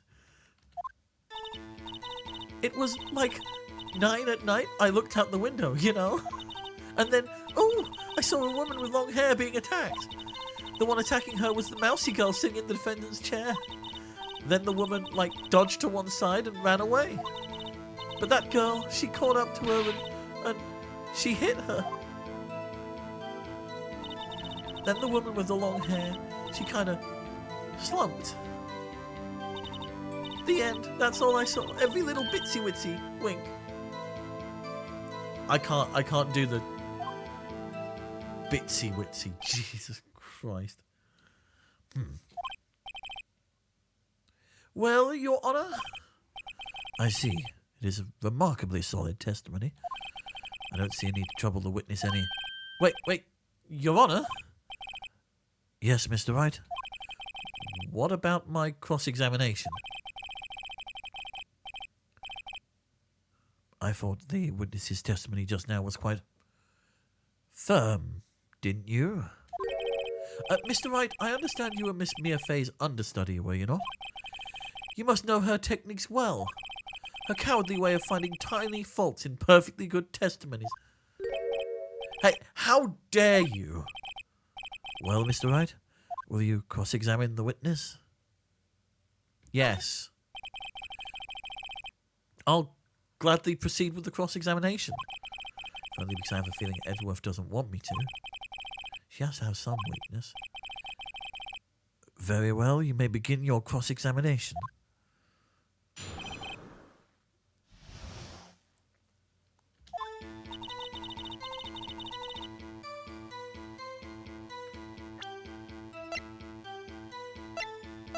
The autopsy report doesn't tell.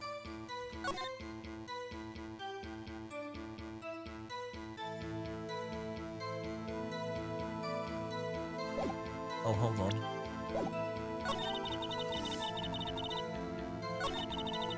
The one attacking her was the mousy girl sitting in the defendant's chair.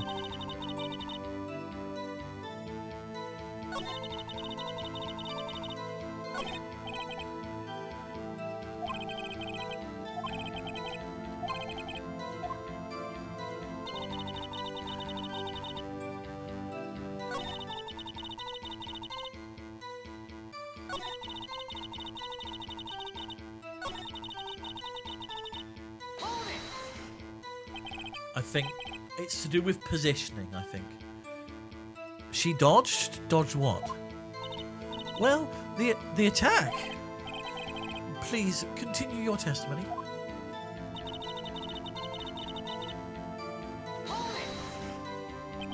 How did you know it was my client? Huh? Well, Gee!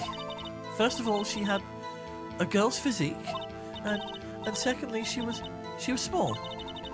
Who else could it be but her? I mean, small girl. Hold on a minute. That testimony stinks. What? What? Miss May, I'm willing to bet that you saw nothing. Did you really see the defendant at all?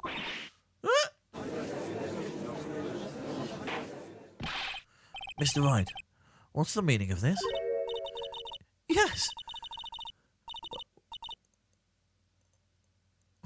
Because...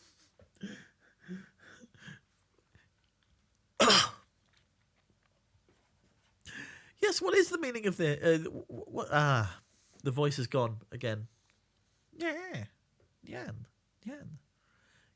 Yes, what is the meaning? Somebody tell me because I'm clueless about this, I mean. Okay, if you had really witnessed my client, Maya Fey, you would have noticed her clothes before noticing her physique. Yes! No one wears clothes like this on a daily basis, except her. And I'm no expert on fashion, but her hairdo looks far from normal to me. However, the witness's testimony mentions neither of these things.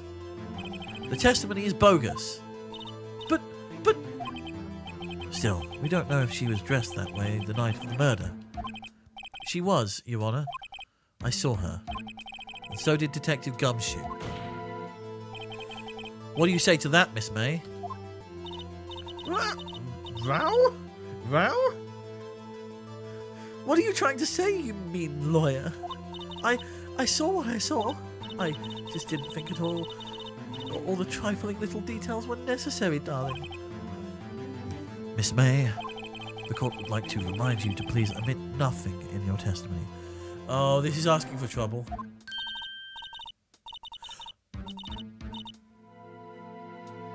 Uh, 2012 Tumblr cat girl. Rah.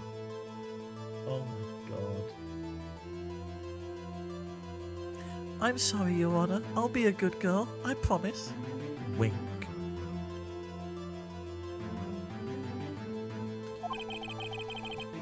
Your testimony again, if you would. Damn, I almost had her.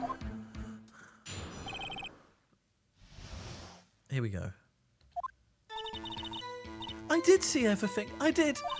The victim, the woman, dodged the first attack and ran off to the right. Then the girl in the hippie clothes ran after her. And she hit her with that weapon. I saw it. I did. That clock. The kind of statuey clock, the thinker, I think. Well, does the accuracy of my report not startle you? I see. I only wish you'd been so detailed from the beginning. Please begin the cross-examination. How does she know it's a clock?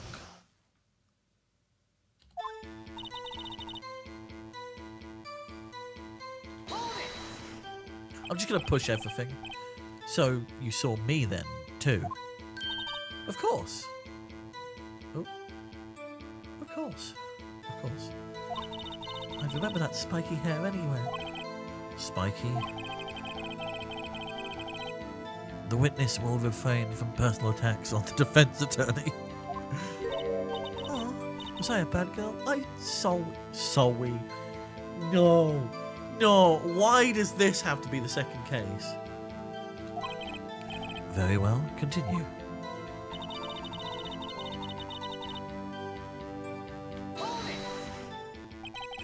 Is that right as in you're right as you looked from the hotel? Which hand do I hold my knife in again?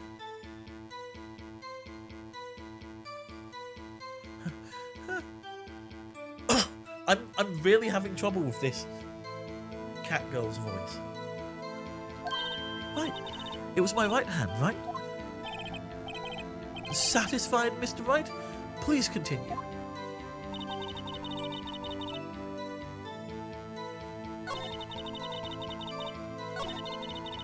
That clock, that statuey clock.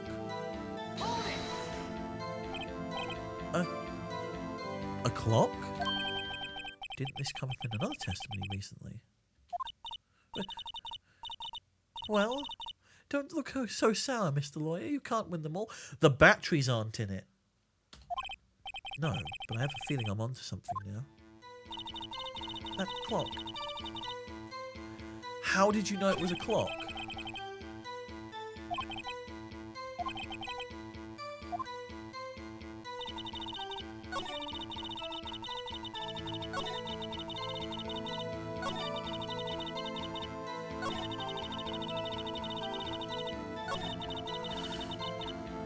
Push this as well.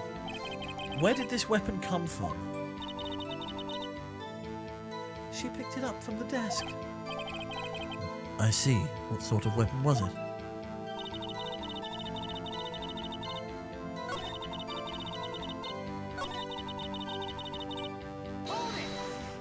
I'm just pressing everything. How convenient for you to remember her hippie clothes. That's what that's what she was wearing. Oh, and her hair was all done up like a bun. What happened then?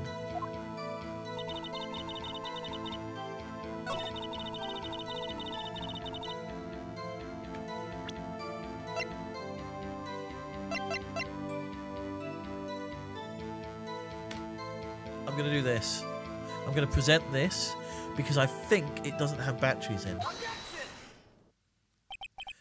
Miss May, what you said just now was quite revealing.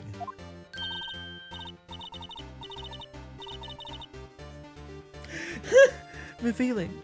Oh, you'd like that, wouldn't you, naughty Mr. Lawyer? You just said that this statue of the thinker was a clock. There's no way of knowing that just by looking at it. Another person, in much the same position as you, recently called this a clock too. And he was found guilty of murder. Order! Order!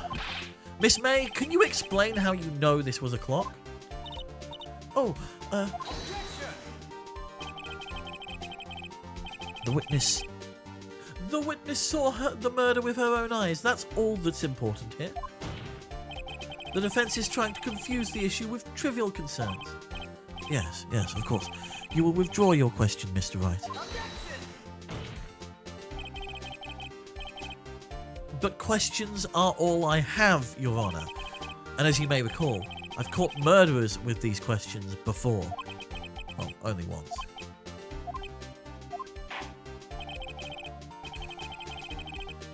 Objection sustained. You may continue to question the witness. Oh, that was close. If he stopped me there, the trial would be over. Huh? What? So, what happens now? What happens now is you answer my question. How did you know it was a clock? What? That's... because I heard it? Yes, I heard it. It say the time. I heard it say the time. How?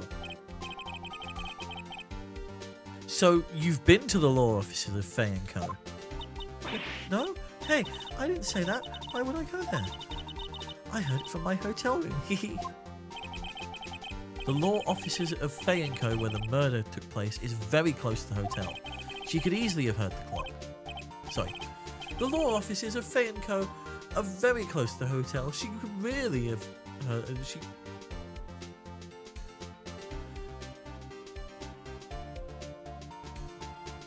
really could have heard the clock. Are you satisfied? No, Your Honour. Can't give up now. I'm not satisfied because... it couldn't have rung. Your Honour, members of this court, it is inconceivable that the clock in question rang.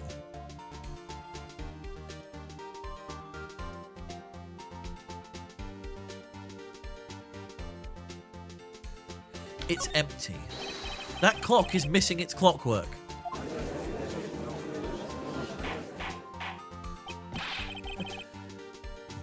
How could you possibly... Just take a look, right now. Oh. See anything interesting, Your Honour? It is as the defence says. This clock is missing its clockwork. It's quite empty. It is in fact just a statue now. Mr. Wright, would you care to explain to the court the meaning of this? It is as you can see. The clock was empty. It couldn't have rung. Therefore, this witness is a big, fat liar. Fat? Well, Miss May? Finger wag, finger wag. Quite a show you put on for us, Mr. Wright. Ha ha, Yugi boy. He knew the clock was empty. Somehow he knew. I'm afraid you've forgotten one thing, however. Indeed, the clock is empty. As you say, it can't ring. However, we must ask, when was the clockwork removed? It was after the witness heard the clock, and there is no contradiction. That's true. That's true. That is a possibility. The clock might have been emptied after she heard it. And that is exactly what happened, Your Honour. You're speaking on behalf of the witness there. That's not allowed. Well, Mr. Wright, can you prove when the clockwork was removed? Oh, impossible, of course. I have proof. Oh, what? Wasn't it you who told me proof is everything? Well, I was listening. And now I'll show you the proof you like so much. The evidence that proves when the clockwork was removed is... this conversation. Take a look at this. That's a very cute cell phone. Oh, you have a girly phone. Wait, this isn't my phone. Listen. This is the defendant's cell phone, and it contains a recording. A recording of a conversation which she had with the victim on the day of the murder. Order, order.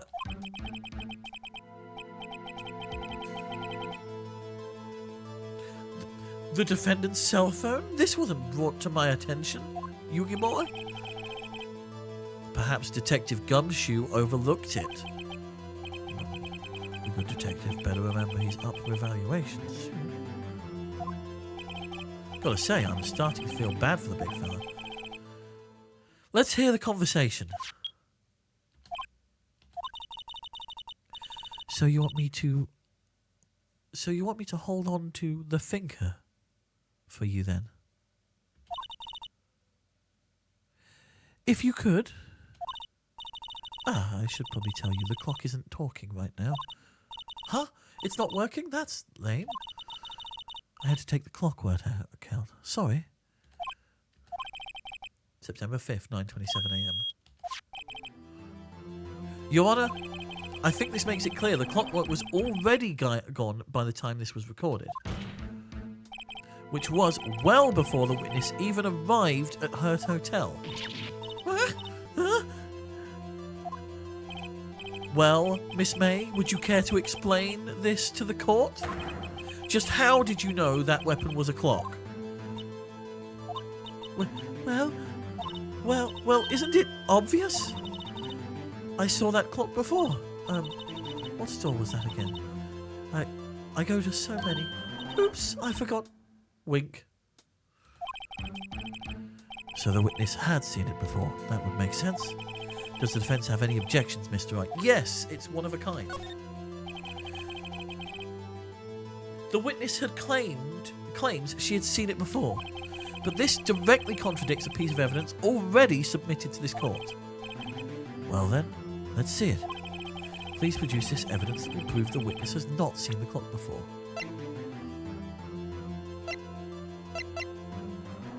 Yeah. It's simple. This clock was never in any store. Ever. What? A friend of mine made that clock. Only 2 exist in the world. And the one that isn't here is in police custody. Impossible. Everything is sold in stores. Miss May, I think it's high time you went shopping for a better excuse.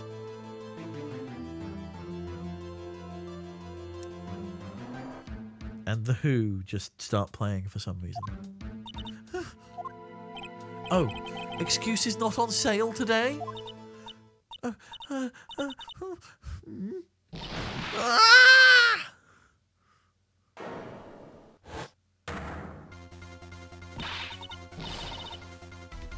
Oh, she angry.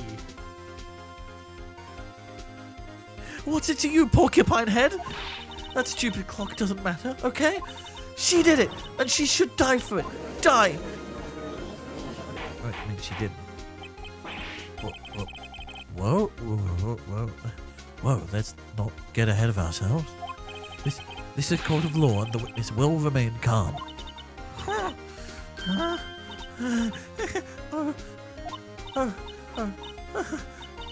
Silly me. Did I, lose it? I guess I did. Wink. Scary. Miss May, let me ask. Tell me, how did you know the weapon was a clock? Oh dear. Does the defense have an opinion on this behavior? Okay, this is it. Yes, Your Honour, allow me to explain how I see the truth of the matter. Miss April May, you knew the weapon was a clock because...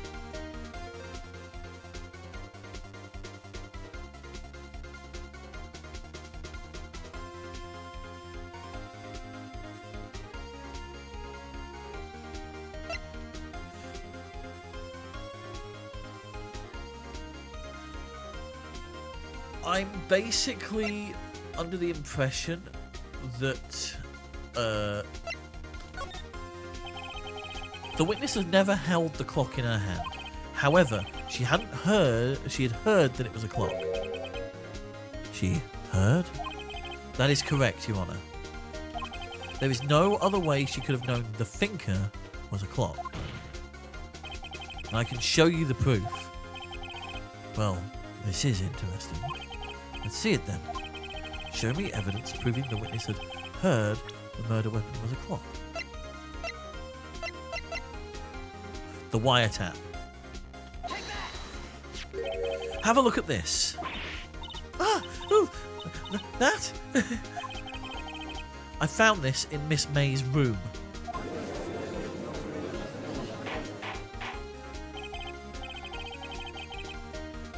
Mr. Wright, please explain to the court what this is.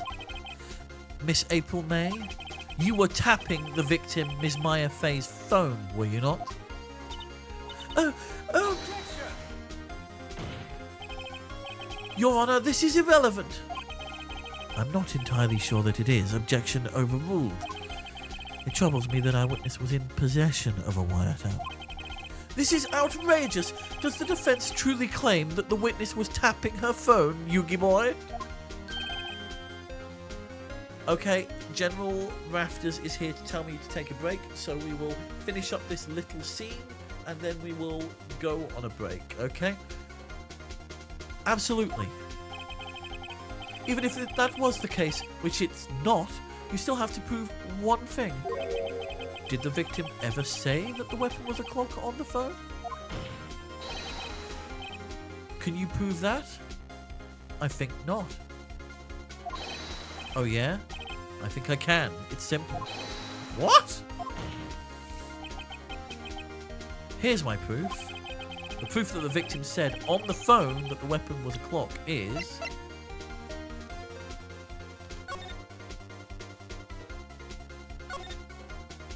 The clock isn't working right now, yeah. I present the defendant's cell phone. Yes, we've seen that.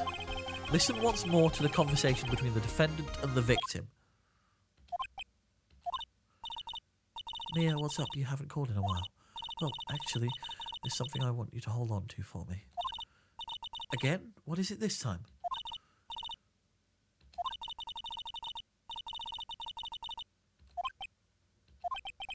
Miss April May? You used a wiretap to listen to this exact conversation. That's how you knew the thinker was a clock. Am I wrong? Objection! Your Honour, this is ridiculous. Oh. Your Honour, look at the witness' face. Does she seem amused to you? The defence demands an answer.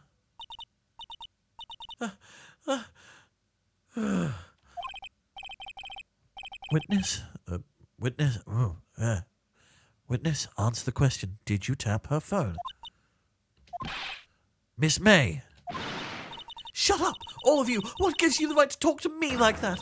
You lawyer.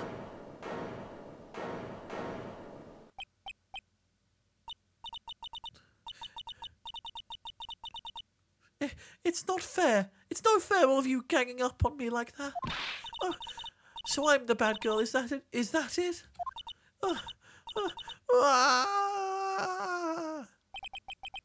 That did it. The court's seen the real Miss April May now.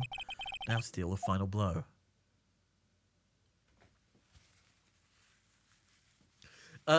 My job is rarely this dramatic. I figured as much.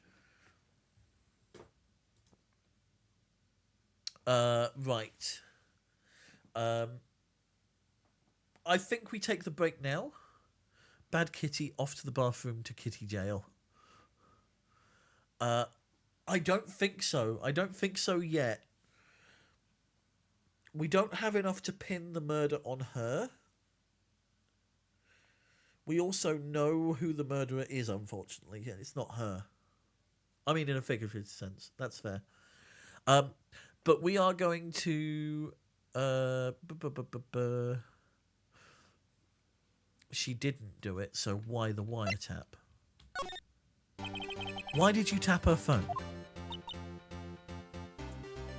Now we've got music, we're going to go on break. We'll be back in about 5 minutes' time. Let's say... Actually, I could do with a slightly longer break. Just because I can feel my voice going. I want to take care of that and get something soothing for the throat. So, let's say past. We'll be back.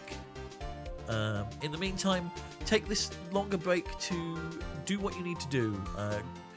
Grab a drink, grab some food, take on fluids, get rid of fluids, go get some fresh air, take your meds today if you haven't already. Do human things whilst I go stretch my little penguin legs and work my penguin knees. Yes, we do have knees, they do exist. Thank you all for staying with me this long, for what, 5.5 hours now? We're going to be going until about midnight, or until I find a suitable stopping point around that time. So I will see you in about 10 minutes' time. See you in a bit.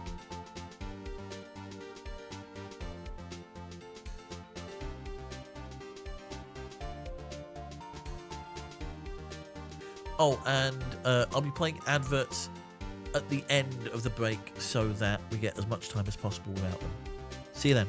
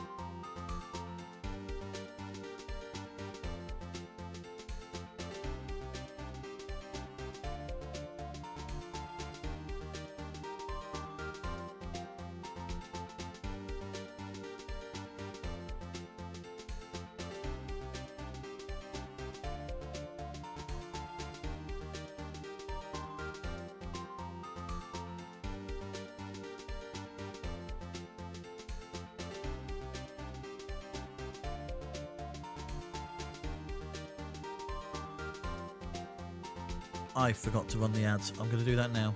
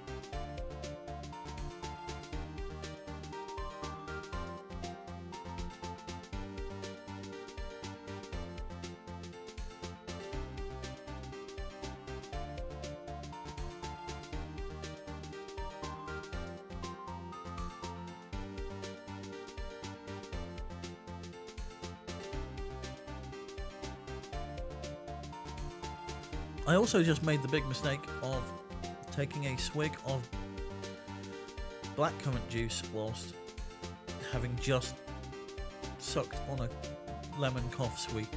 Would not recommend. Ah.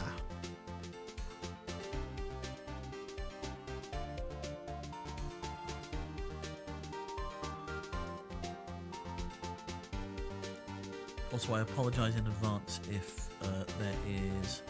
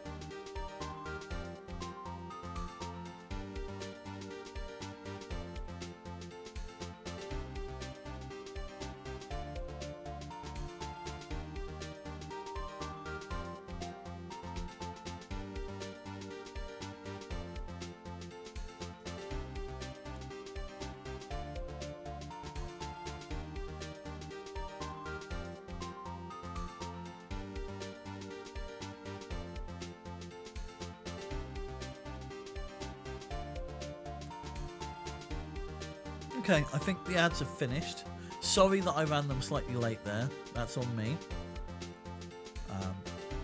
As I was saying during the ads, I had a bit of a problem because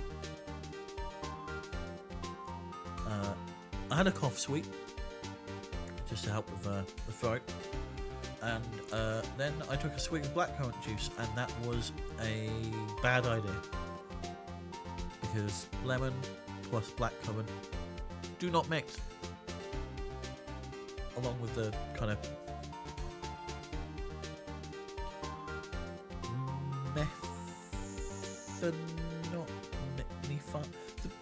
you know that weird taste you get from, like that weird feeling you get from those kinds of things.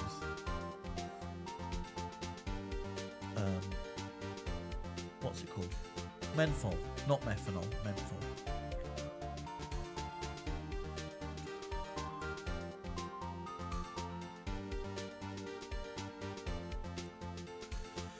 But we are back. We have potentially another 3 hours to go. We'll see how we fare. We are on case 2 of a potential, I think 5. If what I've read on How Long to Beat is correct, but who knows? And this poor little cat girl here has just been found out that they were lying. Before we carry on, I apologise for an original release when it came to yes, they added a 5th. fantastic. For those of you who just joined us, by the way, we are raising money for the Transgender Law Center. We've already hit our original goal of $500. Thank you so much. But we can always do more. So if you can donate, please donate within your means. If you can't donate, please spread the word. They do some amazing work, not just on a national scale, but also at a state level, as well as helping local trans communities and organisations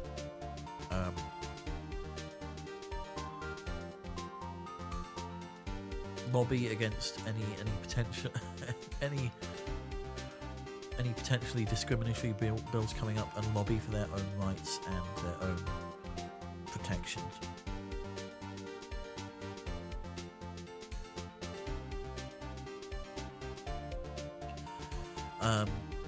We have just found April out as a bit of a liar. Oh, what a shame. So let's see where this goes, shall we? Answer the question. Do I have to? Isn't this a murder trial? Isn't tippity-tapping irrelevant? She's saying exactly what Edgeworth wants her to say. Miss May, you were tapping the victim's phone. I hardly call that irrelevant.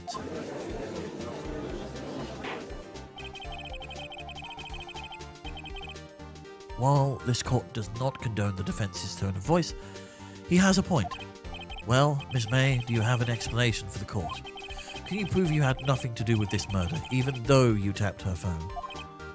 I'd like to see her pull that off. Mr. Lawyer, I saw that evil grin. You were probably thinking, I'd like to see her pull that off, weren't you? Damn, she's good. Well, you're not the first man who's thought that. Of course, I can. I will. You can't be serious. No way. Way, I say, way. Oh, I assure you, I'm serious, Mr. Lawyer. Okay, so the killing happened around 9 o'clock at night. Why, that's just when I was getting room service from that sweet bellboy. Room service? Iced coffee, I believe it was. Iced coffee, you know, like normal coffee, but cold. If you don't drink it quick, the ice melts and you have regular cold coffee. Iced coffee? Think I'm making this up? Ask the bellboy. Wink.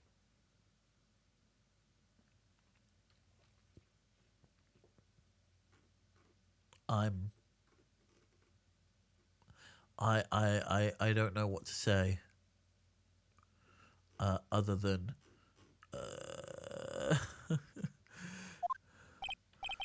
ergo, the witness was not on scene at the time of the murder.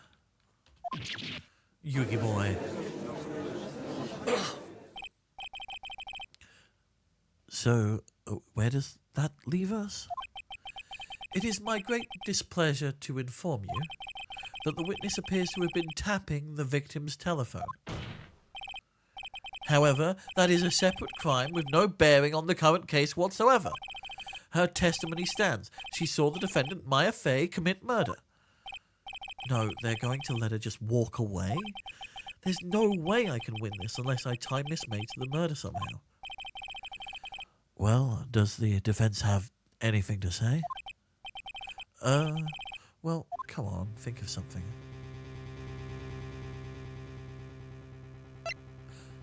Call the bellboy as a witness? The defense would like to call the hotel bellboy as a witness. There's something suspicious here, and I'm going to get to the bottom of it. I think you've sunken quite low enough already. I object to calling the bellboy. What? Why? What's your reason? because I hold that the wiretapping had nothing to do with the killing. However, if you agree to one condition, I'll consent to calling this witness. Condition? If Miss April May's alibi is not called into question after you examine the bellboy, then you will recognise that Miss April May was not the killer, and thus she is innocent. Yugi boy. And thereby you must also accept the verdict of guilty for Miss Maya Fey. That is my condition. What? I'd better find something suspicious in that bellboy's testimony. Otherwise, Maya will be declared guilty on the spot. What should I do? Accept the condition or give up? Ooh. Go for it. Alright, I got nothing to lose, except for, well, everything. Well, to be fair, we haven't got anything to lose. The fact of the matter is, this is sort of the thread we're going with. Understood. I accept your condition. Huh. Fool! You fell right into my trap.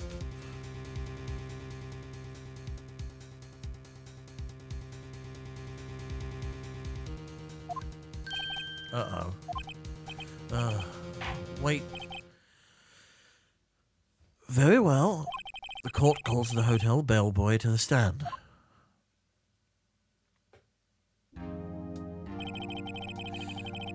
I believe we're ready for the witness to testify. He certainly does look like a bellboy.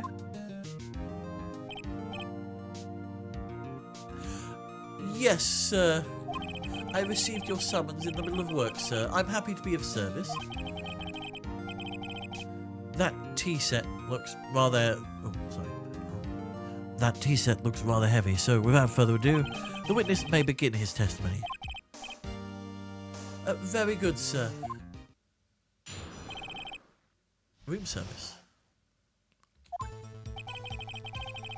I am the head bellboy at the Fine Gatewater Hotel, in business for 4 generations.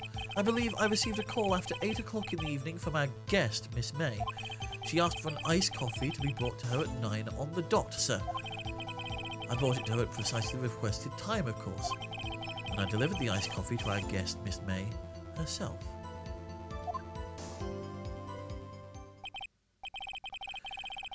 I see. The defence may begin its cross-examination. I think we're going to have to press here quite a bit. But, right, I'm ready, I hope. This is it. If I can't prove Miss May was involved with the murder now, Maya will be finished.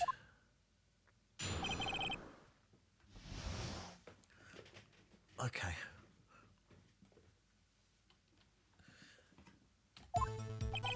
I am the head bellboy at the Fine Gatewater Hotel in business for 4 generations. I believe I received...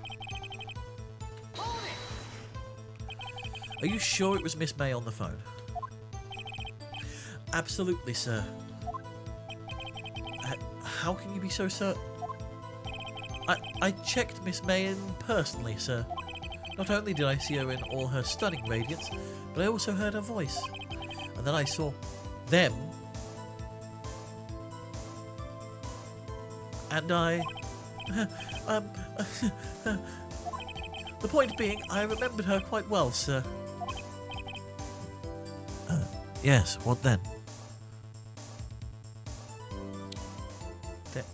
Who else was in there?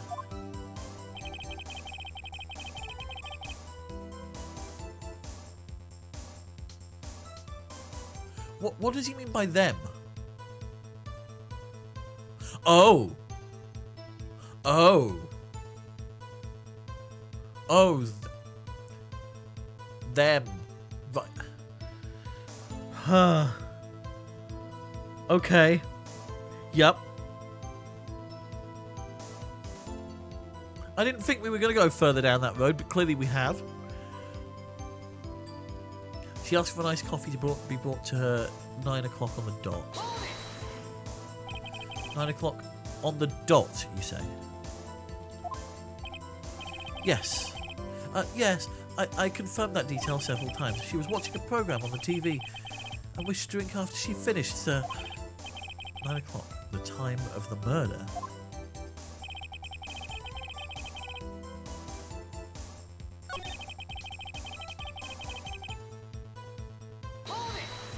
No, hold on. I didn't mean to hold it.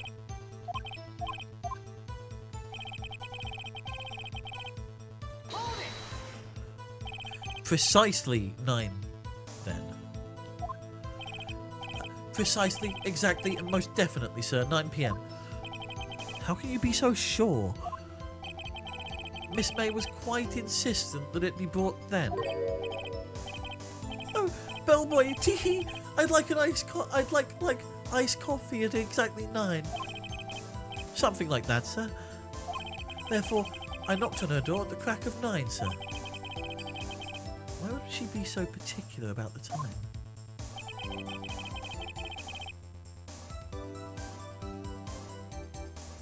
And I delivered the iced coffee to our guest, Miss May herself. So I think...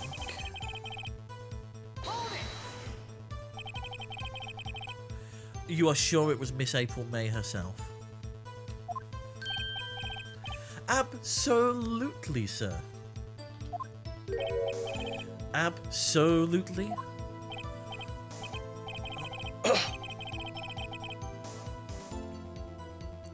Yes, sir. As in, so very absolutely, sir. It's an endearing mannerism of mine. How come you're so very certain?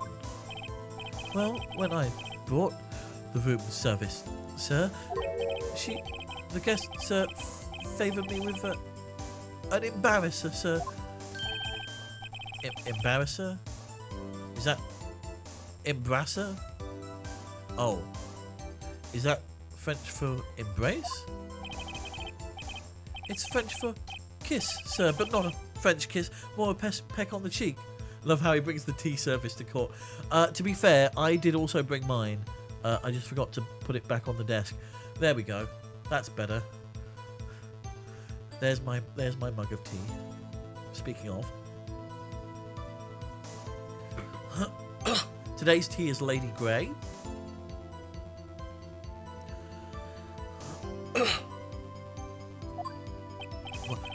Why would she have done that?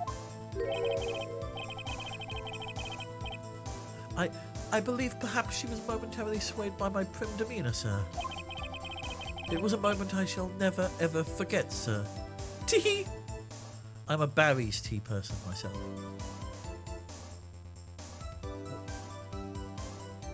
Is Barry's a brand?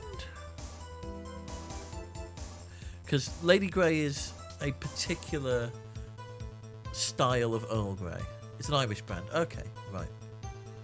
Yeah, I vary in terms of what I get in terms of like your English breakfast tea. I always get... I have English breakfast and then I have a specialty that I have. And Lady Grey's one that I always kind of go back to. But I will dabble in chamomile and lapsang souchong, things like that when I have the spare money to, basically. Sounds pretty fishy to me. I think our Miss May was up to something and wanted the bellboy to remember her. It's no good. There's nothing there. Is that it? Finally, you understand. This bellboy has absolutely no reason to lie. Now, if you have any decency, you will end this rather tedious cross-examination here. It was a bit tedious. The witness may leave the stand. Can't let this happen, can I? Wait, please, wait. Yes, does the defence have something to add? One last question. Let me ask one last question. Your Honour, I must object. This charade of justice has gone on long enough. Now, Mr. Edgeworth. All right, Mr. Wright. I'll give you one more question. That's all. Okay? This is really it now. This is my last chance. What do I ask him about?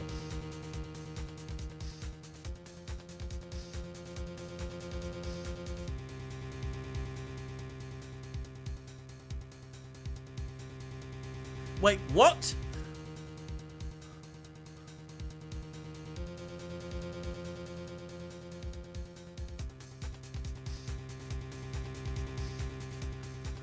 This is not the decision I was expecting. But if she was...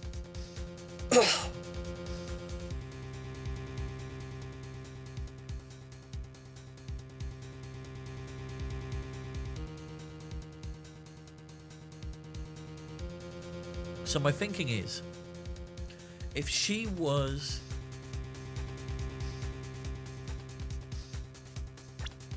Okay, let's have a look at the court record.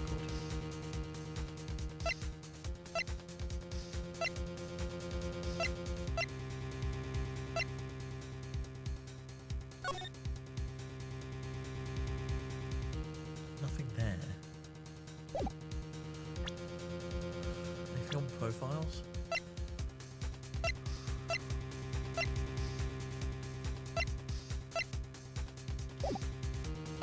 Room service? I think room service, right? Tell me again about room service. Again, sir? At exactly 9 o'clock, I delivered room service to Miss May in room 303. But if she was preoccupied with him, then how did she see the murder?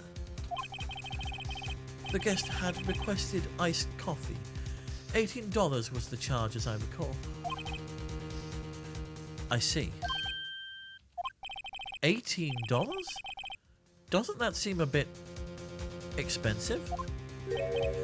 Yes, well, iced coffee for two, you know, and we don't skimp on the ice, sir. What did he say? Yes! What did you say? Rather, quite. Bellboy, tell us the truth now. Was someone else staying in Miss May's room? I object. That was objectionable. Objection overruled. The witness will answer the question. Yes. I see. Why did you not mention this in your testimony? Well, sir, you didn't ask. Nice try. That's the sort of thing you're normally supposed to mention. Yes, quite, indeed. It was the, good barrister there, Mr. Edgeworth, who... He asked me not to mention if it wasn't specifically asked, sir. Ooh. Ooh. You fool! Witness tampering, eh? I've done it. I've won.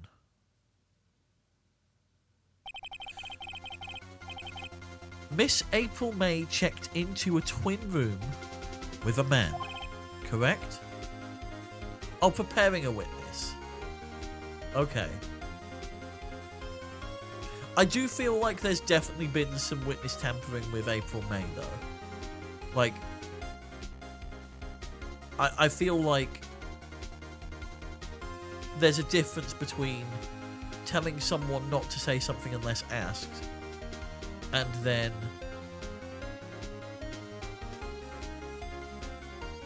telling someone to,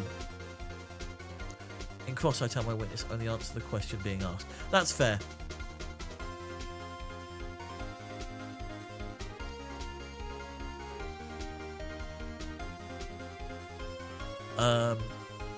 But definitely with Miss April May, there has been, like, there's been something going on. And I'm not sure about this extra autopsy report that came out. That seems odd. Correct? Yes, sir. Oh, she's been tampered with, all right. Then, when you brought them room service, you didn't see that man in the room. That's right, sir. Your Honour, we've just learned of another person involved who may have been the murderer. Oh my. In light of this new fact, I hold that it's impossible to judge the defendant. Wouldn't you agree, Mr. Edgeworth? And who, Mr. Wright, who is this other person? Simple. It was...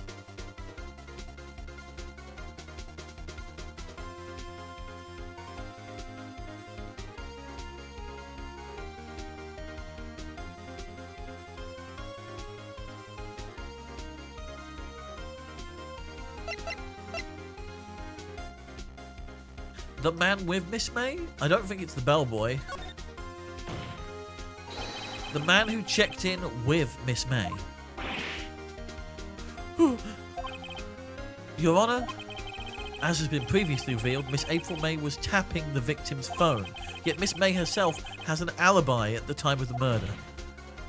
However, that does not clear the man that was with her. The bellboy saw no one else in the room at the time of the murder.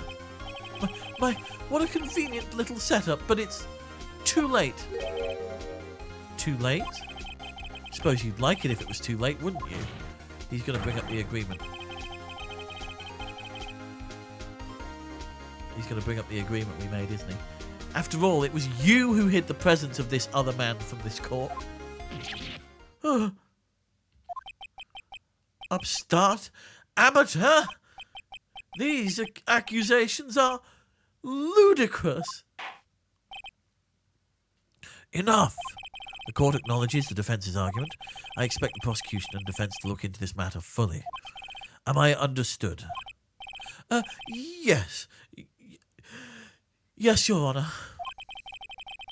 That is all today for the trial of Maya Fey. Court is adjourned. Oh.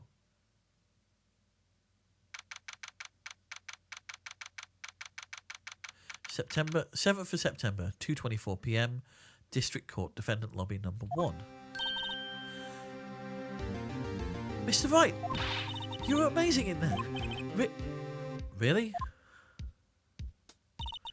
I think I might be your newest fan. Oh, I was just doing my job, you know. Then again, that other attorney was pretty cool too. Huh?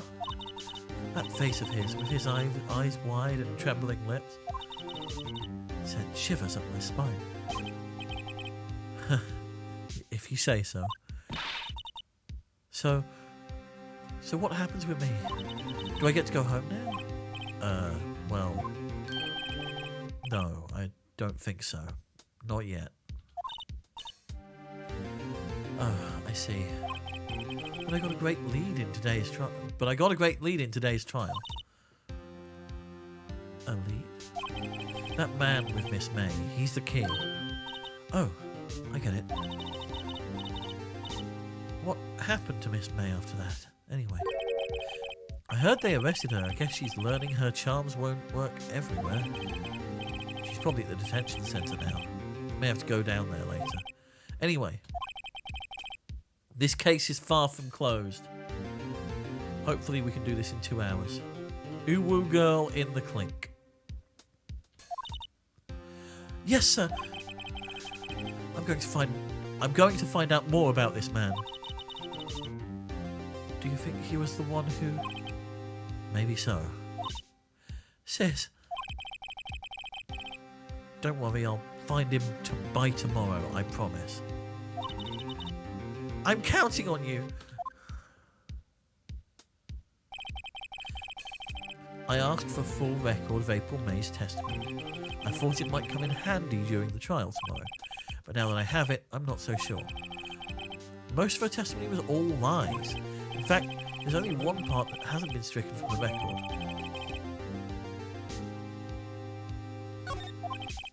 I don't know how much good this will do me at all now. Anyway, time to hit the pavement and do some investigating.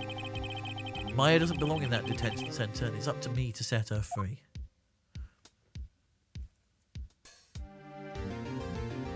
Okay. Part 1. Save.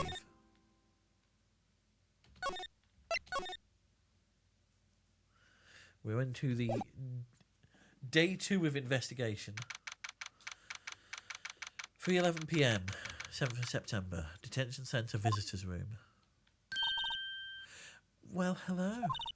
Didn't expect anyone to visit me in such a dank place as this. It's really quite moving. Not, you stinking lawyer. I hope you die. Have you come to laugh? Yes, laugh at the fallen Miss May. No, not really. There's something I wanted to ask. Unfortunately, there's nothing I want to be asked. Haven't you done enough questioning, you spiky head? Here we go again. Please, you're scaring the security guard.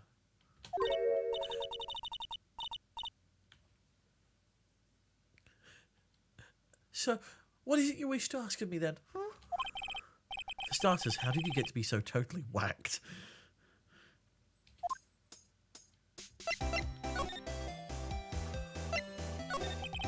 Why did you place a wiretap on Mia's phone? When you say it like that, it sounds so cold, so criminal. Tapping people's phones is a crime, Miss May. Oh, I suppose you learned that in lawyer school, huh? Creep. This woman is impossible to talk to. Your attitude. I'm going to talk to you about your attitude. About the man who stayed with you in your hotel room. Can you tell me about it? Where is he? Come on. No way, Jose. Huh, maybe if I had something to get her to talk. Say, why are you so angry? I mean, you don't look like a bad person.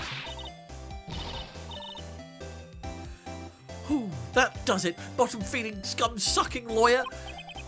Bottom? I can't tell. Does she have a thing against lawyers or just against me? Okay.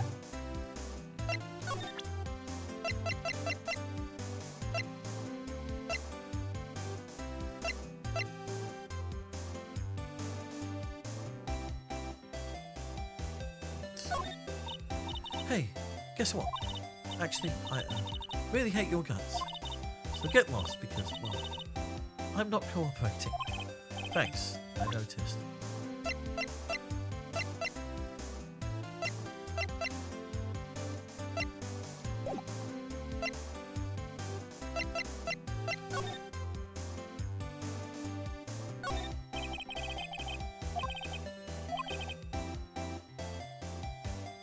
Or maybe he just doesn't get to see a lot of women like Miss May in here.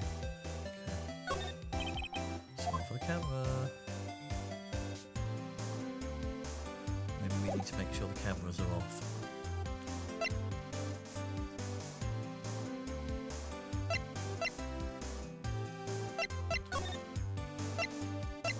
Oh, the hotel room's free now because she's not here. 7th of September, Gatewater Hotel, room 303. Ah, welcome, sir. Quite the performance today, if I dare say so myself. Oh, thanks. Sorry for putting you on the spot like that. No, not at all, sir.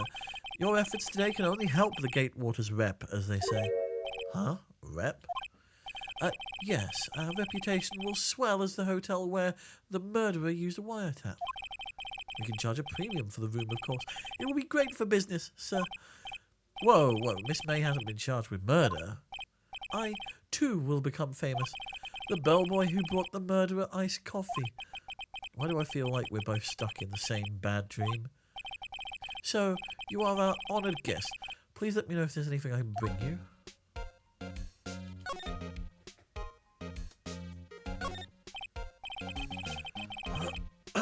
I've stayed in the same hotel Dharma killed a guy in. Not the same room, though. I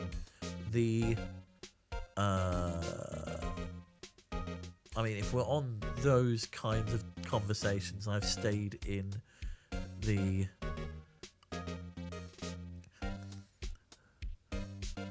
I've stayed somewhere where there was a body of a Ripper victim found outside in the grounds. It was not a good place to stay, to be fair.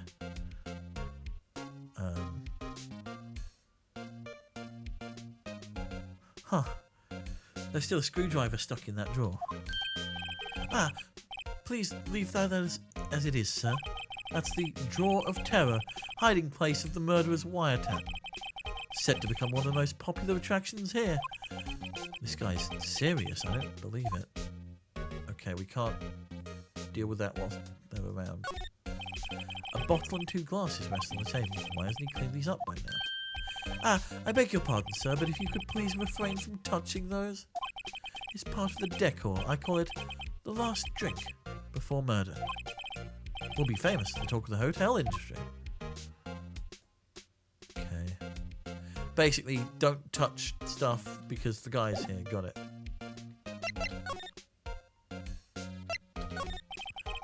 I wanted to ask you about the man who was with Miss May. Ah, yes. He struck me as a real lady killer, if you pardon the expression. I know it from the moment I saw him, sir.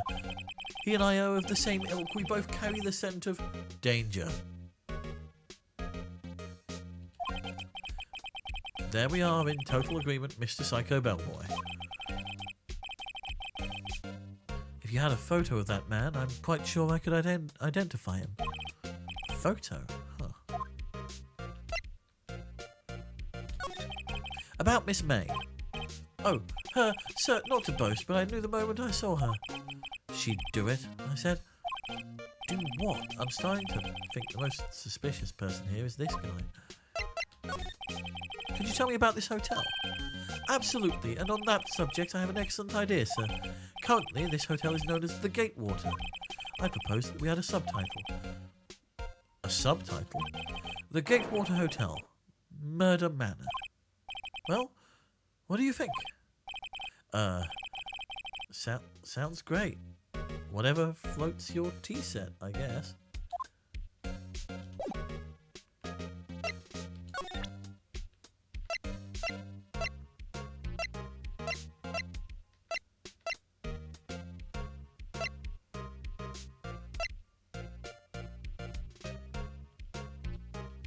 I'm going to present him with the receipt again.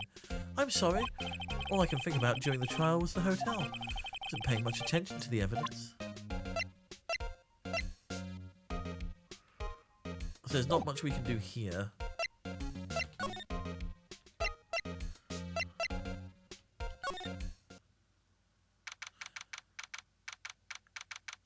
th September, Fay & Co. Law Offices.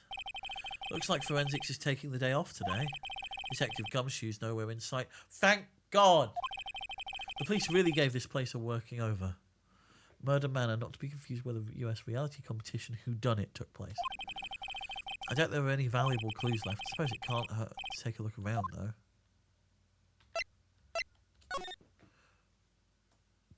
The phone. Mia's desk. Perfectly clean, as always. The only thing it's missing is Mia. You couldn't cram more legal books in here even if you wanted to. All the cases the chief worked on are filed here. Huh. Some of the files missing?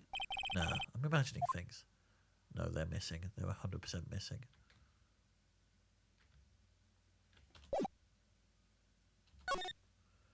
So there's got to be something in this area. Mia's favourite potted plant. I guess I'll have to water it now.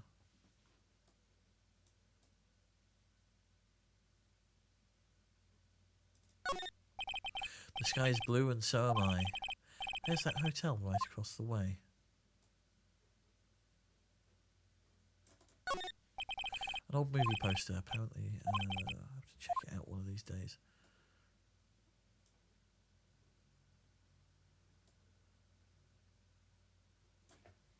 And these are just these. Okay. Huh. I also think by the lack of music, there's not much to find here. Just that odd feeling.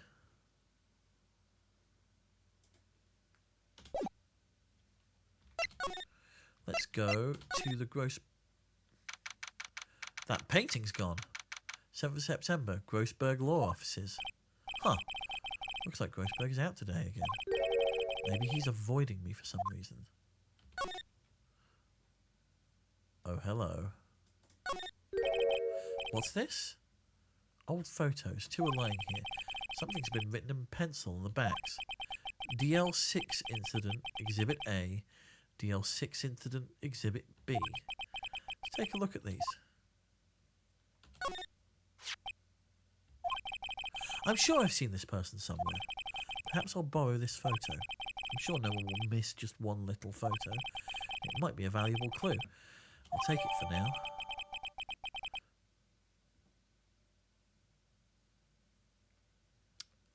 Oh, hold on.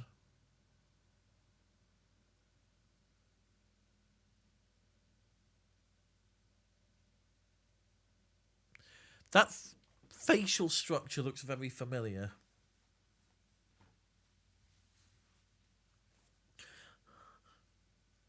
I think that's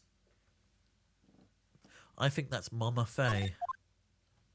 The photo lies on the desk. Maybe I should switch it to the one I took. I think I'll swap them. Photograph added to the court record. Painting's missing. Wait a second.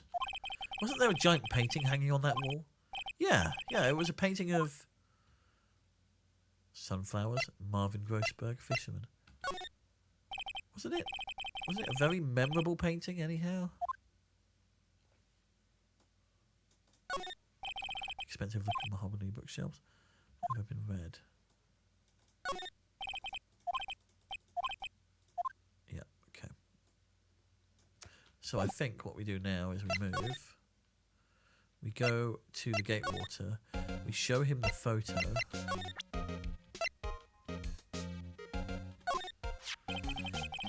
Take a look at this photo. That's him, detective. I'm the lawyer. Oh, I know that. I just wanted to say detective once. You know how it is. No, I don't. Without a doubt, that is the man who checked in with Miss April May. How about I write an affidavit swearing that that's him? An affidavit? This guy's way too excited about this. Have him write it. Well, sure, why not? Yes, I've always wanted to write an affidavit, sir. From henceforth, I will be known as the bellboy who swore the affidavit. Look at this photograph. Just hurry up and write it. Bellboy's affidavit added to the court record. Not even Miss May can play dumb to this.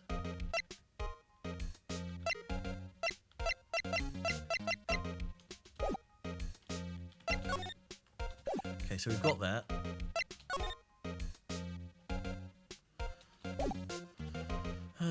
Let's go back to the detention centre, talk to... You again! Can't you take a hint and stay gone?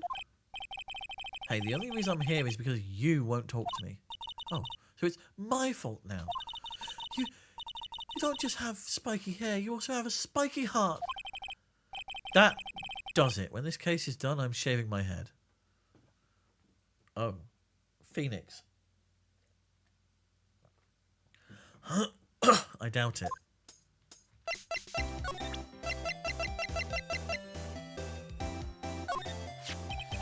Have a look at this. Look, I said several times I'm not telling you. Where did you... Aha, a reaction. This is him, isn't it? What? Who? When? Why? It is him. This is the man who stayed in your hotel room the night of the murder. No, that's not right. Nice try, Miss Cooperative. Do you have proof that it was him? Yeah, proof. Show me proof. I'm so close. Could you have a look at this? What's that? The bellboy's affidavit tells us everything he saw. Such as the man you checked in with, who was most definitely this guy. Now I'm getting somewhere. Do we push? I think we push. This is it, all or nothing. Time to do a little bluff. No use playing dumb, if indeed that's an act. You don't talk, I'm taking this info to the press. What? Even though He should have been witness to the murder. Your little friend was missing. I'm sure the press would have a field day with his reputation. Ooh, fine, I'll talk. You win, lawyer. Yes. Yes. Man, that felt good. It's great to be alive. Why are you pumping your fists in the air? Now, tell me about the man you were with. That man, he's my boss. Red White, the president of the information gathering conglomerate, Blue Corps. Red White. Information gathering? Well, I suppose you could call it a detective agency. Huh. So this is the man that was with you the night of the murder. I'm scared to talk. I don't want to end up like her. It's okay, I'll just ask Mr. White himself. Can you tell me where Blue Corps is located?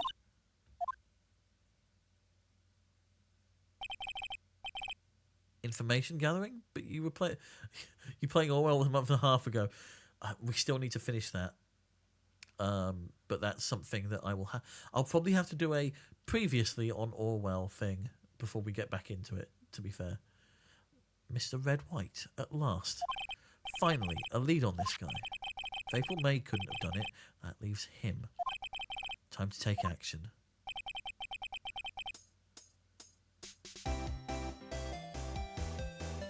You may want a tea sip. Okay.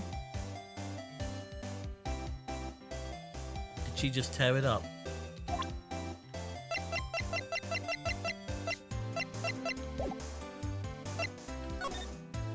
No. Oh.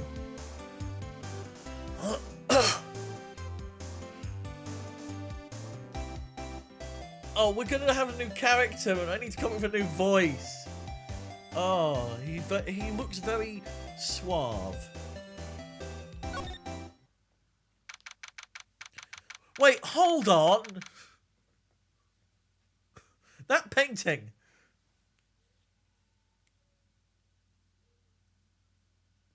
September, Blue Corps Inc. CEO's office.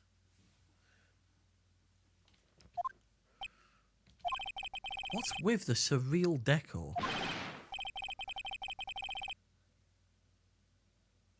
Welcome. Please furnish me with the title of your personage. What the? Your name. What's your name? I was just inquirably asking the title you go by.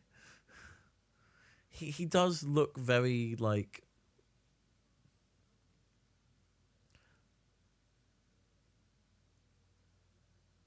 Oh my god, that's a...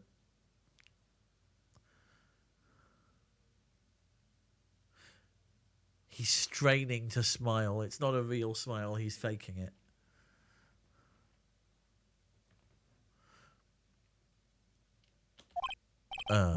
Right. Phoenix Wright.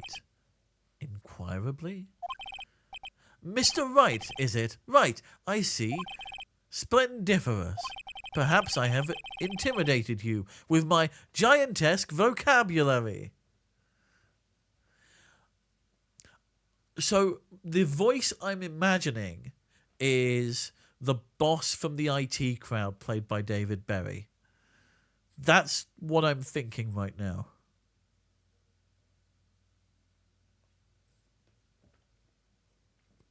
That's the voice that's going through my head that I'm sort of trying to use. I'm probably failing miserably at it. What is this guy's problem? I'm Red White, CEO of Blue Corps. You know, corporate expansion official. That's not what it stands for, but okay. My business dealings bring me into contact with the elite of the elite.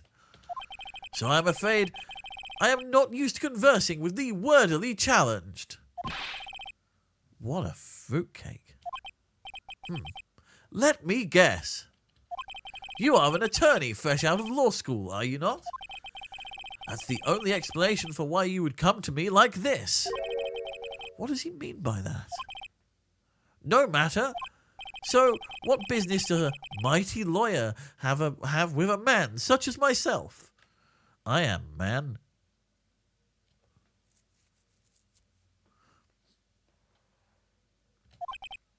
Yikes. This guy's arrogance meter is off the scale.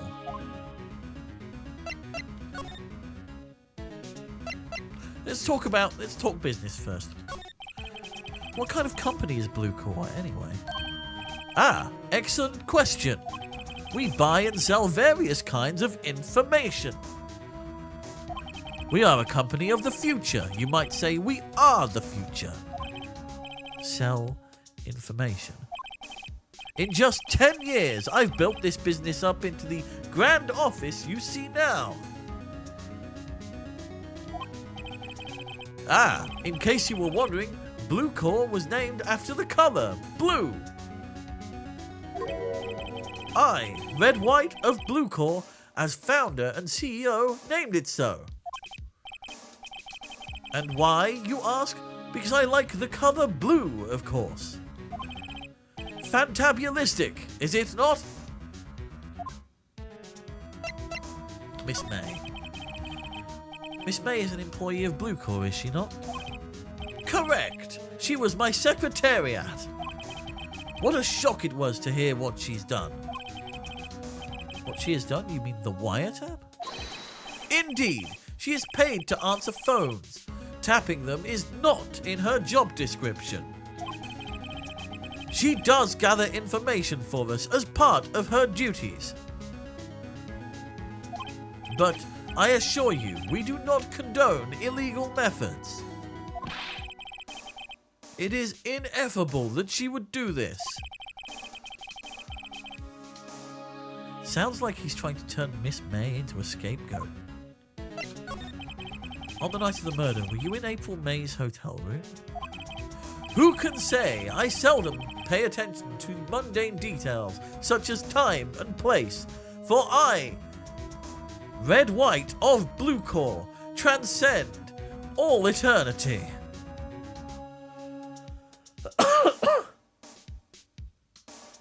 I might have put words in his mouth there, but...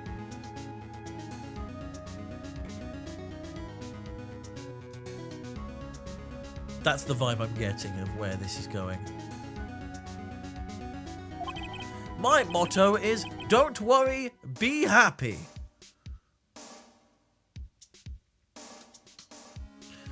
So your motto is taken from Barry the Singing Bass.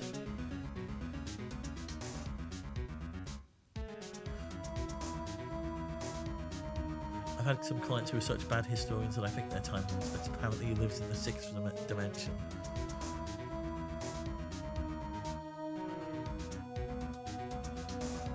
I'm thinking of the automated ticket service guy from Phone Jacker with this voice. That's fair.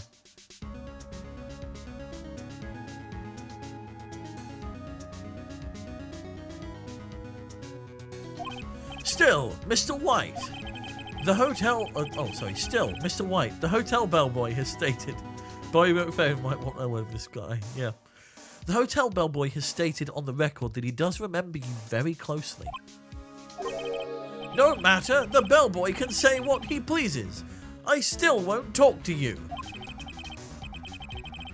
If you want me to speak, put me on the witness stand. Although, I doubt you'd be capable of doing that. Huh, he raises a good question, actually. Why didn't the prosecution call him as a witness? He should have seen the same thing as April May. Oh! The police, the courts. To me, they are mere toys, playthings for my amusement. The painting. There's something that's been bothering me. Yes, what might that be? That big painting on the wall over there.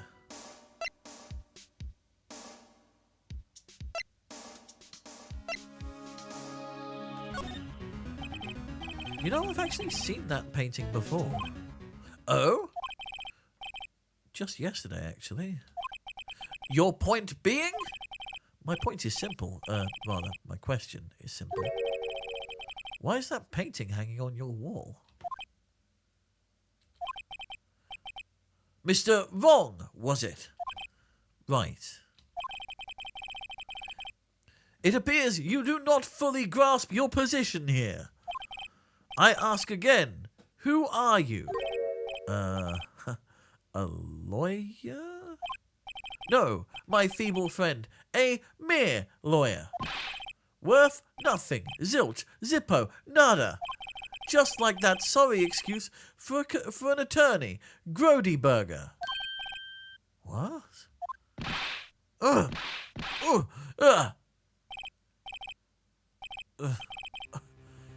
He punched me. Well, Mr. Lawyer, what will you do, eh? Charge me with assault? Charge away, I welcome it, for it is you who will be found guilty. What? Heed my exposition. The police, the courts, they do all my bidding. So you say, but I wonder, that kind of control really possible? I don't expect you to understand. It is a world beyond your compensation. He means comprehension, but okay. You came here from Grody Burgers, I presume. Mr. Grossberg's, yes. Then you must ask him, why is it that this painting of his hangs here? Perhaps then he will tell you. Perhaps he will explain how a man can live life purely for personal profit. Compensation also works, I guess. Go now, skedaddle, there is nothing more to discuss. Can I present you with a punch to the face? Would that be?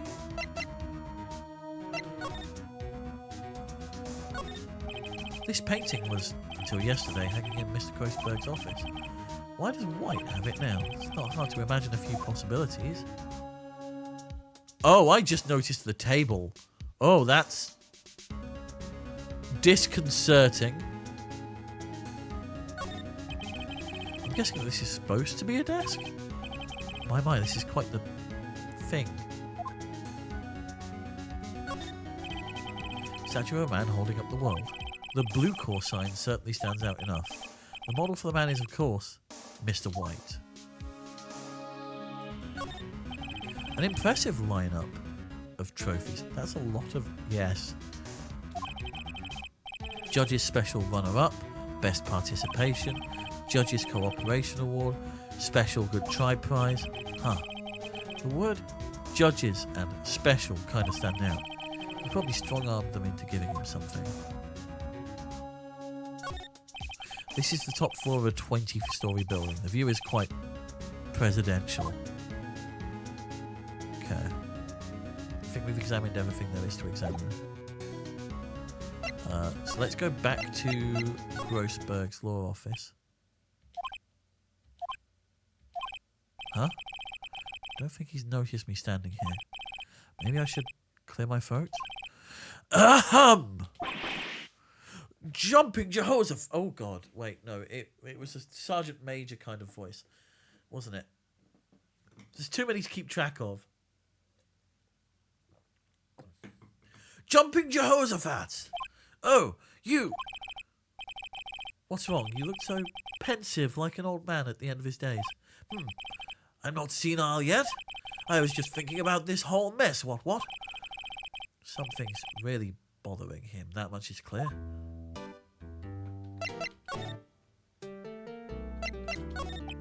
So, I paid Blue Core a visit. Oh, I see. Mr. Grossberg, I have to admit, something has been bothering me. Oh, what is it? Well, out with it, my boy. You see, it's just... Mr. Grossberg, sir, There was a giant painting hanging right there the other day, was there not? One you said you had no intention of parting with? Well, I saw it today. It was in the CEO's office at Blue Court. Red White's office. So, you noticed. Suppose I should have guessed you would. It is a large painting. Mr. Grossberg, I know you and Mr. White are connected somehow. Connected, you say? Yes, and I know what it is. You're lovers. I sort of want to, but also, do I?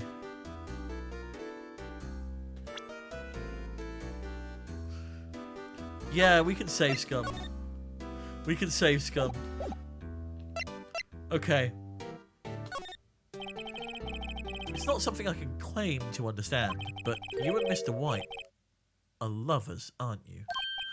What? My boy! You sent that painting to him as a sign of undying love. We have truly misunderstood the situation here.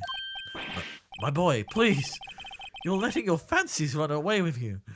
Oh, there goes Tumblr again. Where do you get these bizarre ideas? I don't understand how you could... That's because I'm not. We're not. Don't be ridiculous. Enough. I'll swallow my pride and tell you all. I know it. They are lovers. No, we are not lovers.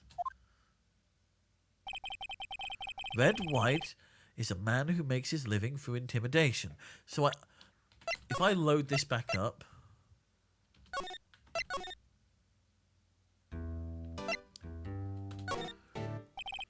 Mr. White has something on you, doesn't he? Blackmail. I think that painting is fairly gaudy proof.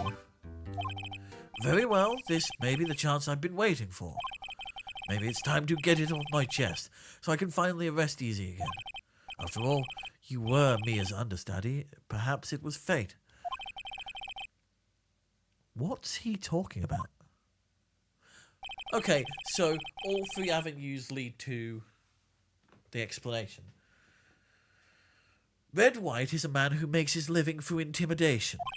Blue Core is a company that excels in finding people's weaknesses, I'm afraid.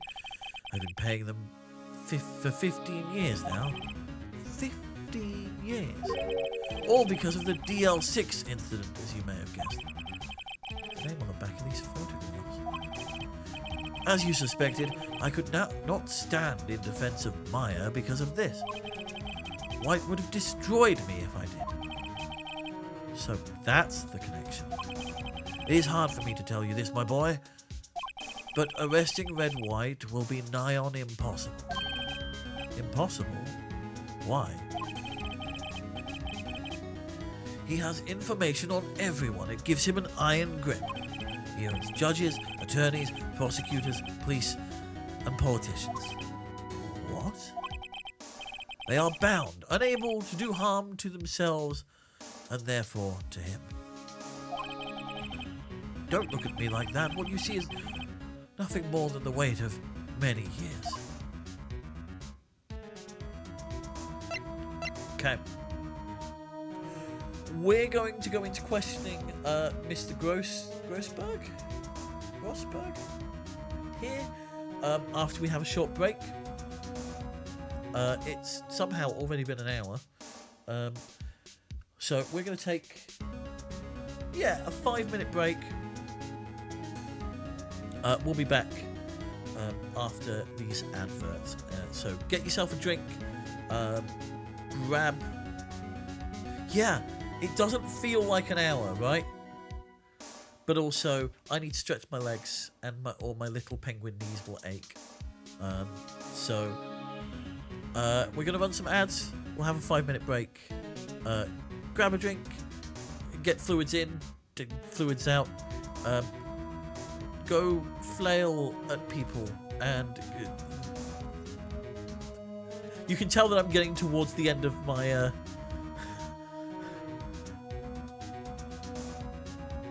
end of my rope here slightly. But I promise we'd go till either we've got to a reasonable stopping point or midnight, whichever was closer. So we will carry on and power through. But I do need a 5-minute break to go and deal with things. You should go deal with things too. We'll be back at 20 to the hour. See you then.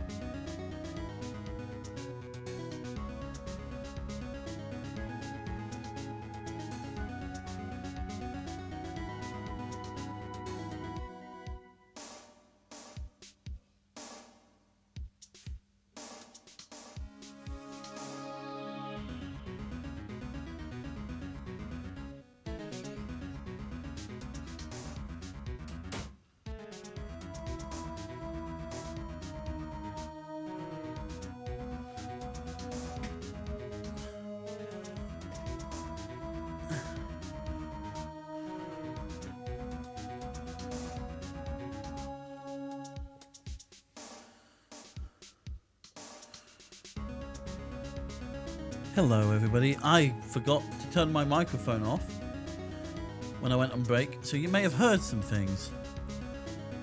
Sorry.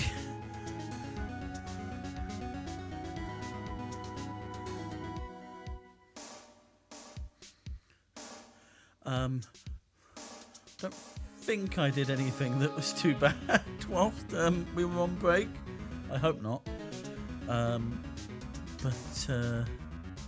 Yeah, we are. We're approaching the last little bit here of day one. We'll see how it goes. But at the moment we are questioning. Oh, hold on. It's fine. We've replaced the painting with another better painting. It's okay. There we go. They have a painting there now.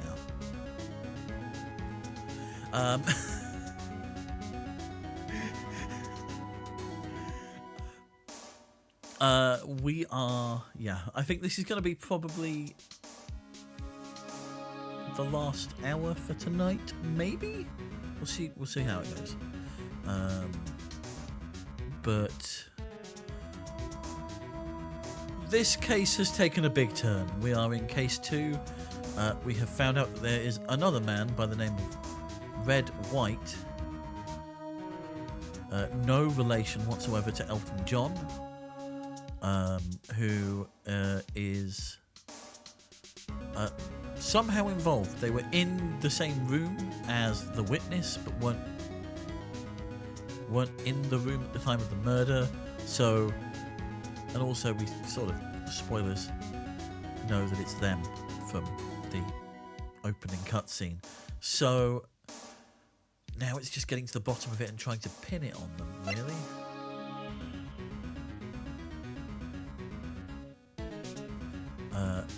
But we found out that everybody is in their pocket, which is going to make things a little bit more difficult. Just a little bit more difficult. Just a tiny little bit more difficult. Because this lawyer here decided not to take the case because they were blackmailed by this person. So I guess we'll start with the refusal. I asked before, but why did you refuse her request for defense? I think I have a right to know. So I'm going to move this back over here for later. A right, Mr. Wright? No, I'm sorry. It's just, I need more time to think about it, my boy. He does seem troubled about something. I'm starting to have a feeling I know what it is. What is the DL6 incident? DL6? Oh, sorry. DL6 is nothing more than the sorting code the police gave the case, my boy. It was 15 years ago now. I received a request from a medium, a spirit medium. A medium? Her name was Misty Faye. Indeed, she was Mia's mother. She had been investigating a murder at the request of the police, and she failed. As a result, the police called her a fraud. This is what Maya was talking about the other day. I did all I could for her, but in the end, cleared her of wrongdoing. That murder case, however, remains unsolved to this day. That case is the DL6 incident, my boy. But why were you blackmailed over this, Mr. Grossberg? The DL6 incident was top secret at the time. It made sense. The police didn't want people to know they were using a medium. They couldn't let people know. But one person found out. I told him. You told White? He offered me riches. It is an embarrassment to me now. Because I talked, the police were mocked far and wide. In secret, they began looking for the one who sold them out. Of course, White heard about it and he came to me. Only this time, the offer was blackmail. I see. White controls the law of this country as he sees fit. Yet if you would still challenge him, have a close look at Mia's office. Mia's office? She followed his every move for years. She may have recorded something of what she found. That's probably what was stuffed in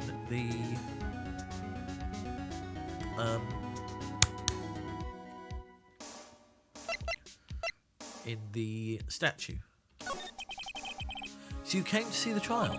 Yes, I did, my boy. Something was bothering me all last night, you see. Couldn't get a wink of sleep. Really? What was that? Well, you see, it's just Mia's sister, that poor girl. My boy, I owe you my thanks, truly. I don't know what I'd have done if things had gone poorly for the girl. I think we've examined everything here. Table. Solid mahogany desk. The wood's been polished to a deep luster. I think that's everything.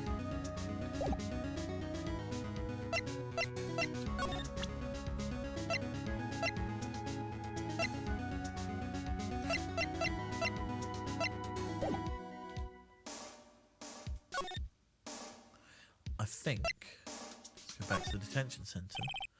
Apparently Miss May is in questioning. I doubt they'll let me talk to her today. I guess we're going back to the law offices then. It's funny, looking at this room it seems so normal. Hard to imagine a murder took place here. Mr. Grossberg said there would be clues. Maybe I should have another look. All the cases the chief ever worked on are filed here. They're in alphabetical order. Let's take a look. Which file should I look at? Well, it'll be DL6, right? Let's see if there's an A record in this file that catches my eye. A, B, F. Misty Faye. That's Mia and Maya's mother. Should I take a look?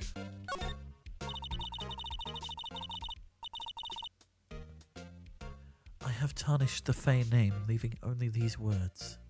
My mother vanished. I was determined to find the ones who made my mother blame herself in this way. Using the power that runs in my family, I held an audience with the dead. Finally, names of two men surfaced.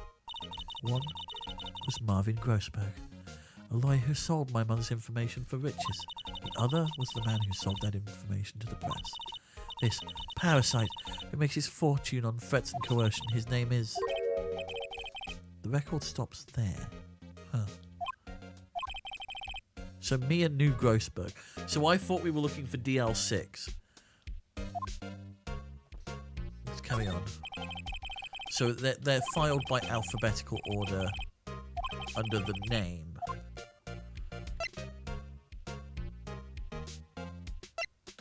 So we want U. I know. W. White. Everything's missing. The entire W section is missing. Was it taken?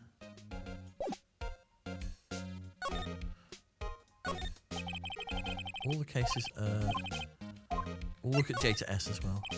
Let's see, J through S, nothing much in here. Maybe I'll just skim some of this. Yeah, have a skim. Well, no harm in flipping through a bit, I guess. Biggest part's here at the end in S. Suicide, ooh. Here's a collection of suicide reports. There's politicians, policemen. There's writing on most of these in pencil. White. This is Mia's handwriting. Wait, I get it. Mia thought he was involved in these suicides. White drove them all to... I could use these newspaper clippings. Huh. Let's find the most disturbing one.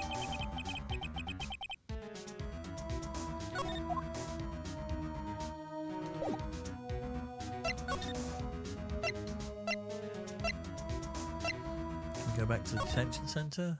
No. Huh. Bellboy seems to be out. Huh? It's out of water coming from the shower. La-di-da, money making, I got the money making blues. Somebody seems to enjoy washing the showers. Let's take this. The screwdriver is still stuck in the drawer. I better not touch it. No telling what the bellboy would do to me. Oh.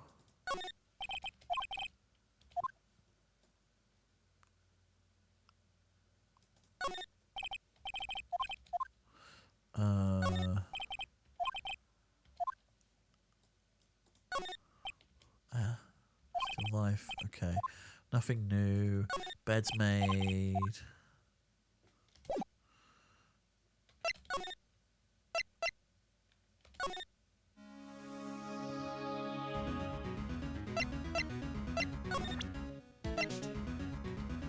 Yeah. Found this in Mia's files. So she was investigating. Red White. As I expected. Well, if you wanted to challenge him, you could present this in court. Not a bad idea.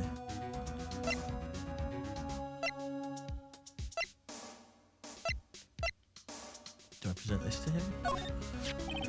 Sorry, sir, I borrowed this. Ah, so it was you, my boy. Who is this man? That's a long story. I'll be needing that back now. He doesn't want me to talk about it for some reason. Better give him back his photograph. Oh, shit. Okay, we could have just not.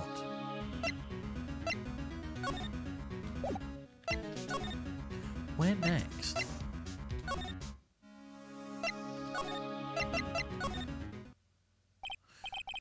Well, aren't you persistent? Sorry, but there's something I have to ask you. Mr. Lawyer, I really hate having to repeat myself, but it seems the message has not yet penetrated your thick skull. If you try my patience further, I fear a nasty accident may occur. Do I make myself clear?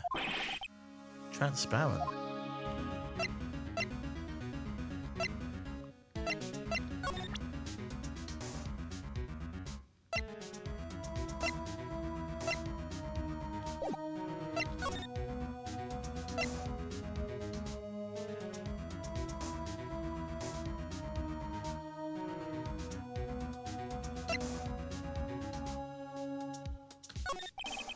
No point asking someone this crooked a straight question. I need some evidence that I can use ammo. What's wrong? Is something stuck to my face? Why yes, there's my eyes, and my nose, and my mouth. But of course, I jest. You need not restrain your mirth, my friend. It is okay to indulge in my cosmopolitan sense of humour. Ha ha ha! I will not think less of you.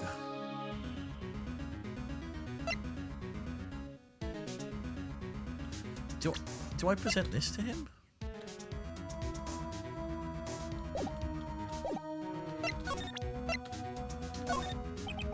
This is the only clue that Mia left me. I better make this one count. You'd have to drink a ton of Cosmos to think he was funny. I agree, frankly. Mr. White, see this? It's an article describing the suicide of a politician. He was embezzling secret government funds. Then, one day, word got leaked to the press. The very next day, he took his own life. And this concerns me how? I found this article in Mia's office. Miss Mia! She had a file filled with articles like this. Every one of them was labelled with a single word. White. Mr. White, I know what you did to this politician. You were blackmailing him. Blackmail? Not just him either. You were threatening and coercing hundreds of others. You were involved in all the suicide cases that Mia investigated. This company is built on blackmail. I'm right, aren't I? What a bizarre accusation! Mr. Ron. What is it that you should be doing now? Investigating me? No. I think not. You should be searching for the one who killed Miss Mia. Secretary's office, hello. Mr. Wrong will be leaving now. Yes, sir, I'll send someone right away. Wait a second, Mr. White.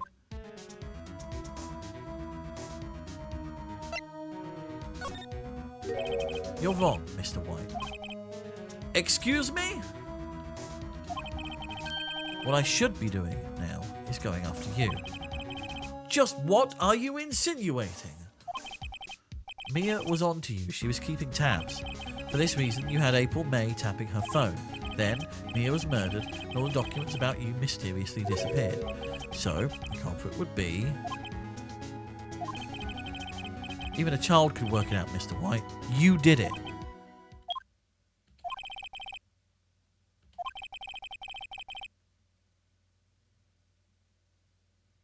We won't be needing an escort for Mr. Wrong.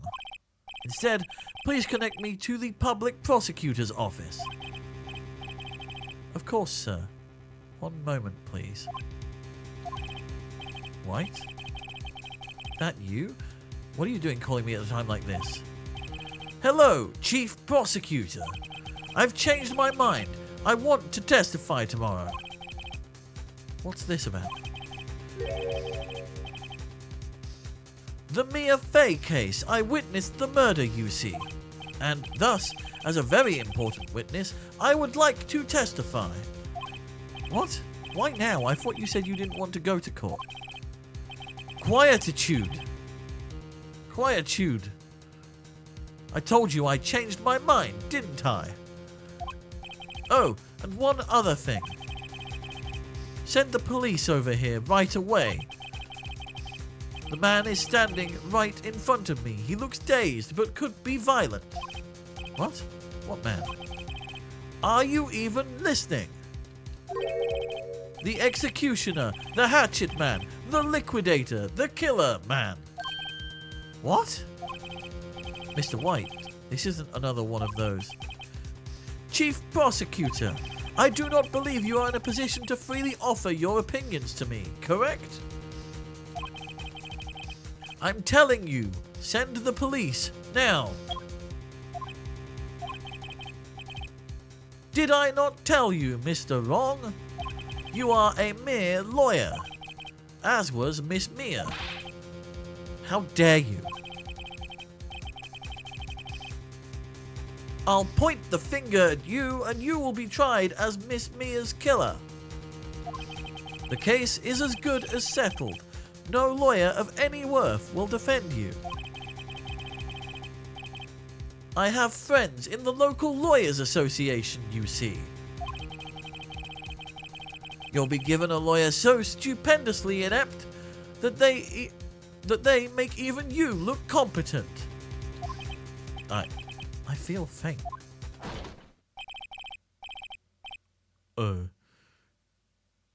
Yeah, Detective Gumshoe reporting, sir. Butts. Hairy butts. Damn it, is that the joke we were leading up to this entire time?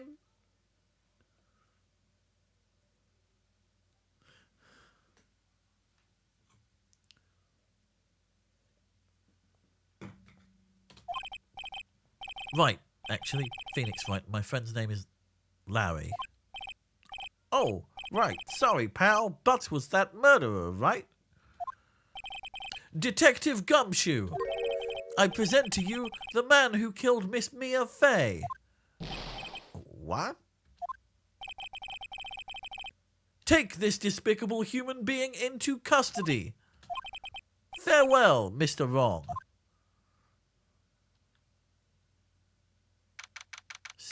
8th September, 3:37 p.m. Detention Center, Visitors Room. I can't believe it's only been a day since the first trial. Dun dun. Yeah. My trial begins tomorrow. Wait, my trial begins tomorrow? Hold on.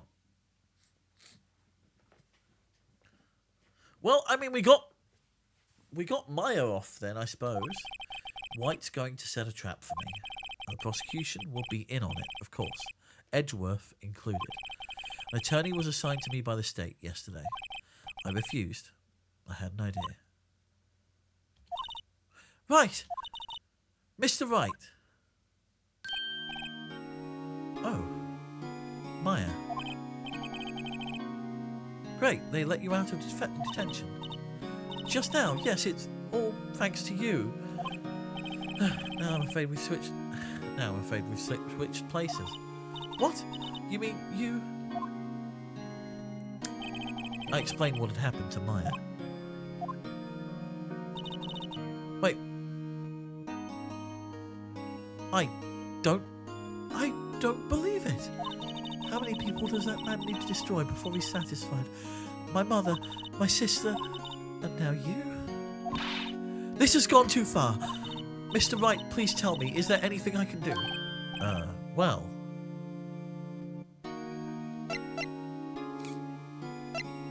Defend me in court. Alright, you can be my defense lawyer tomorrow. Alright. Huh? Leave it to me.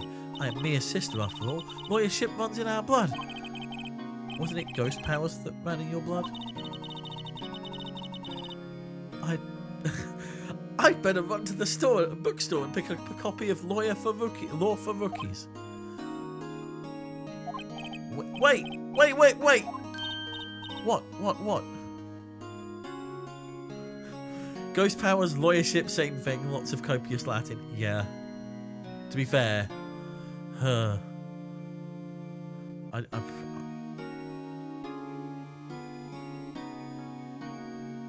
glad that a lot of the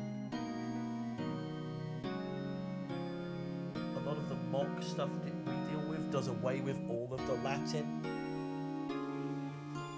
And we're allowed to do it in plain English because, oh my god. I'm kidding, it was a joke. No way. No, really, I was kidding. But thanks, it's good to know you're on my side. There really isn't anything you can do for me anyway. But I can't just sit here and do nothing. I've got to give that man a piece of my mind. Just a piece? Okay. Then come to the trial tomorrow. Okay, I'll be there.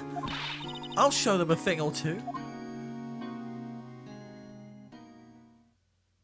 Okay. Times may change. Yet with crime, it's the same old story.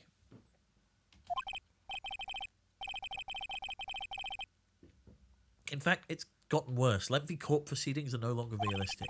Beginning a few years ago, a limit of 3 days was put on initial court trials.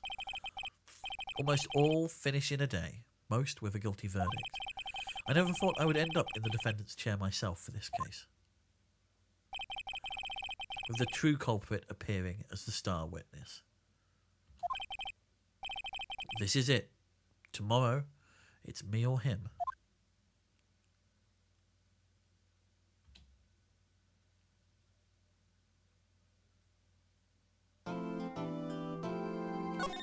Okay, this is a saving point.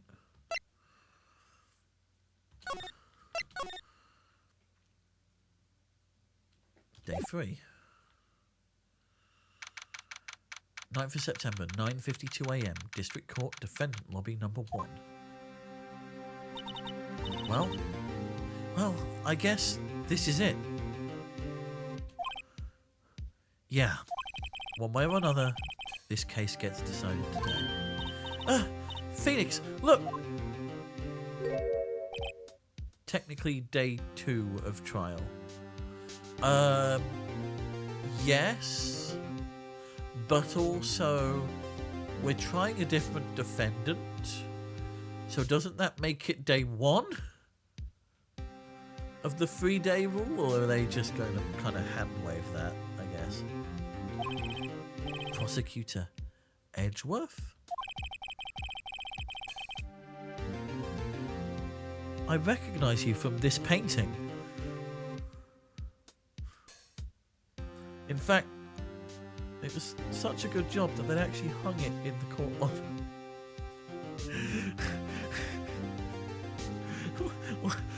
What were you doing with that Yeti anyway?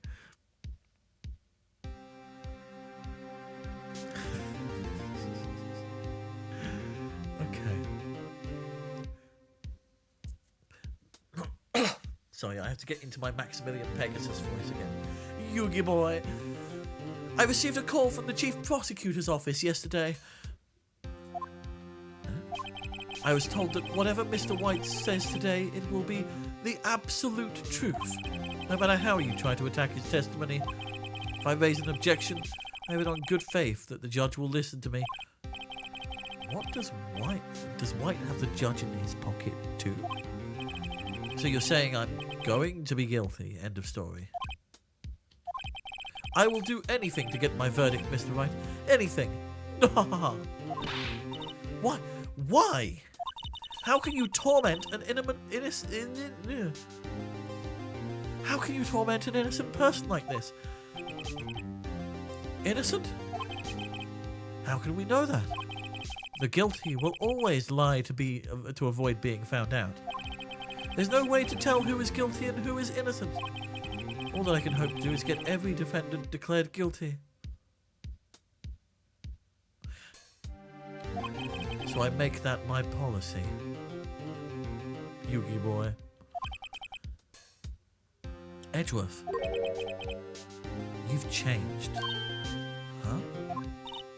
Phoenix? Phoenix? You know him? Don't expect any special treatment, Phoenix, right? Phoenix? Well, court will be starting soon. What? But, wait. Your defense attorney isn't even here yet. They're not... I'll be defending myself. What? What? Okay, let's do this. We've got an hour left. 9th of September, 10 AM, District Court, courtroom number 1.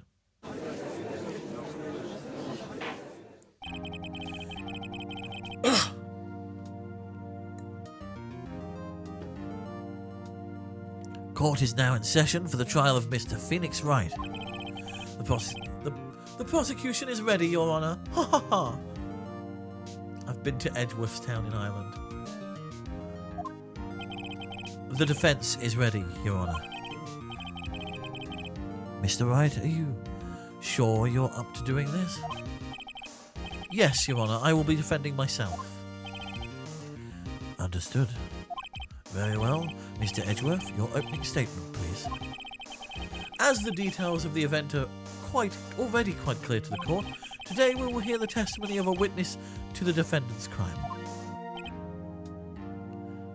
I see. You did take pictures of doing objection. Fantastic. The prosecution may call its witness.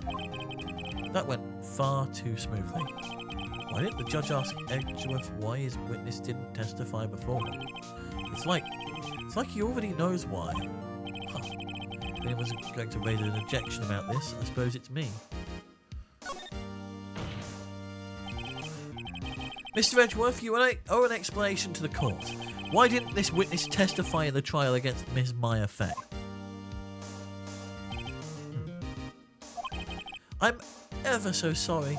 Mr. White is a busy man, and besides, at the time, I thought that Miss Maysworth's opinion was all that would be needed. Again, my sincerest apologies to the court. Haha. Excellent, Mr. Edgeworth. I appreciate your demeanour. Great. He gets to show off and I get nowhere. I would like to call Mr. Red White to the stand. Oh god, this guy.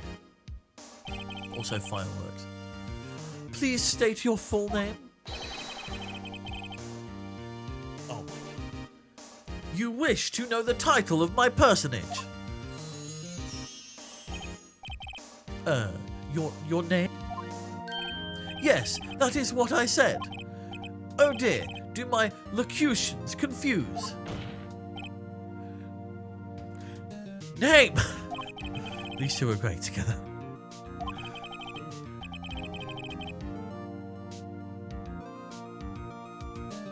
My name is Red White, but my friends call me Blanco Nino. I am the CEO, or to use a more common term, the president of Blue Corps.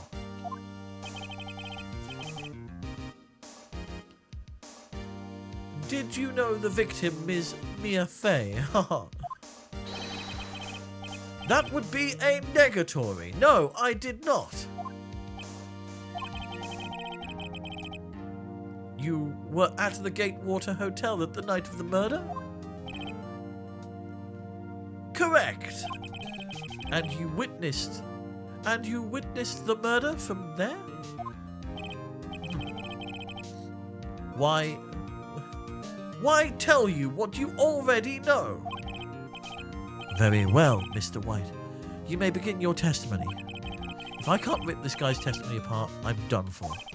Why do I always feel like it's the end of the world and I'm the last man standing? Oh! Well, here we go, testimony time.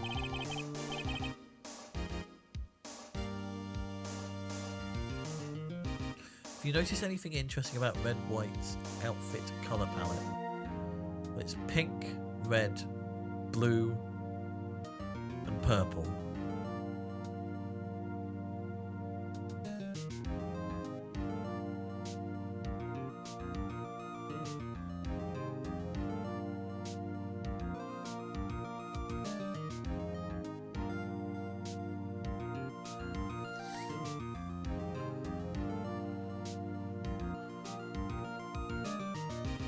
Red and white equals pink suit. Got you. Let him have it, Phoenix. Here we go. Let's see. It was about 9 o'clock, I believe. I was quietly pursuifying, that's reading to you, some papers by the window. Then I heard a bedlam coming from outside. Surprised, I turned to look at the building across the way. It was then I saw him, a spiky-haired man attacking a woman with long hair.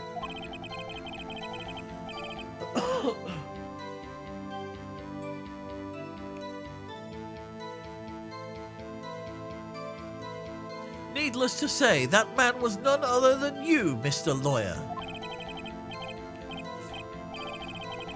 I called Miss May over at once. She too was flabbergasted, of course.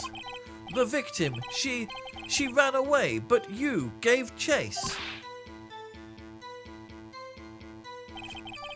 Finally, there was a terrible impaction. Then it was all over.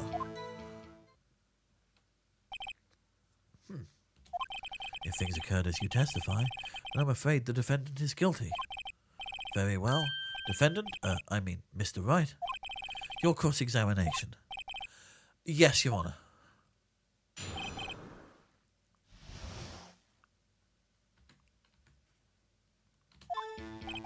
Let's see, it was about 9 o'clock.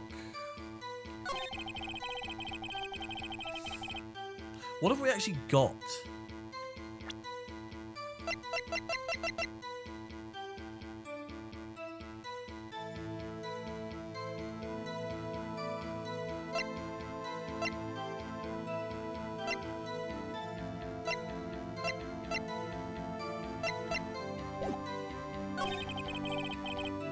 Let's see. We'll just start pressing. How do you know what time it was?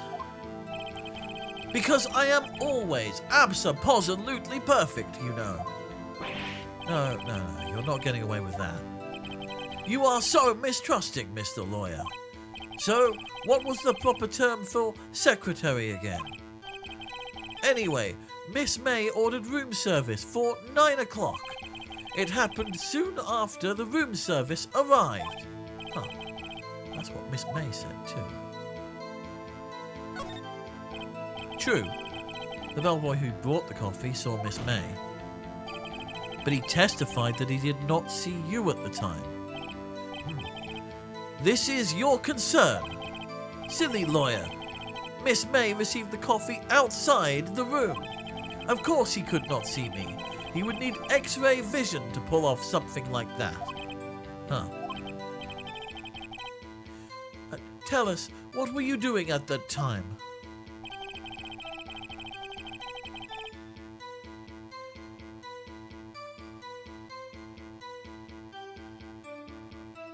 We'll just keep pressing. Keep pressing and guessing. By window, you mean the one directly across from Fay & Co. law offices. Correct! That is the only window, you see. And there you were reading papers? Correct. The Gatewater is a businessman's hotel, and I am a busy man who had business to do. Then I heard a bedlam coming from outside. A bedlam? It must have been when you attacked, I assume. We see. Continue.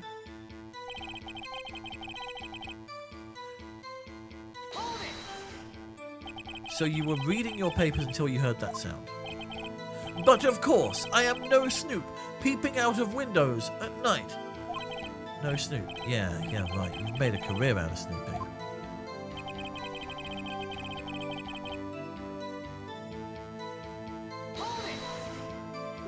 Spiky head.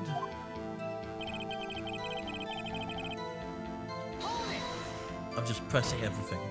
Here we go. What you just said directly conflicts with Miss May's testimony. Miss May clearly stated that the assailant looked like a girl. I've always been proud of my eyesight, Mr. Lawyer. Just what is your eyesight?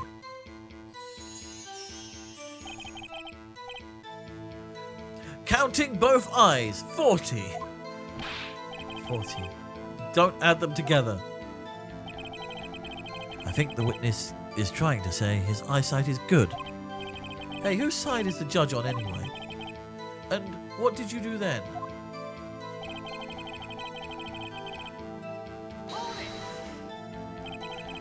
What was Miss May doing at the time? She had just finished watching a soap opera on the TV and was weeping openly. Did you know she had been tapping the Fay office phone? Irrelevant, that has nothing to do with the case at hand. I care not. I will answer the lawyer's bold inquiry. Miss May was acting alone when she tapped the phone of this Fay woman. You'd make a good politician, Mr. White. Ho ho, I know. After all, I am El Presidente. Please continue. The victim, she ran away, but you gave chase. Can you be a little more detailed about that? I think it's worth knowing exactly what happened. Of course, comprende. I understand. The victim was attacked by you and ran to the left. You gave chase and struck her down. Are you sure? As you know, I am always absolutely perfect. Perhaps you could change your testimony to reflect this new detail. So we know she ran to the right. I guarantee you the rebuttal is going to be, oh, it was my left, their right, or vice versa. I think we press on this further. Are you sure about that? How many times must I say it? I am absolutely perfect. End of story. How many times must I hear that? Phoenix, doesn't something about that strike you as a little odd? It does, but...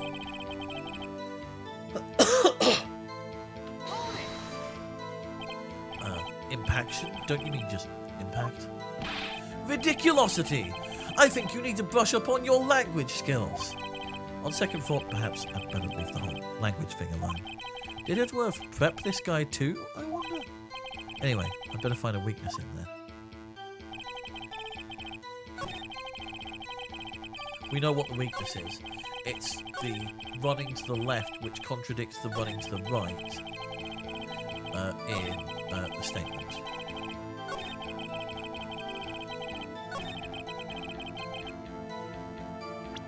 So it's this one. Hey! Wait right there. The left there. Mr. White, you've dug your own grave. What is the... Oh, I've lost the voice. Huh. That happens quite often. What is this? You said the victim ran to the left. But that directly contradicts Miss May's testimony. She clearly stated the victim ran right.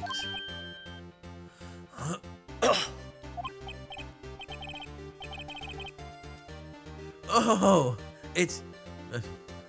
oh, ho, ho. It is simple. You must have misheard her. I think not. Look at the floor plans. The killer was here. And the victim here. If the victim ran to the left, as you claim she did, she would have been running directly away from the door. She would have been running into a dead end. Don't you find that odd? Very strange. I did see her run to the left. I did. Phoenix, look at his face. I don't think he's lying about this one. True. Maybe he really did see the victim run left. He did see the victim run left because it was from his perspective, because he was the killer. Because he was in front of her, not behind her. Calling it now.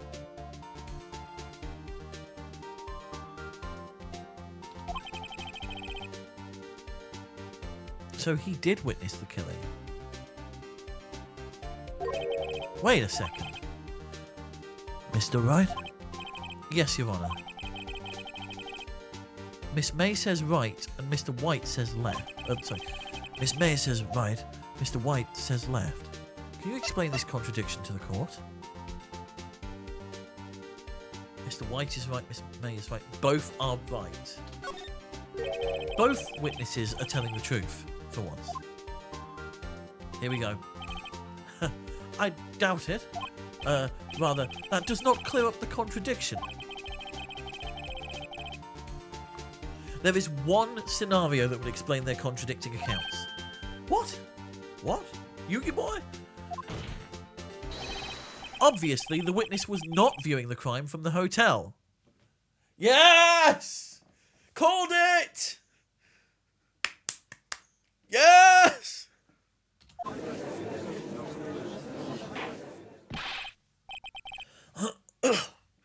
Mr. Wright, what do you mean?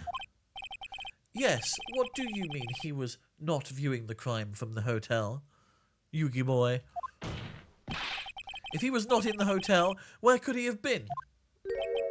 In the law offices of Fay & Co., of course. More specifically, he was standing here. Time to show the kid. Well, he was standing here.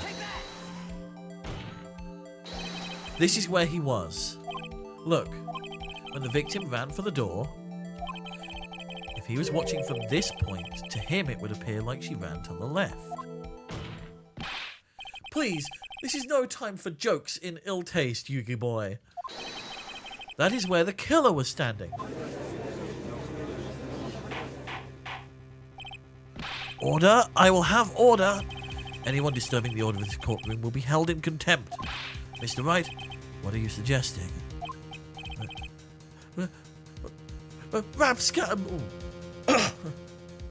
Rapscallion!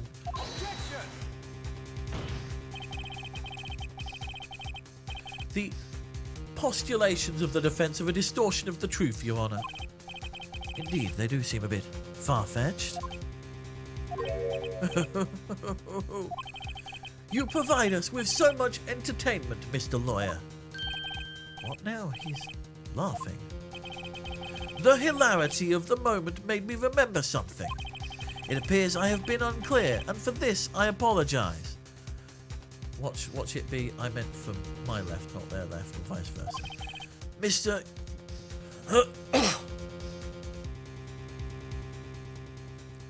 Mr. Your Honour, might I be allowed to testify once more? No, sod off. Very well, let's hear your revised testimony. Good luck, you can't fix a broken testimony, buddy. Not your buddy, friend. She ran to the left. Miss May's testimony was correct, as was mine. When you assaulted the girl... Sorry. Miss May's testimony was correct, as was mine.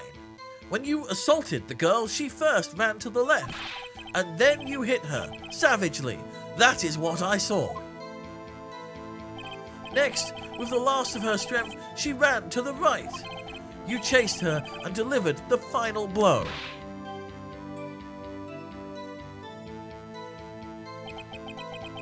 That is what Miss May saw. You see, you hit her twice. Don't you remember, Mr. Lawyer? Autopsy report. That does seem to make sense. Will you be cross-examining the witness's testimony? You bet I will. I mean, yes, Your Honour. Let me just double-check first.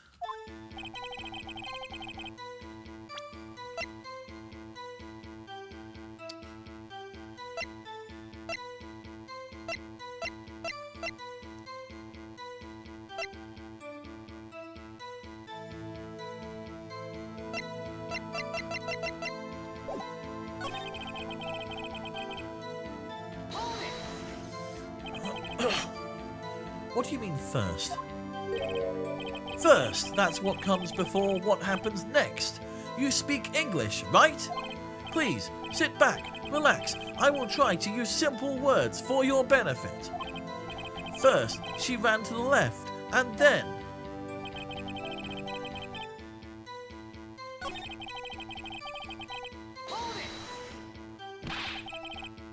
What do you mean next? Next is what comes after first. I know that. Then that is all you need to know, Mr. Lawyer. As I said, she turned and made a desperate dash to the right.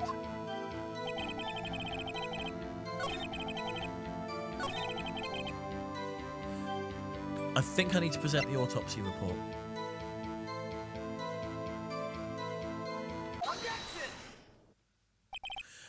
Mr. White, the victim died from a single blow. The thing is, it doesn't tell you that on the description. It only tells you that on the previous description, so you have to remember that. That's... What? What do you have to say to that? Now's my chance to hit him where it counts. Mr. White, wasn't it you who told this court you were abso-positively perfect?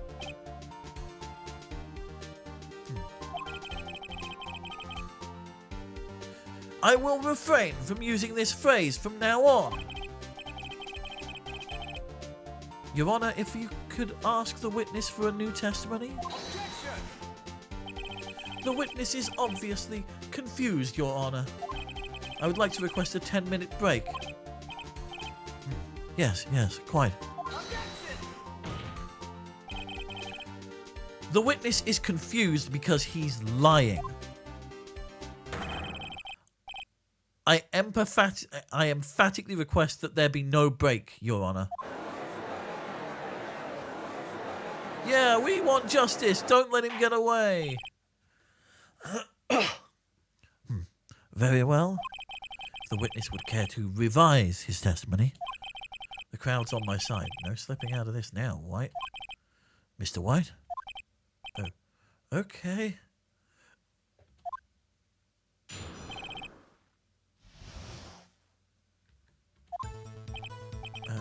Well, see...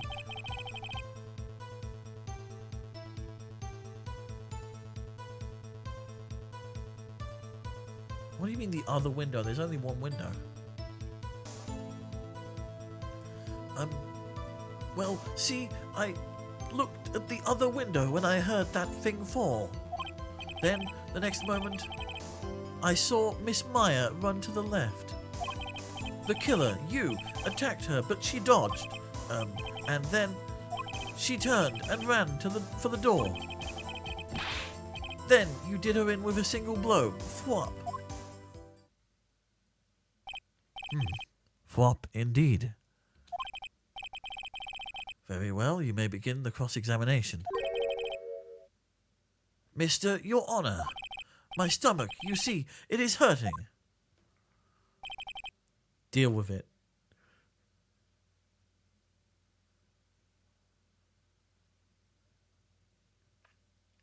I don't have the shades to hand, I'm afraid. This is almost over.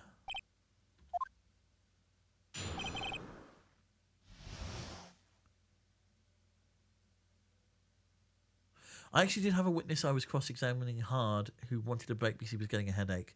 I mean, fair. Like, trying to recall events in that greater detail can be very difficult. And, I mean, memories aren't perfect. So, sometimes you even... I let him have it because I didn't want the judge to think I'm an arsehole. I mean, fair. But yeah, memories aren't perfect. So sometimes you have to try and reconcile with your own self what you saw.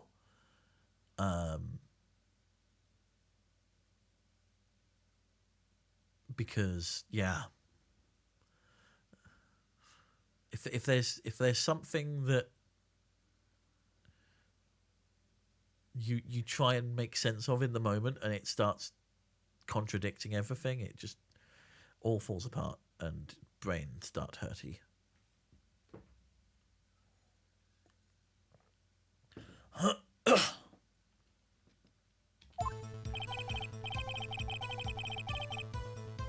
Which other window?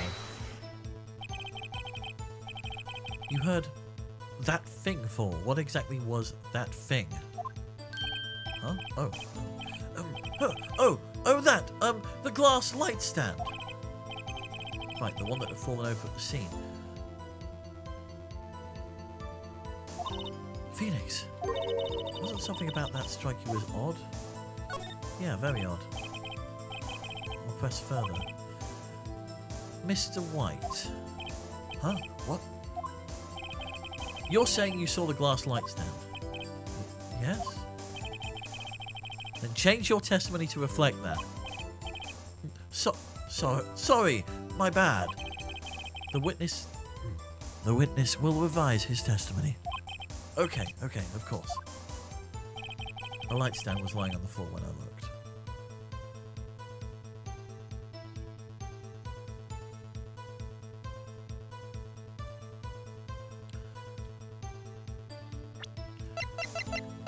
If we have a look at this, you can't see the light stand from the window.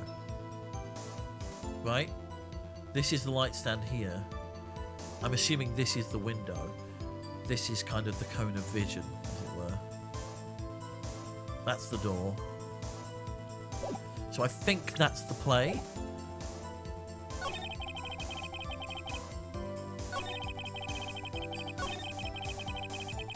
I think that's the play.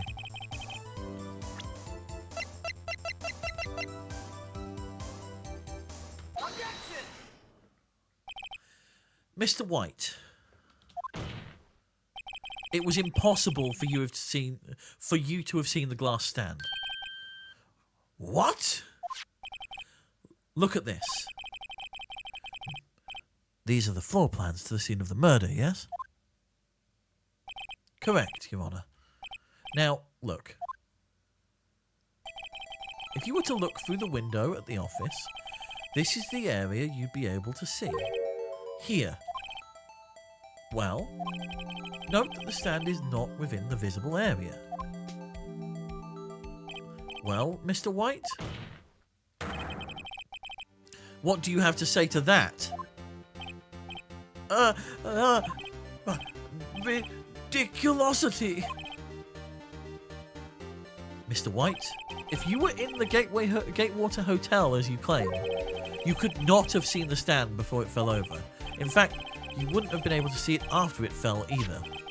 There's no way you could have recognised the broken shards of the glass light stand. So, when you did see the stand, when did you see the stand, Mr. White? It must have been the moment that it fell, and the only place you could have seen that from is inside the Fey Law offices. In other words, you were at the scene of the crime when the murder took place.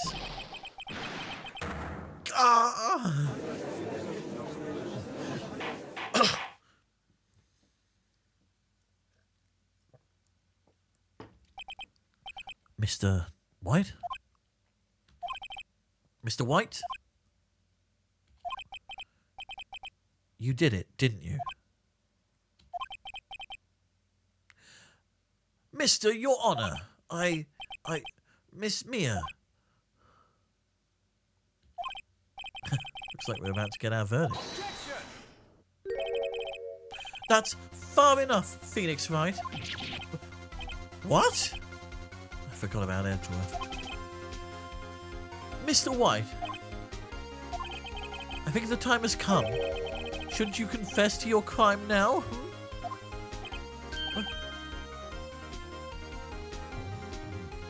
What? I said you should confess your crime. Ergo, confess that you placed the wiretap. The wiretap? Order! Order! Mr. Edgeworth, explain to the court what you mean by this. Distinguished members of the court, Mr. White is slightly confused. Allow me to explain. I really don't like the way this is headed. As you know, Mr. White is the CEO of Blue Corps. He ordered his secretary, Miss April May, to tap the law offices of Miss Fay. What does that have to do? Your Honor, the question is, when was the wiretap placed in the office and by whom? Yugi boy. No, you wouldn't. Mr. White, in order to place the wiretap, you entered Miss Fay's office. Am I correct?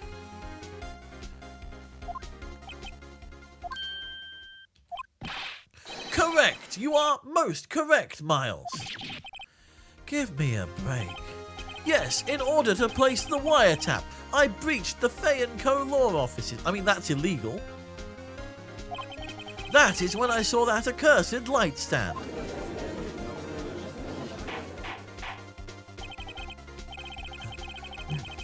Now I'm confused. Please explain to the court what all this means, Mr. Edgeworth. Gladly, Your Honor. Mr. Phoenix Wright has made his position quite clear. He has determined that Mr. White knew the glass stand was in the office. He has shown that there was only one time Mr. White could have seen the stand. At the very moment of the murder. But is it illegal in this universe? Yes, because the cat girl got detained for it. Thus, Mr. Wright would like you to believe that Mr. White was the murderer. Ha ha ha. I see. I see. However, it is a fact that Mr. White had been to that office well before the murder took place, when he went to place the wiretap. He could have seen the glass light stand then. Ergo, Mr. Phoenix Wright's theory is revealed for the baseless conjecture it is. Ha ha ha ha.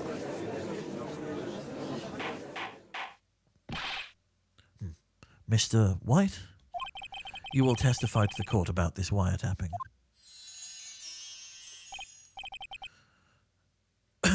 Leave it to me. And we will leave it to them after a short break. Because my voice is getting a little hoarse. So I'm going to take like 5-10 minutes. Yeah, let's say 5 minutes. We'll be back in about 5 minutes' time. We'll run ads, do the usual human things, and I will see you on the other side of this ad break.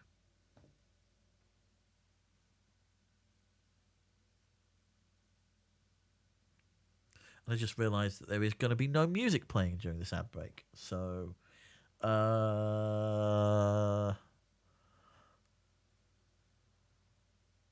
do I fix this?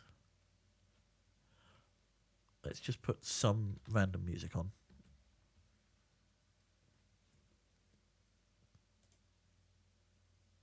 Nope.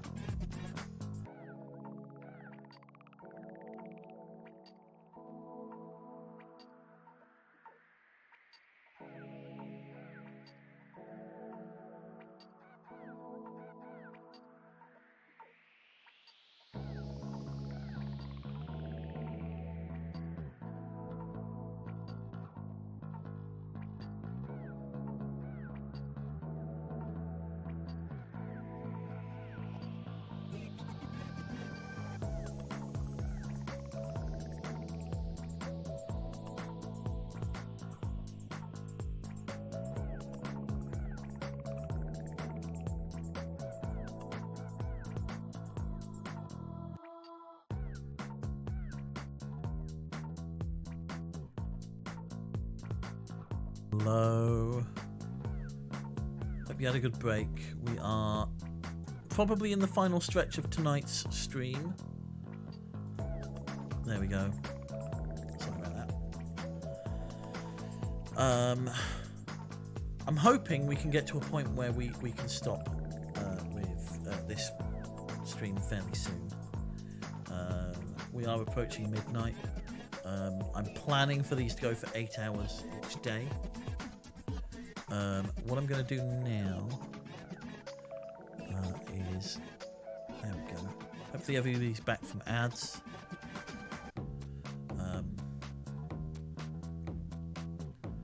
But we are hopefully... I think we're wearing them down and theoretically getting to a point where they are going to no longer be a problem. I think we're on I'm hoping we're on the last push. Okay. I'm not certain, but hopefully this is it. I feel faint. Okay. Testifying again. The wiretapping. Finish him. It was the beginning of September, the week before the murder. I had entered the Fay & Co. law offices.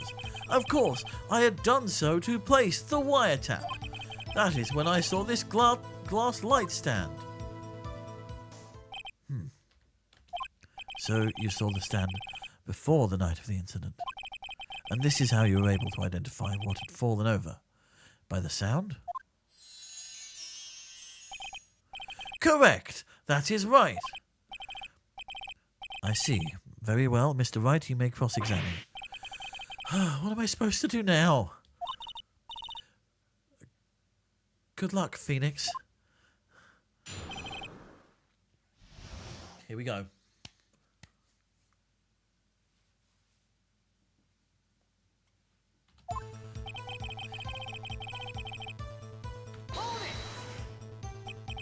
Do you have proof? Objection! You don't need to prove it. Miss April May knew the details of Miss Fay's phone conversation. This proves that the wiretap was placed before the murder. Huh. Right.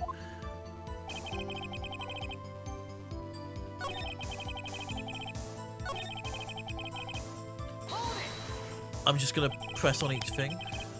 Was it really you that went into the office? Or was it Miss May? Unidentified fingerprints, several days old, were found in the Fay & Co. law offices. Those were obviously Mr. White's. If I know Edgeworth, he's already running a check on those prints. Now, Mr. White, tell us why you went to the Fay & Co. law offices. Of course I had done so to place the wiretap. I mean, it's illegal still.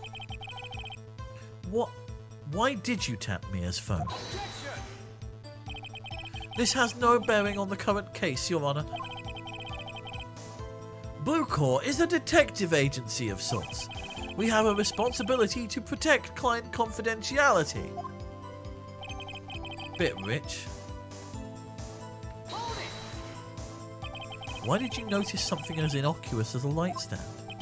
The light stand was made entirely out of glass. It was quite stylish, so I guess it made a lasting impression on me. Such a beauteous thing deserves attention, does it not? That is all. Damn it, there's nothing there for me to press him on. Oh well, maybe he's rattled enough that I can bluff something out of him.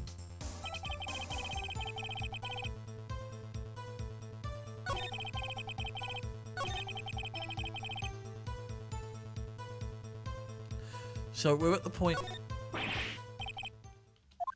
Don't tell me I've run out of ammo. I'm afraid that's as far as you go, Mr. Wright. The time has come for you to admit your defeat. You fought honourably. No more. Can't take this anymore.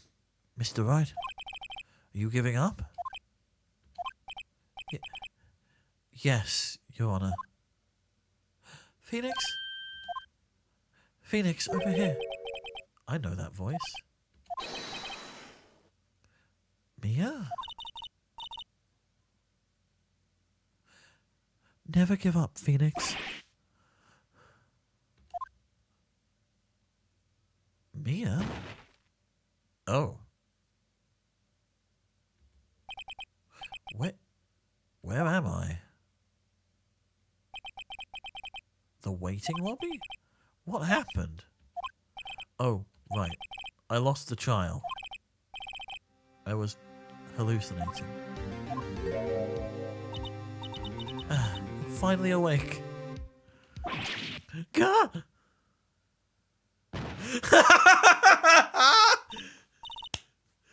Hey, Phoenix. Gah, there's no way to greet an old friend. Phoenix, I want you to look at me.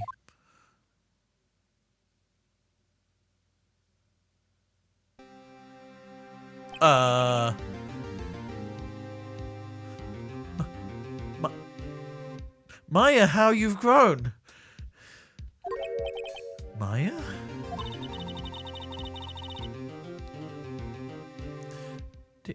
Didn't you know the Fae have strong psychic powers? When you accepted your defeat in court, it appears that was enough of a shock to awaken Maya's true powers.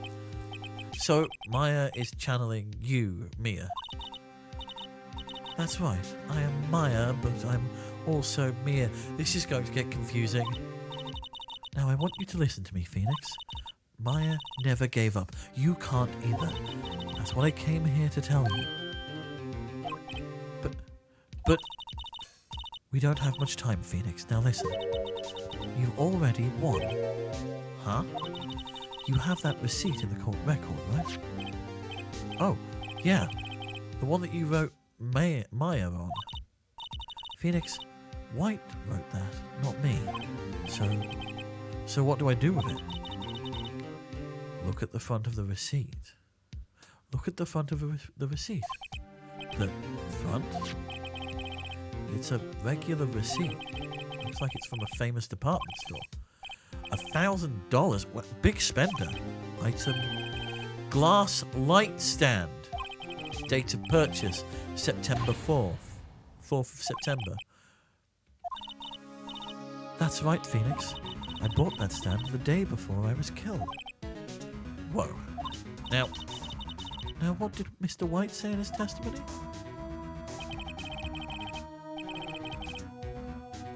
It was... Now, I wonder if I could have presented the receipt at that point, not knowing.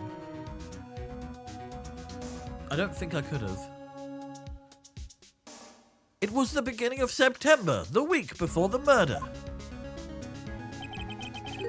He said he saw the stand the week before the murder. There we go. I think the court is about to reconvene. Go do it, Phoenix. You know you're innocent, now you just have to prove it. Right. Receipt updated. There we go. 9th of September, 1:16 p.m. District Courtroom.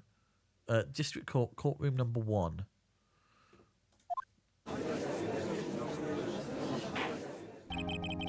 Court will now reconvene for the trial of Mr. Phoenix Wright.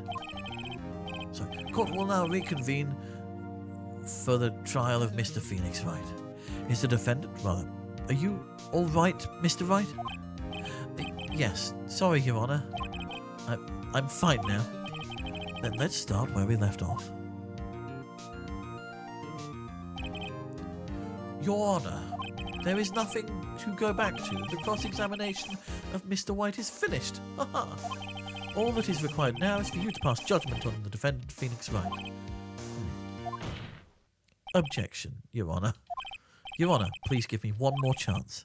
I promise you this is the last time I'll ask you. But, as Mr. Edgeworth has noted, the trial is more or less finished. Mr. Edgeworth, do you have an opinion on this matter? I say, let us give Mr. Phoenix Wright his last chance. Ha! Very well. You may begin your cross-examination.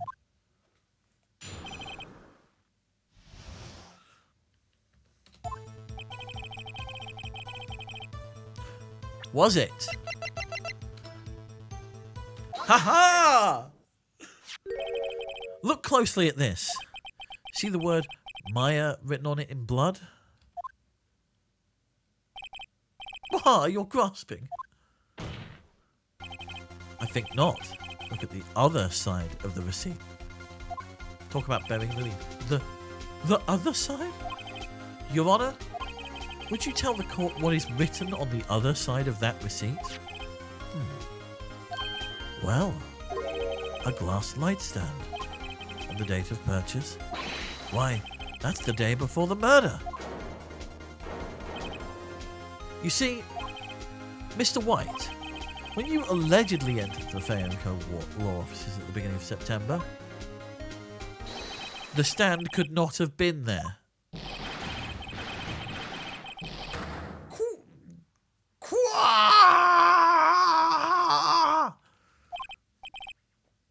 Well, Mr. White?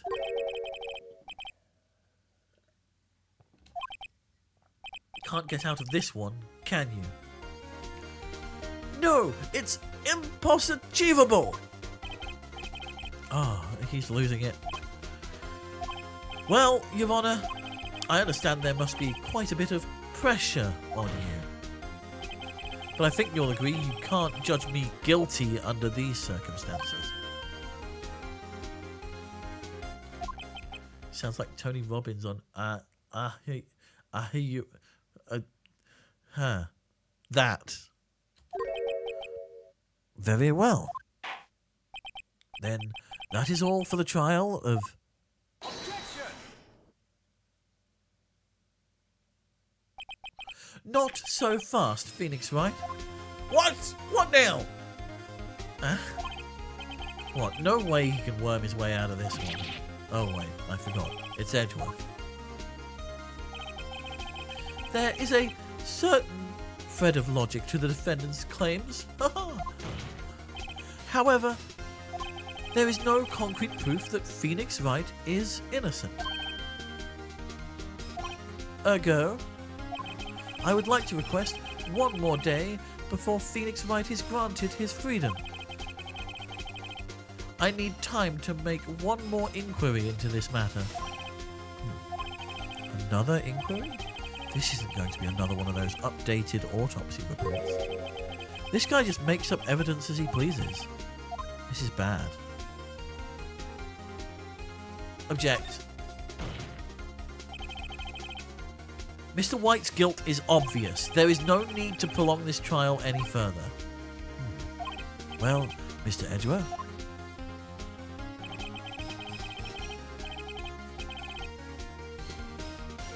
If anyone is going to call Mr. White to trial, it would be me, the prosecution. Haha, Yugi boy. I need a day to ascertain whether these new claims have any basis in factual evidence.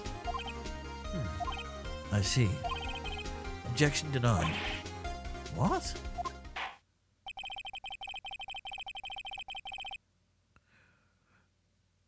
The completion of the trial of Mr. Phoenix Wright will be postponed until tomorrow.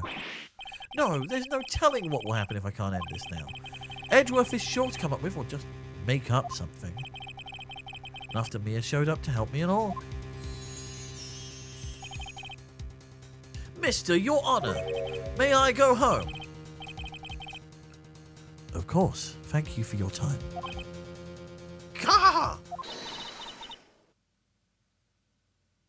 The witness will stay.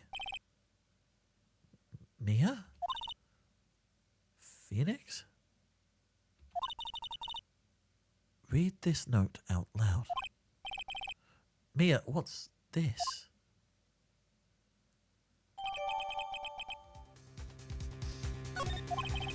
Your Honour, if I may? You're quite persistent.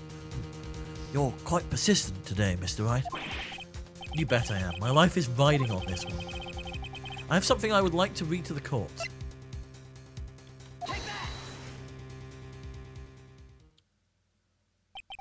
The memo Mia had given me was a list of names.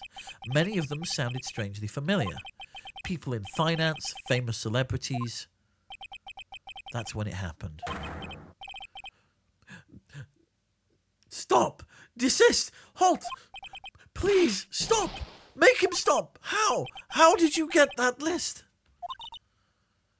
Mr. White, admit your guilt right here, right now. Or else this list will be released to the press.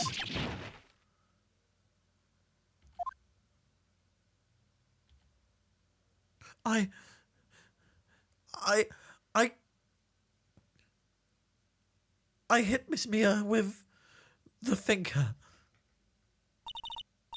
Case closed, Your Honor. We got lucky. Well, I see no reason to continue this trial. Mr. Wright? Yes, Your Honor.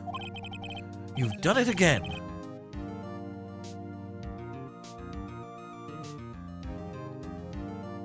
That was quite a spirited defense. Yes, Your Honor. I guess you could say that, if only you knew how spirited it was. Well, this court finds the defense, rather, the defendant, Mr. Phoenix Wright, not guilty.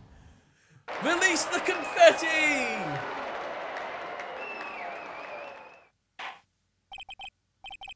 That is all. This court is adjourned.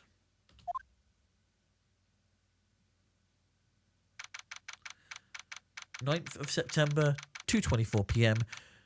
District Court, Defendant Lobby Number 1.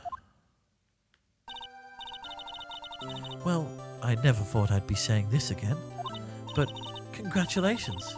You're lucky I was born a fae.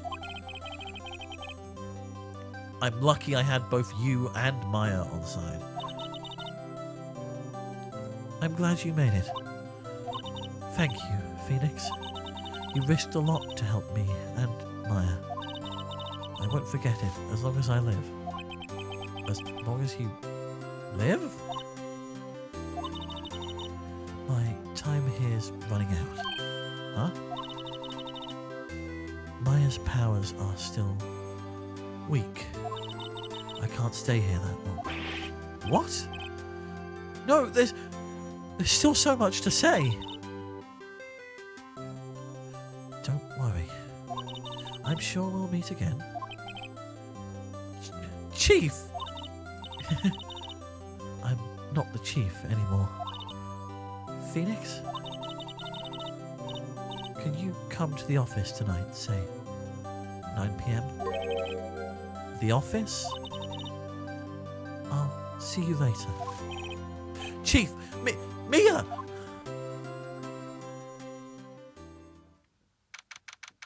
Ninth of September, 9:02 p.m. Faye & Co. Law Offices. Being here, it's hard not to think about that night. You came? Mia? I was kind of worried you might not. Huh? Of course I came. Well then. I'm pretty hungry. How about a burger? Mia? You should see your face. Mia! What are you talking about? It's me, Maya. Maya? What? Did I look like my sister? Look like you were her. Hey, JB. How you doing? Hope you're well.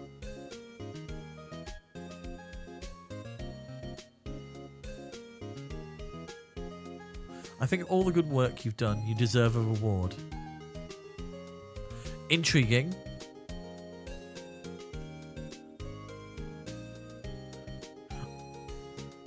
Oh, hey, JB, have I shown you art? This is art.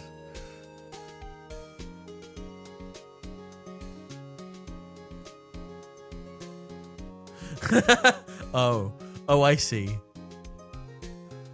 Okay, I will get that set up for tomorrow. I will put it on the fridge. I will put the art on the fridge. Yep, I've got it. Don't you worry. Let me just double check. Okay. I think this will work.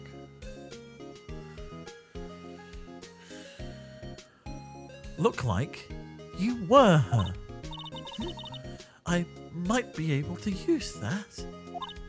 Oh, Phoenix, go to the store and buy me lunch, would you? Maya, why are you here? Because of this. Because of this.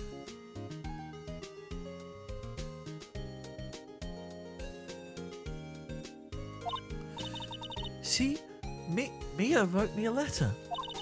Take care of Phoenix for me. Take care of her? She means the office. This office. Someone has to help with the new Wright and Co. law offices, right? And who better but me? Maya Fey, reporting for duty.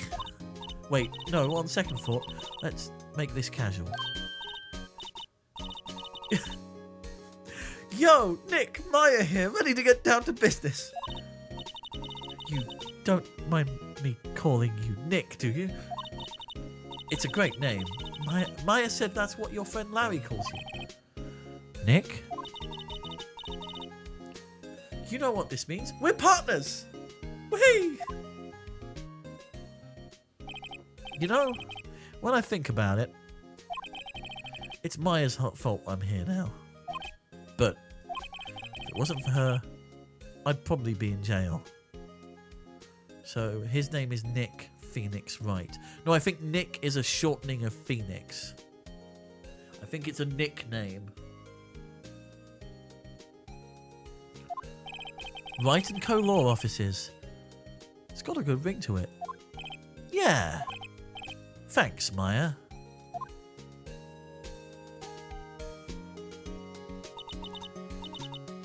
Good luck, Phoenix. I'll always be here, watching.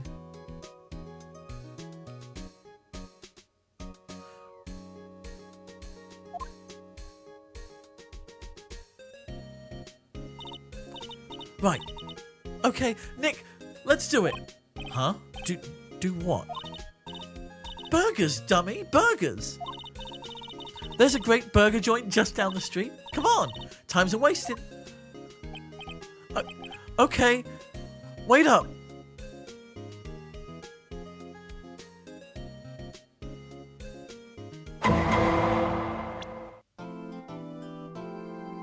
New episode 3. But that is where we're going to leave it for tonight, I think. It's a very good place to stop. We are 2 episodes into what I think is 5 episodes. So I think if we aim for if we do 1.5 to 2 tomorrow, we can finish it on Monday, and then Tuesday is all for the Minecrafts, which you have all generously donated for. And thank you all so much. Thank you all so much for your donations. Thank you all so much for being here and keeping me sane. Thank you for your challenges. Thank you for making me do art as well. Thank you for getting the word out. Thank you for being here. We're going to be back tomorrow at the same time, 4 p.m, our usual streaming time. But before we head off, what we've been doing all this month is we have been highlighting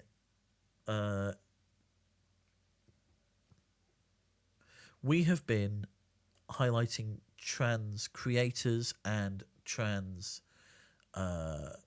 developers in the Twitch space and in the gaming space. So what we are going to do is I am going to send you over to one of the many trans creators on Twitch. Be awesome, be amazing,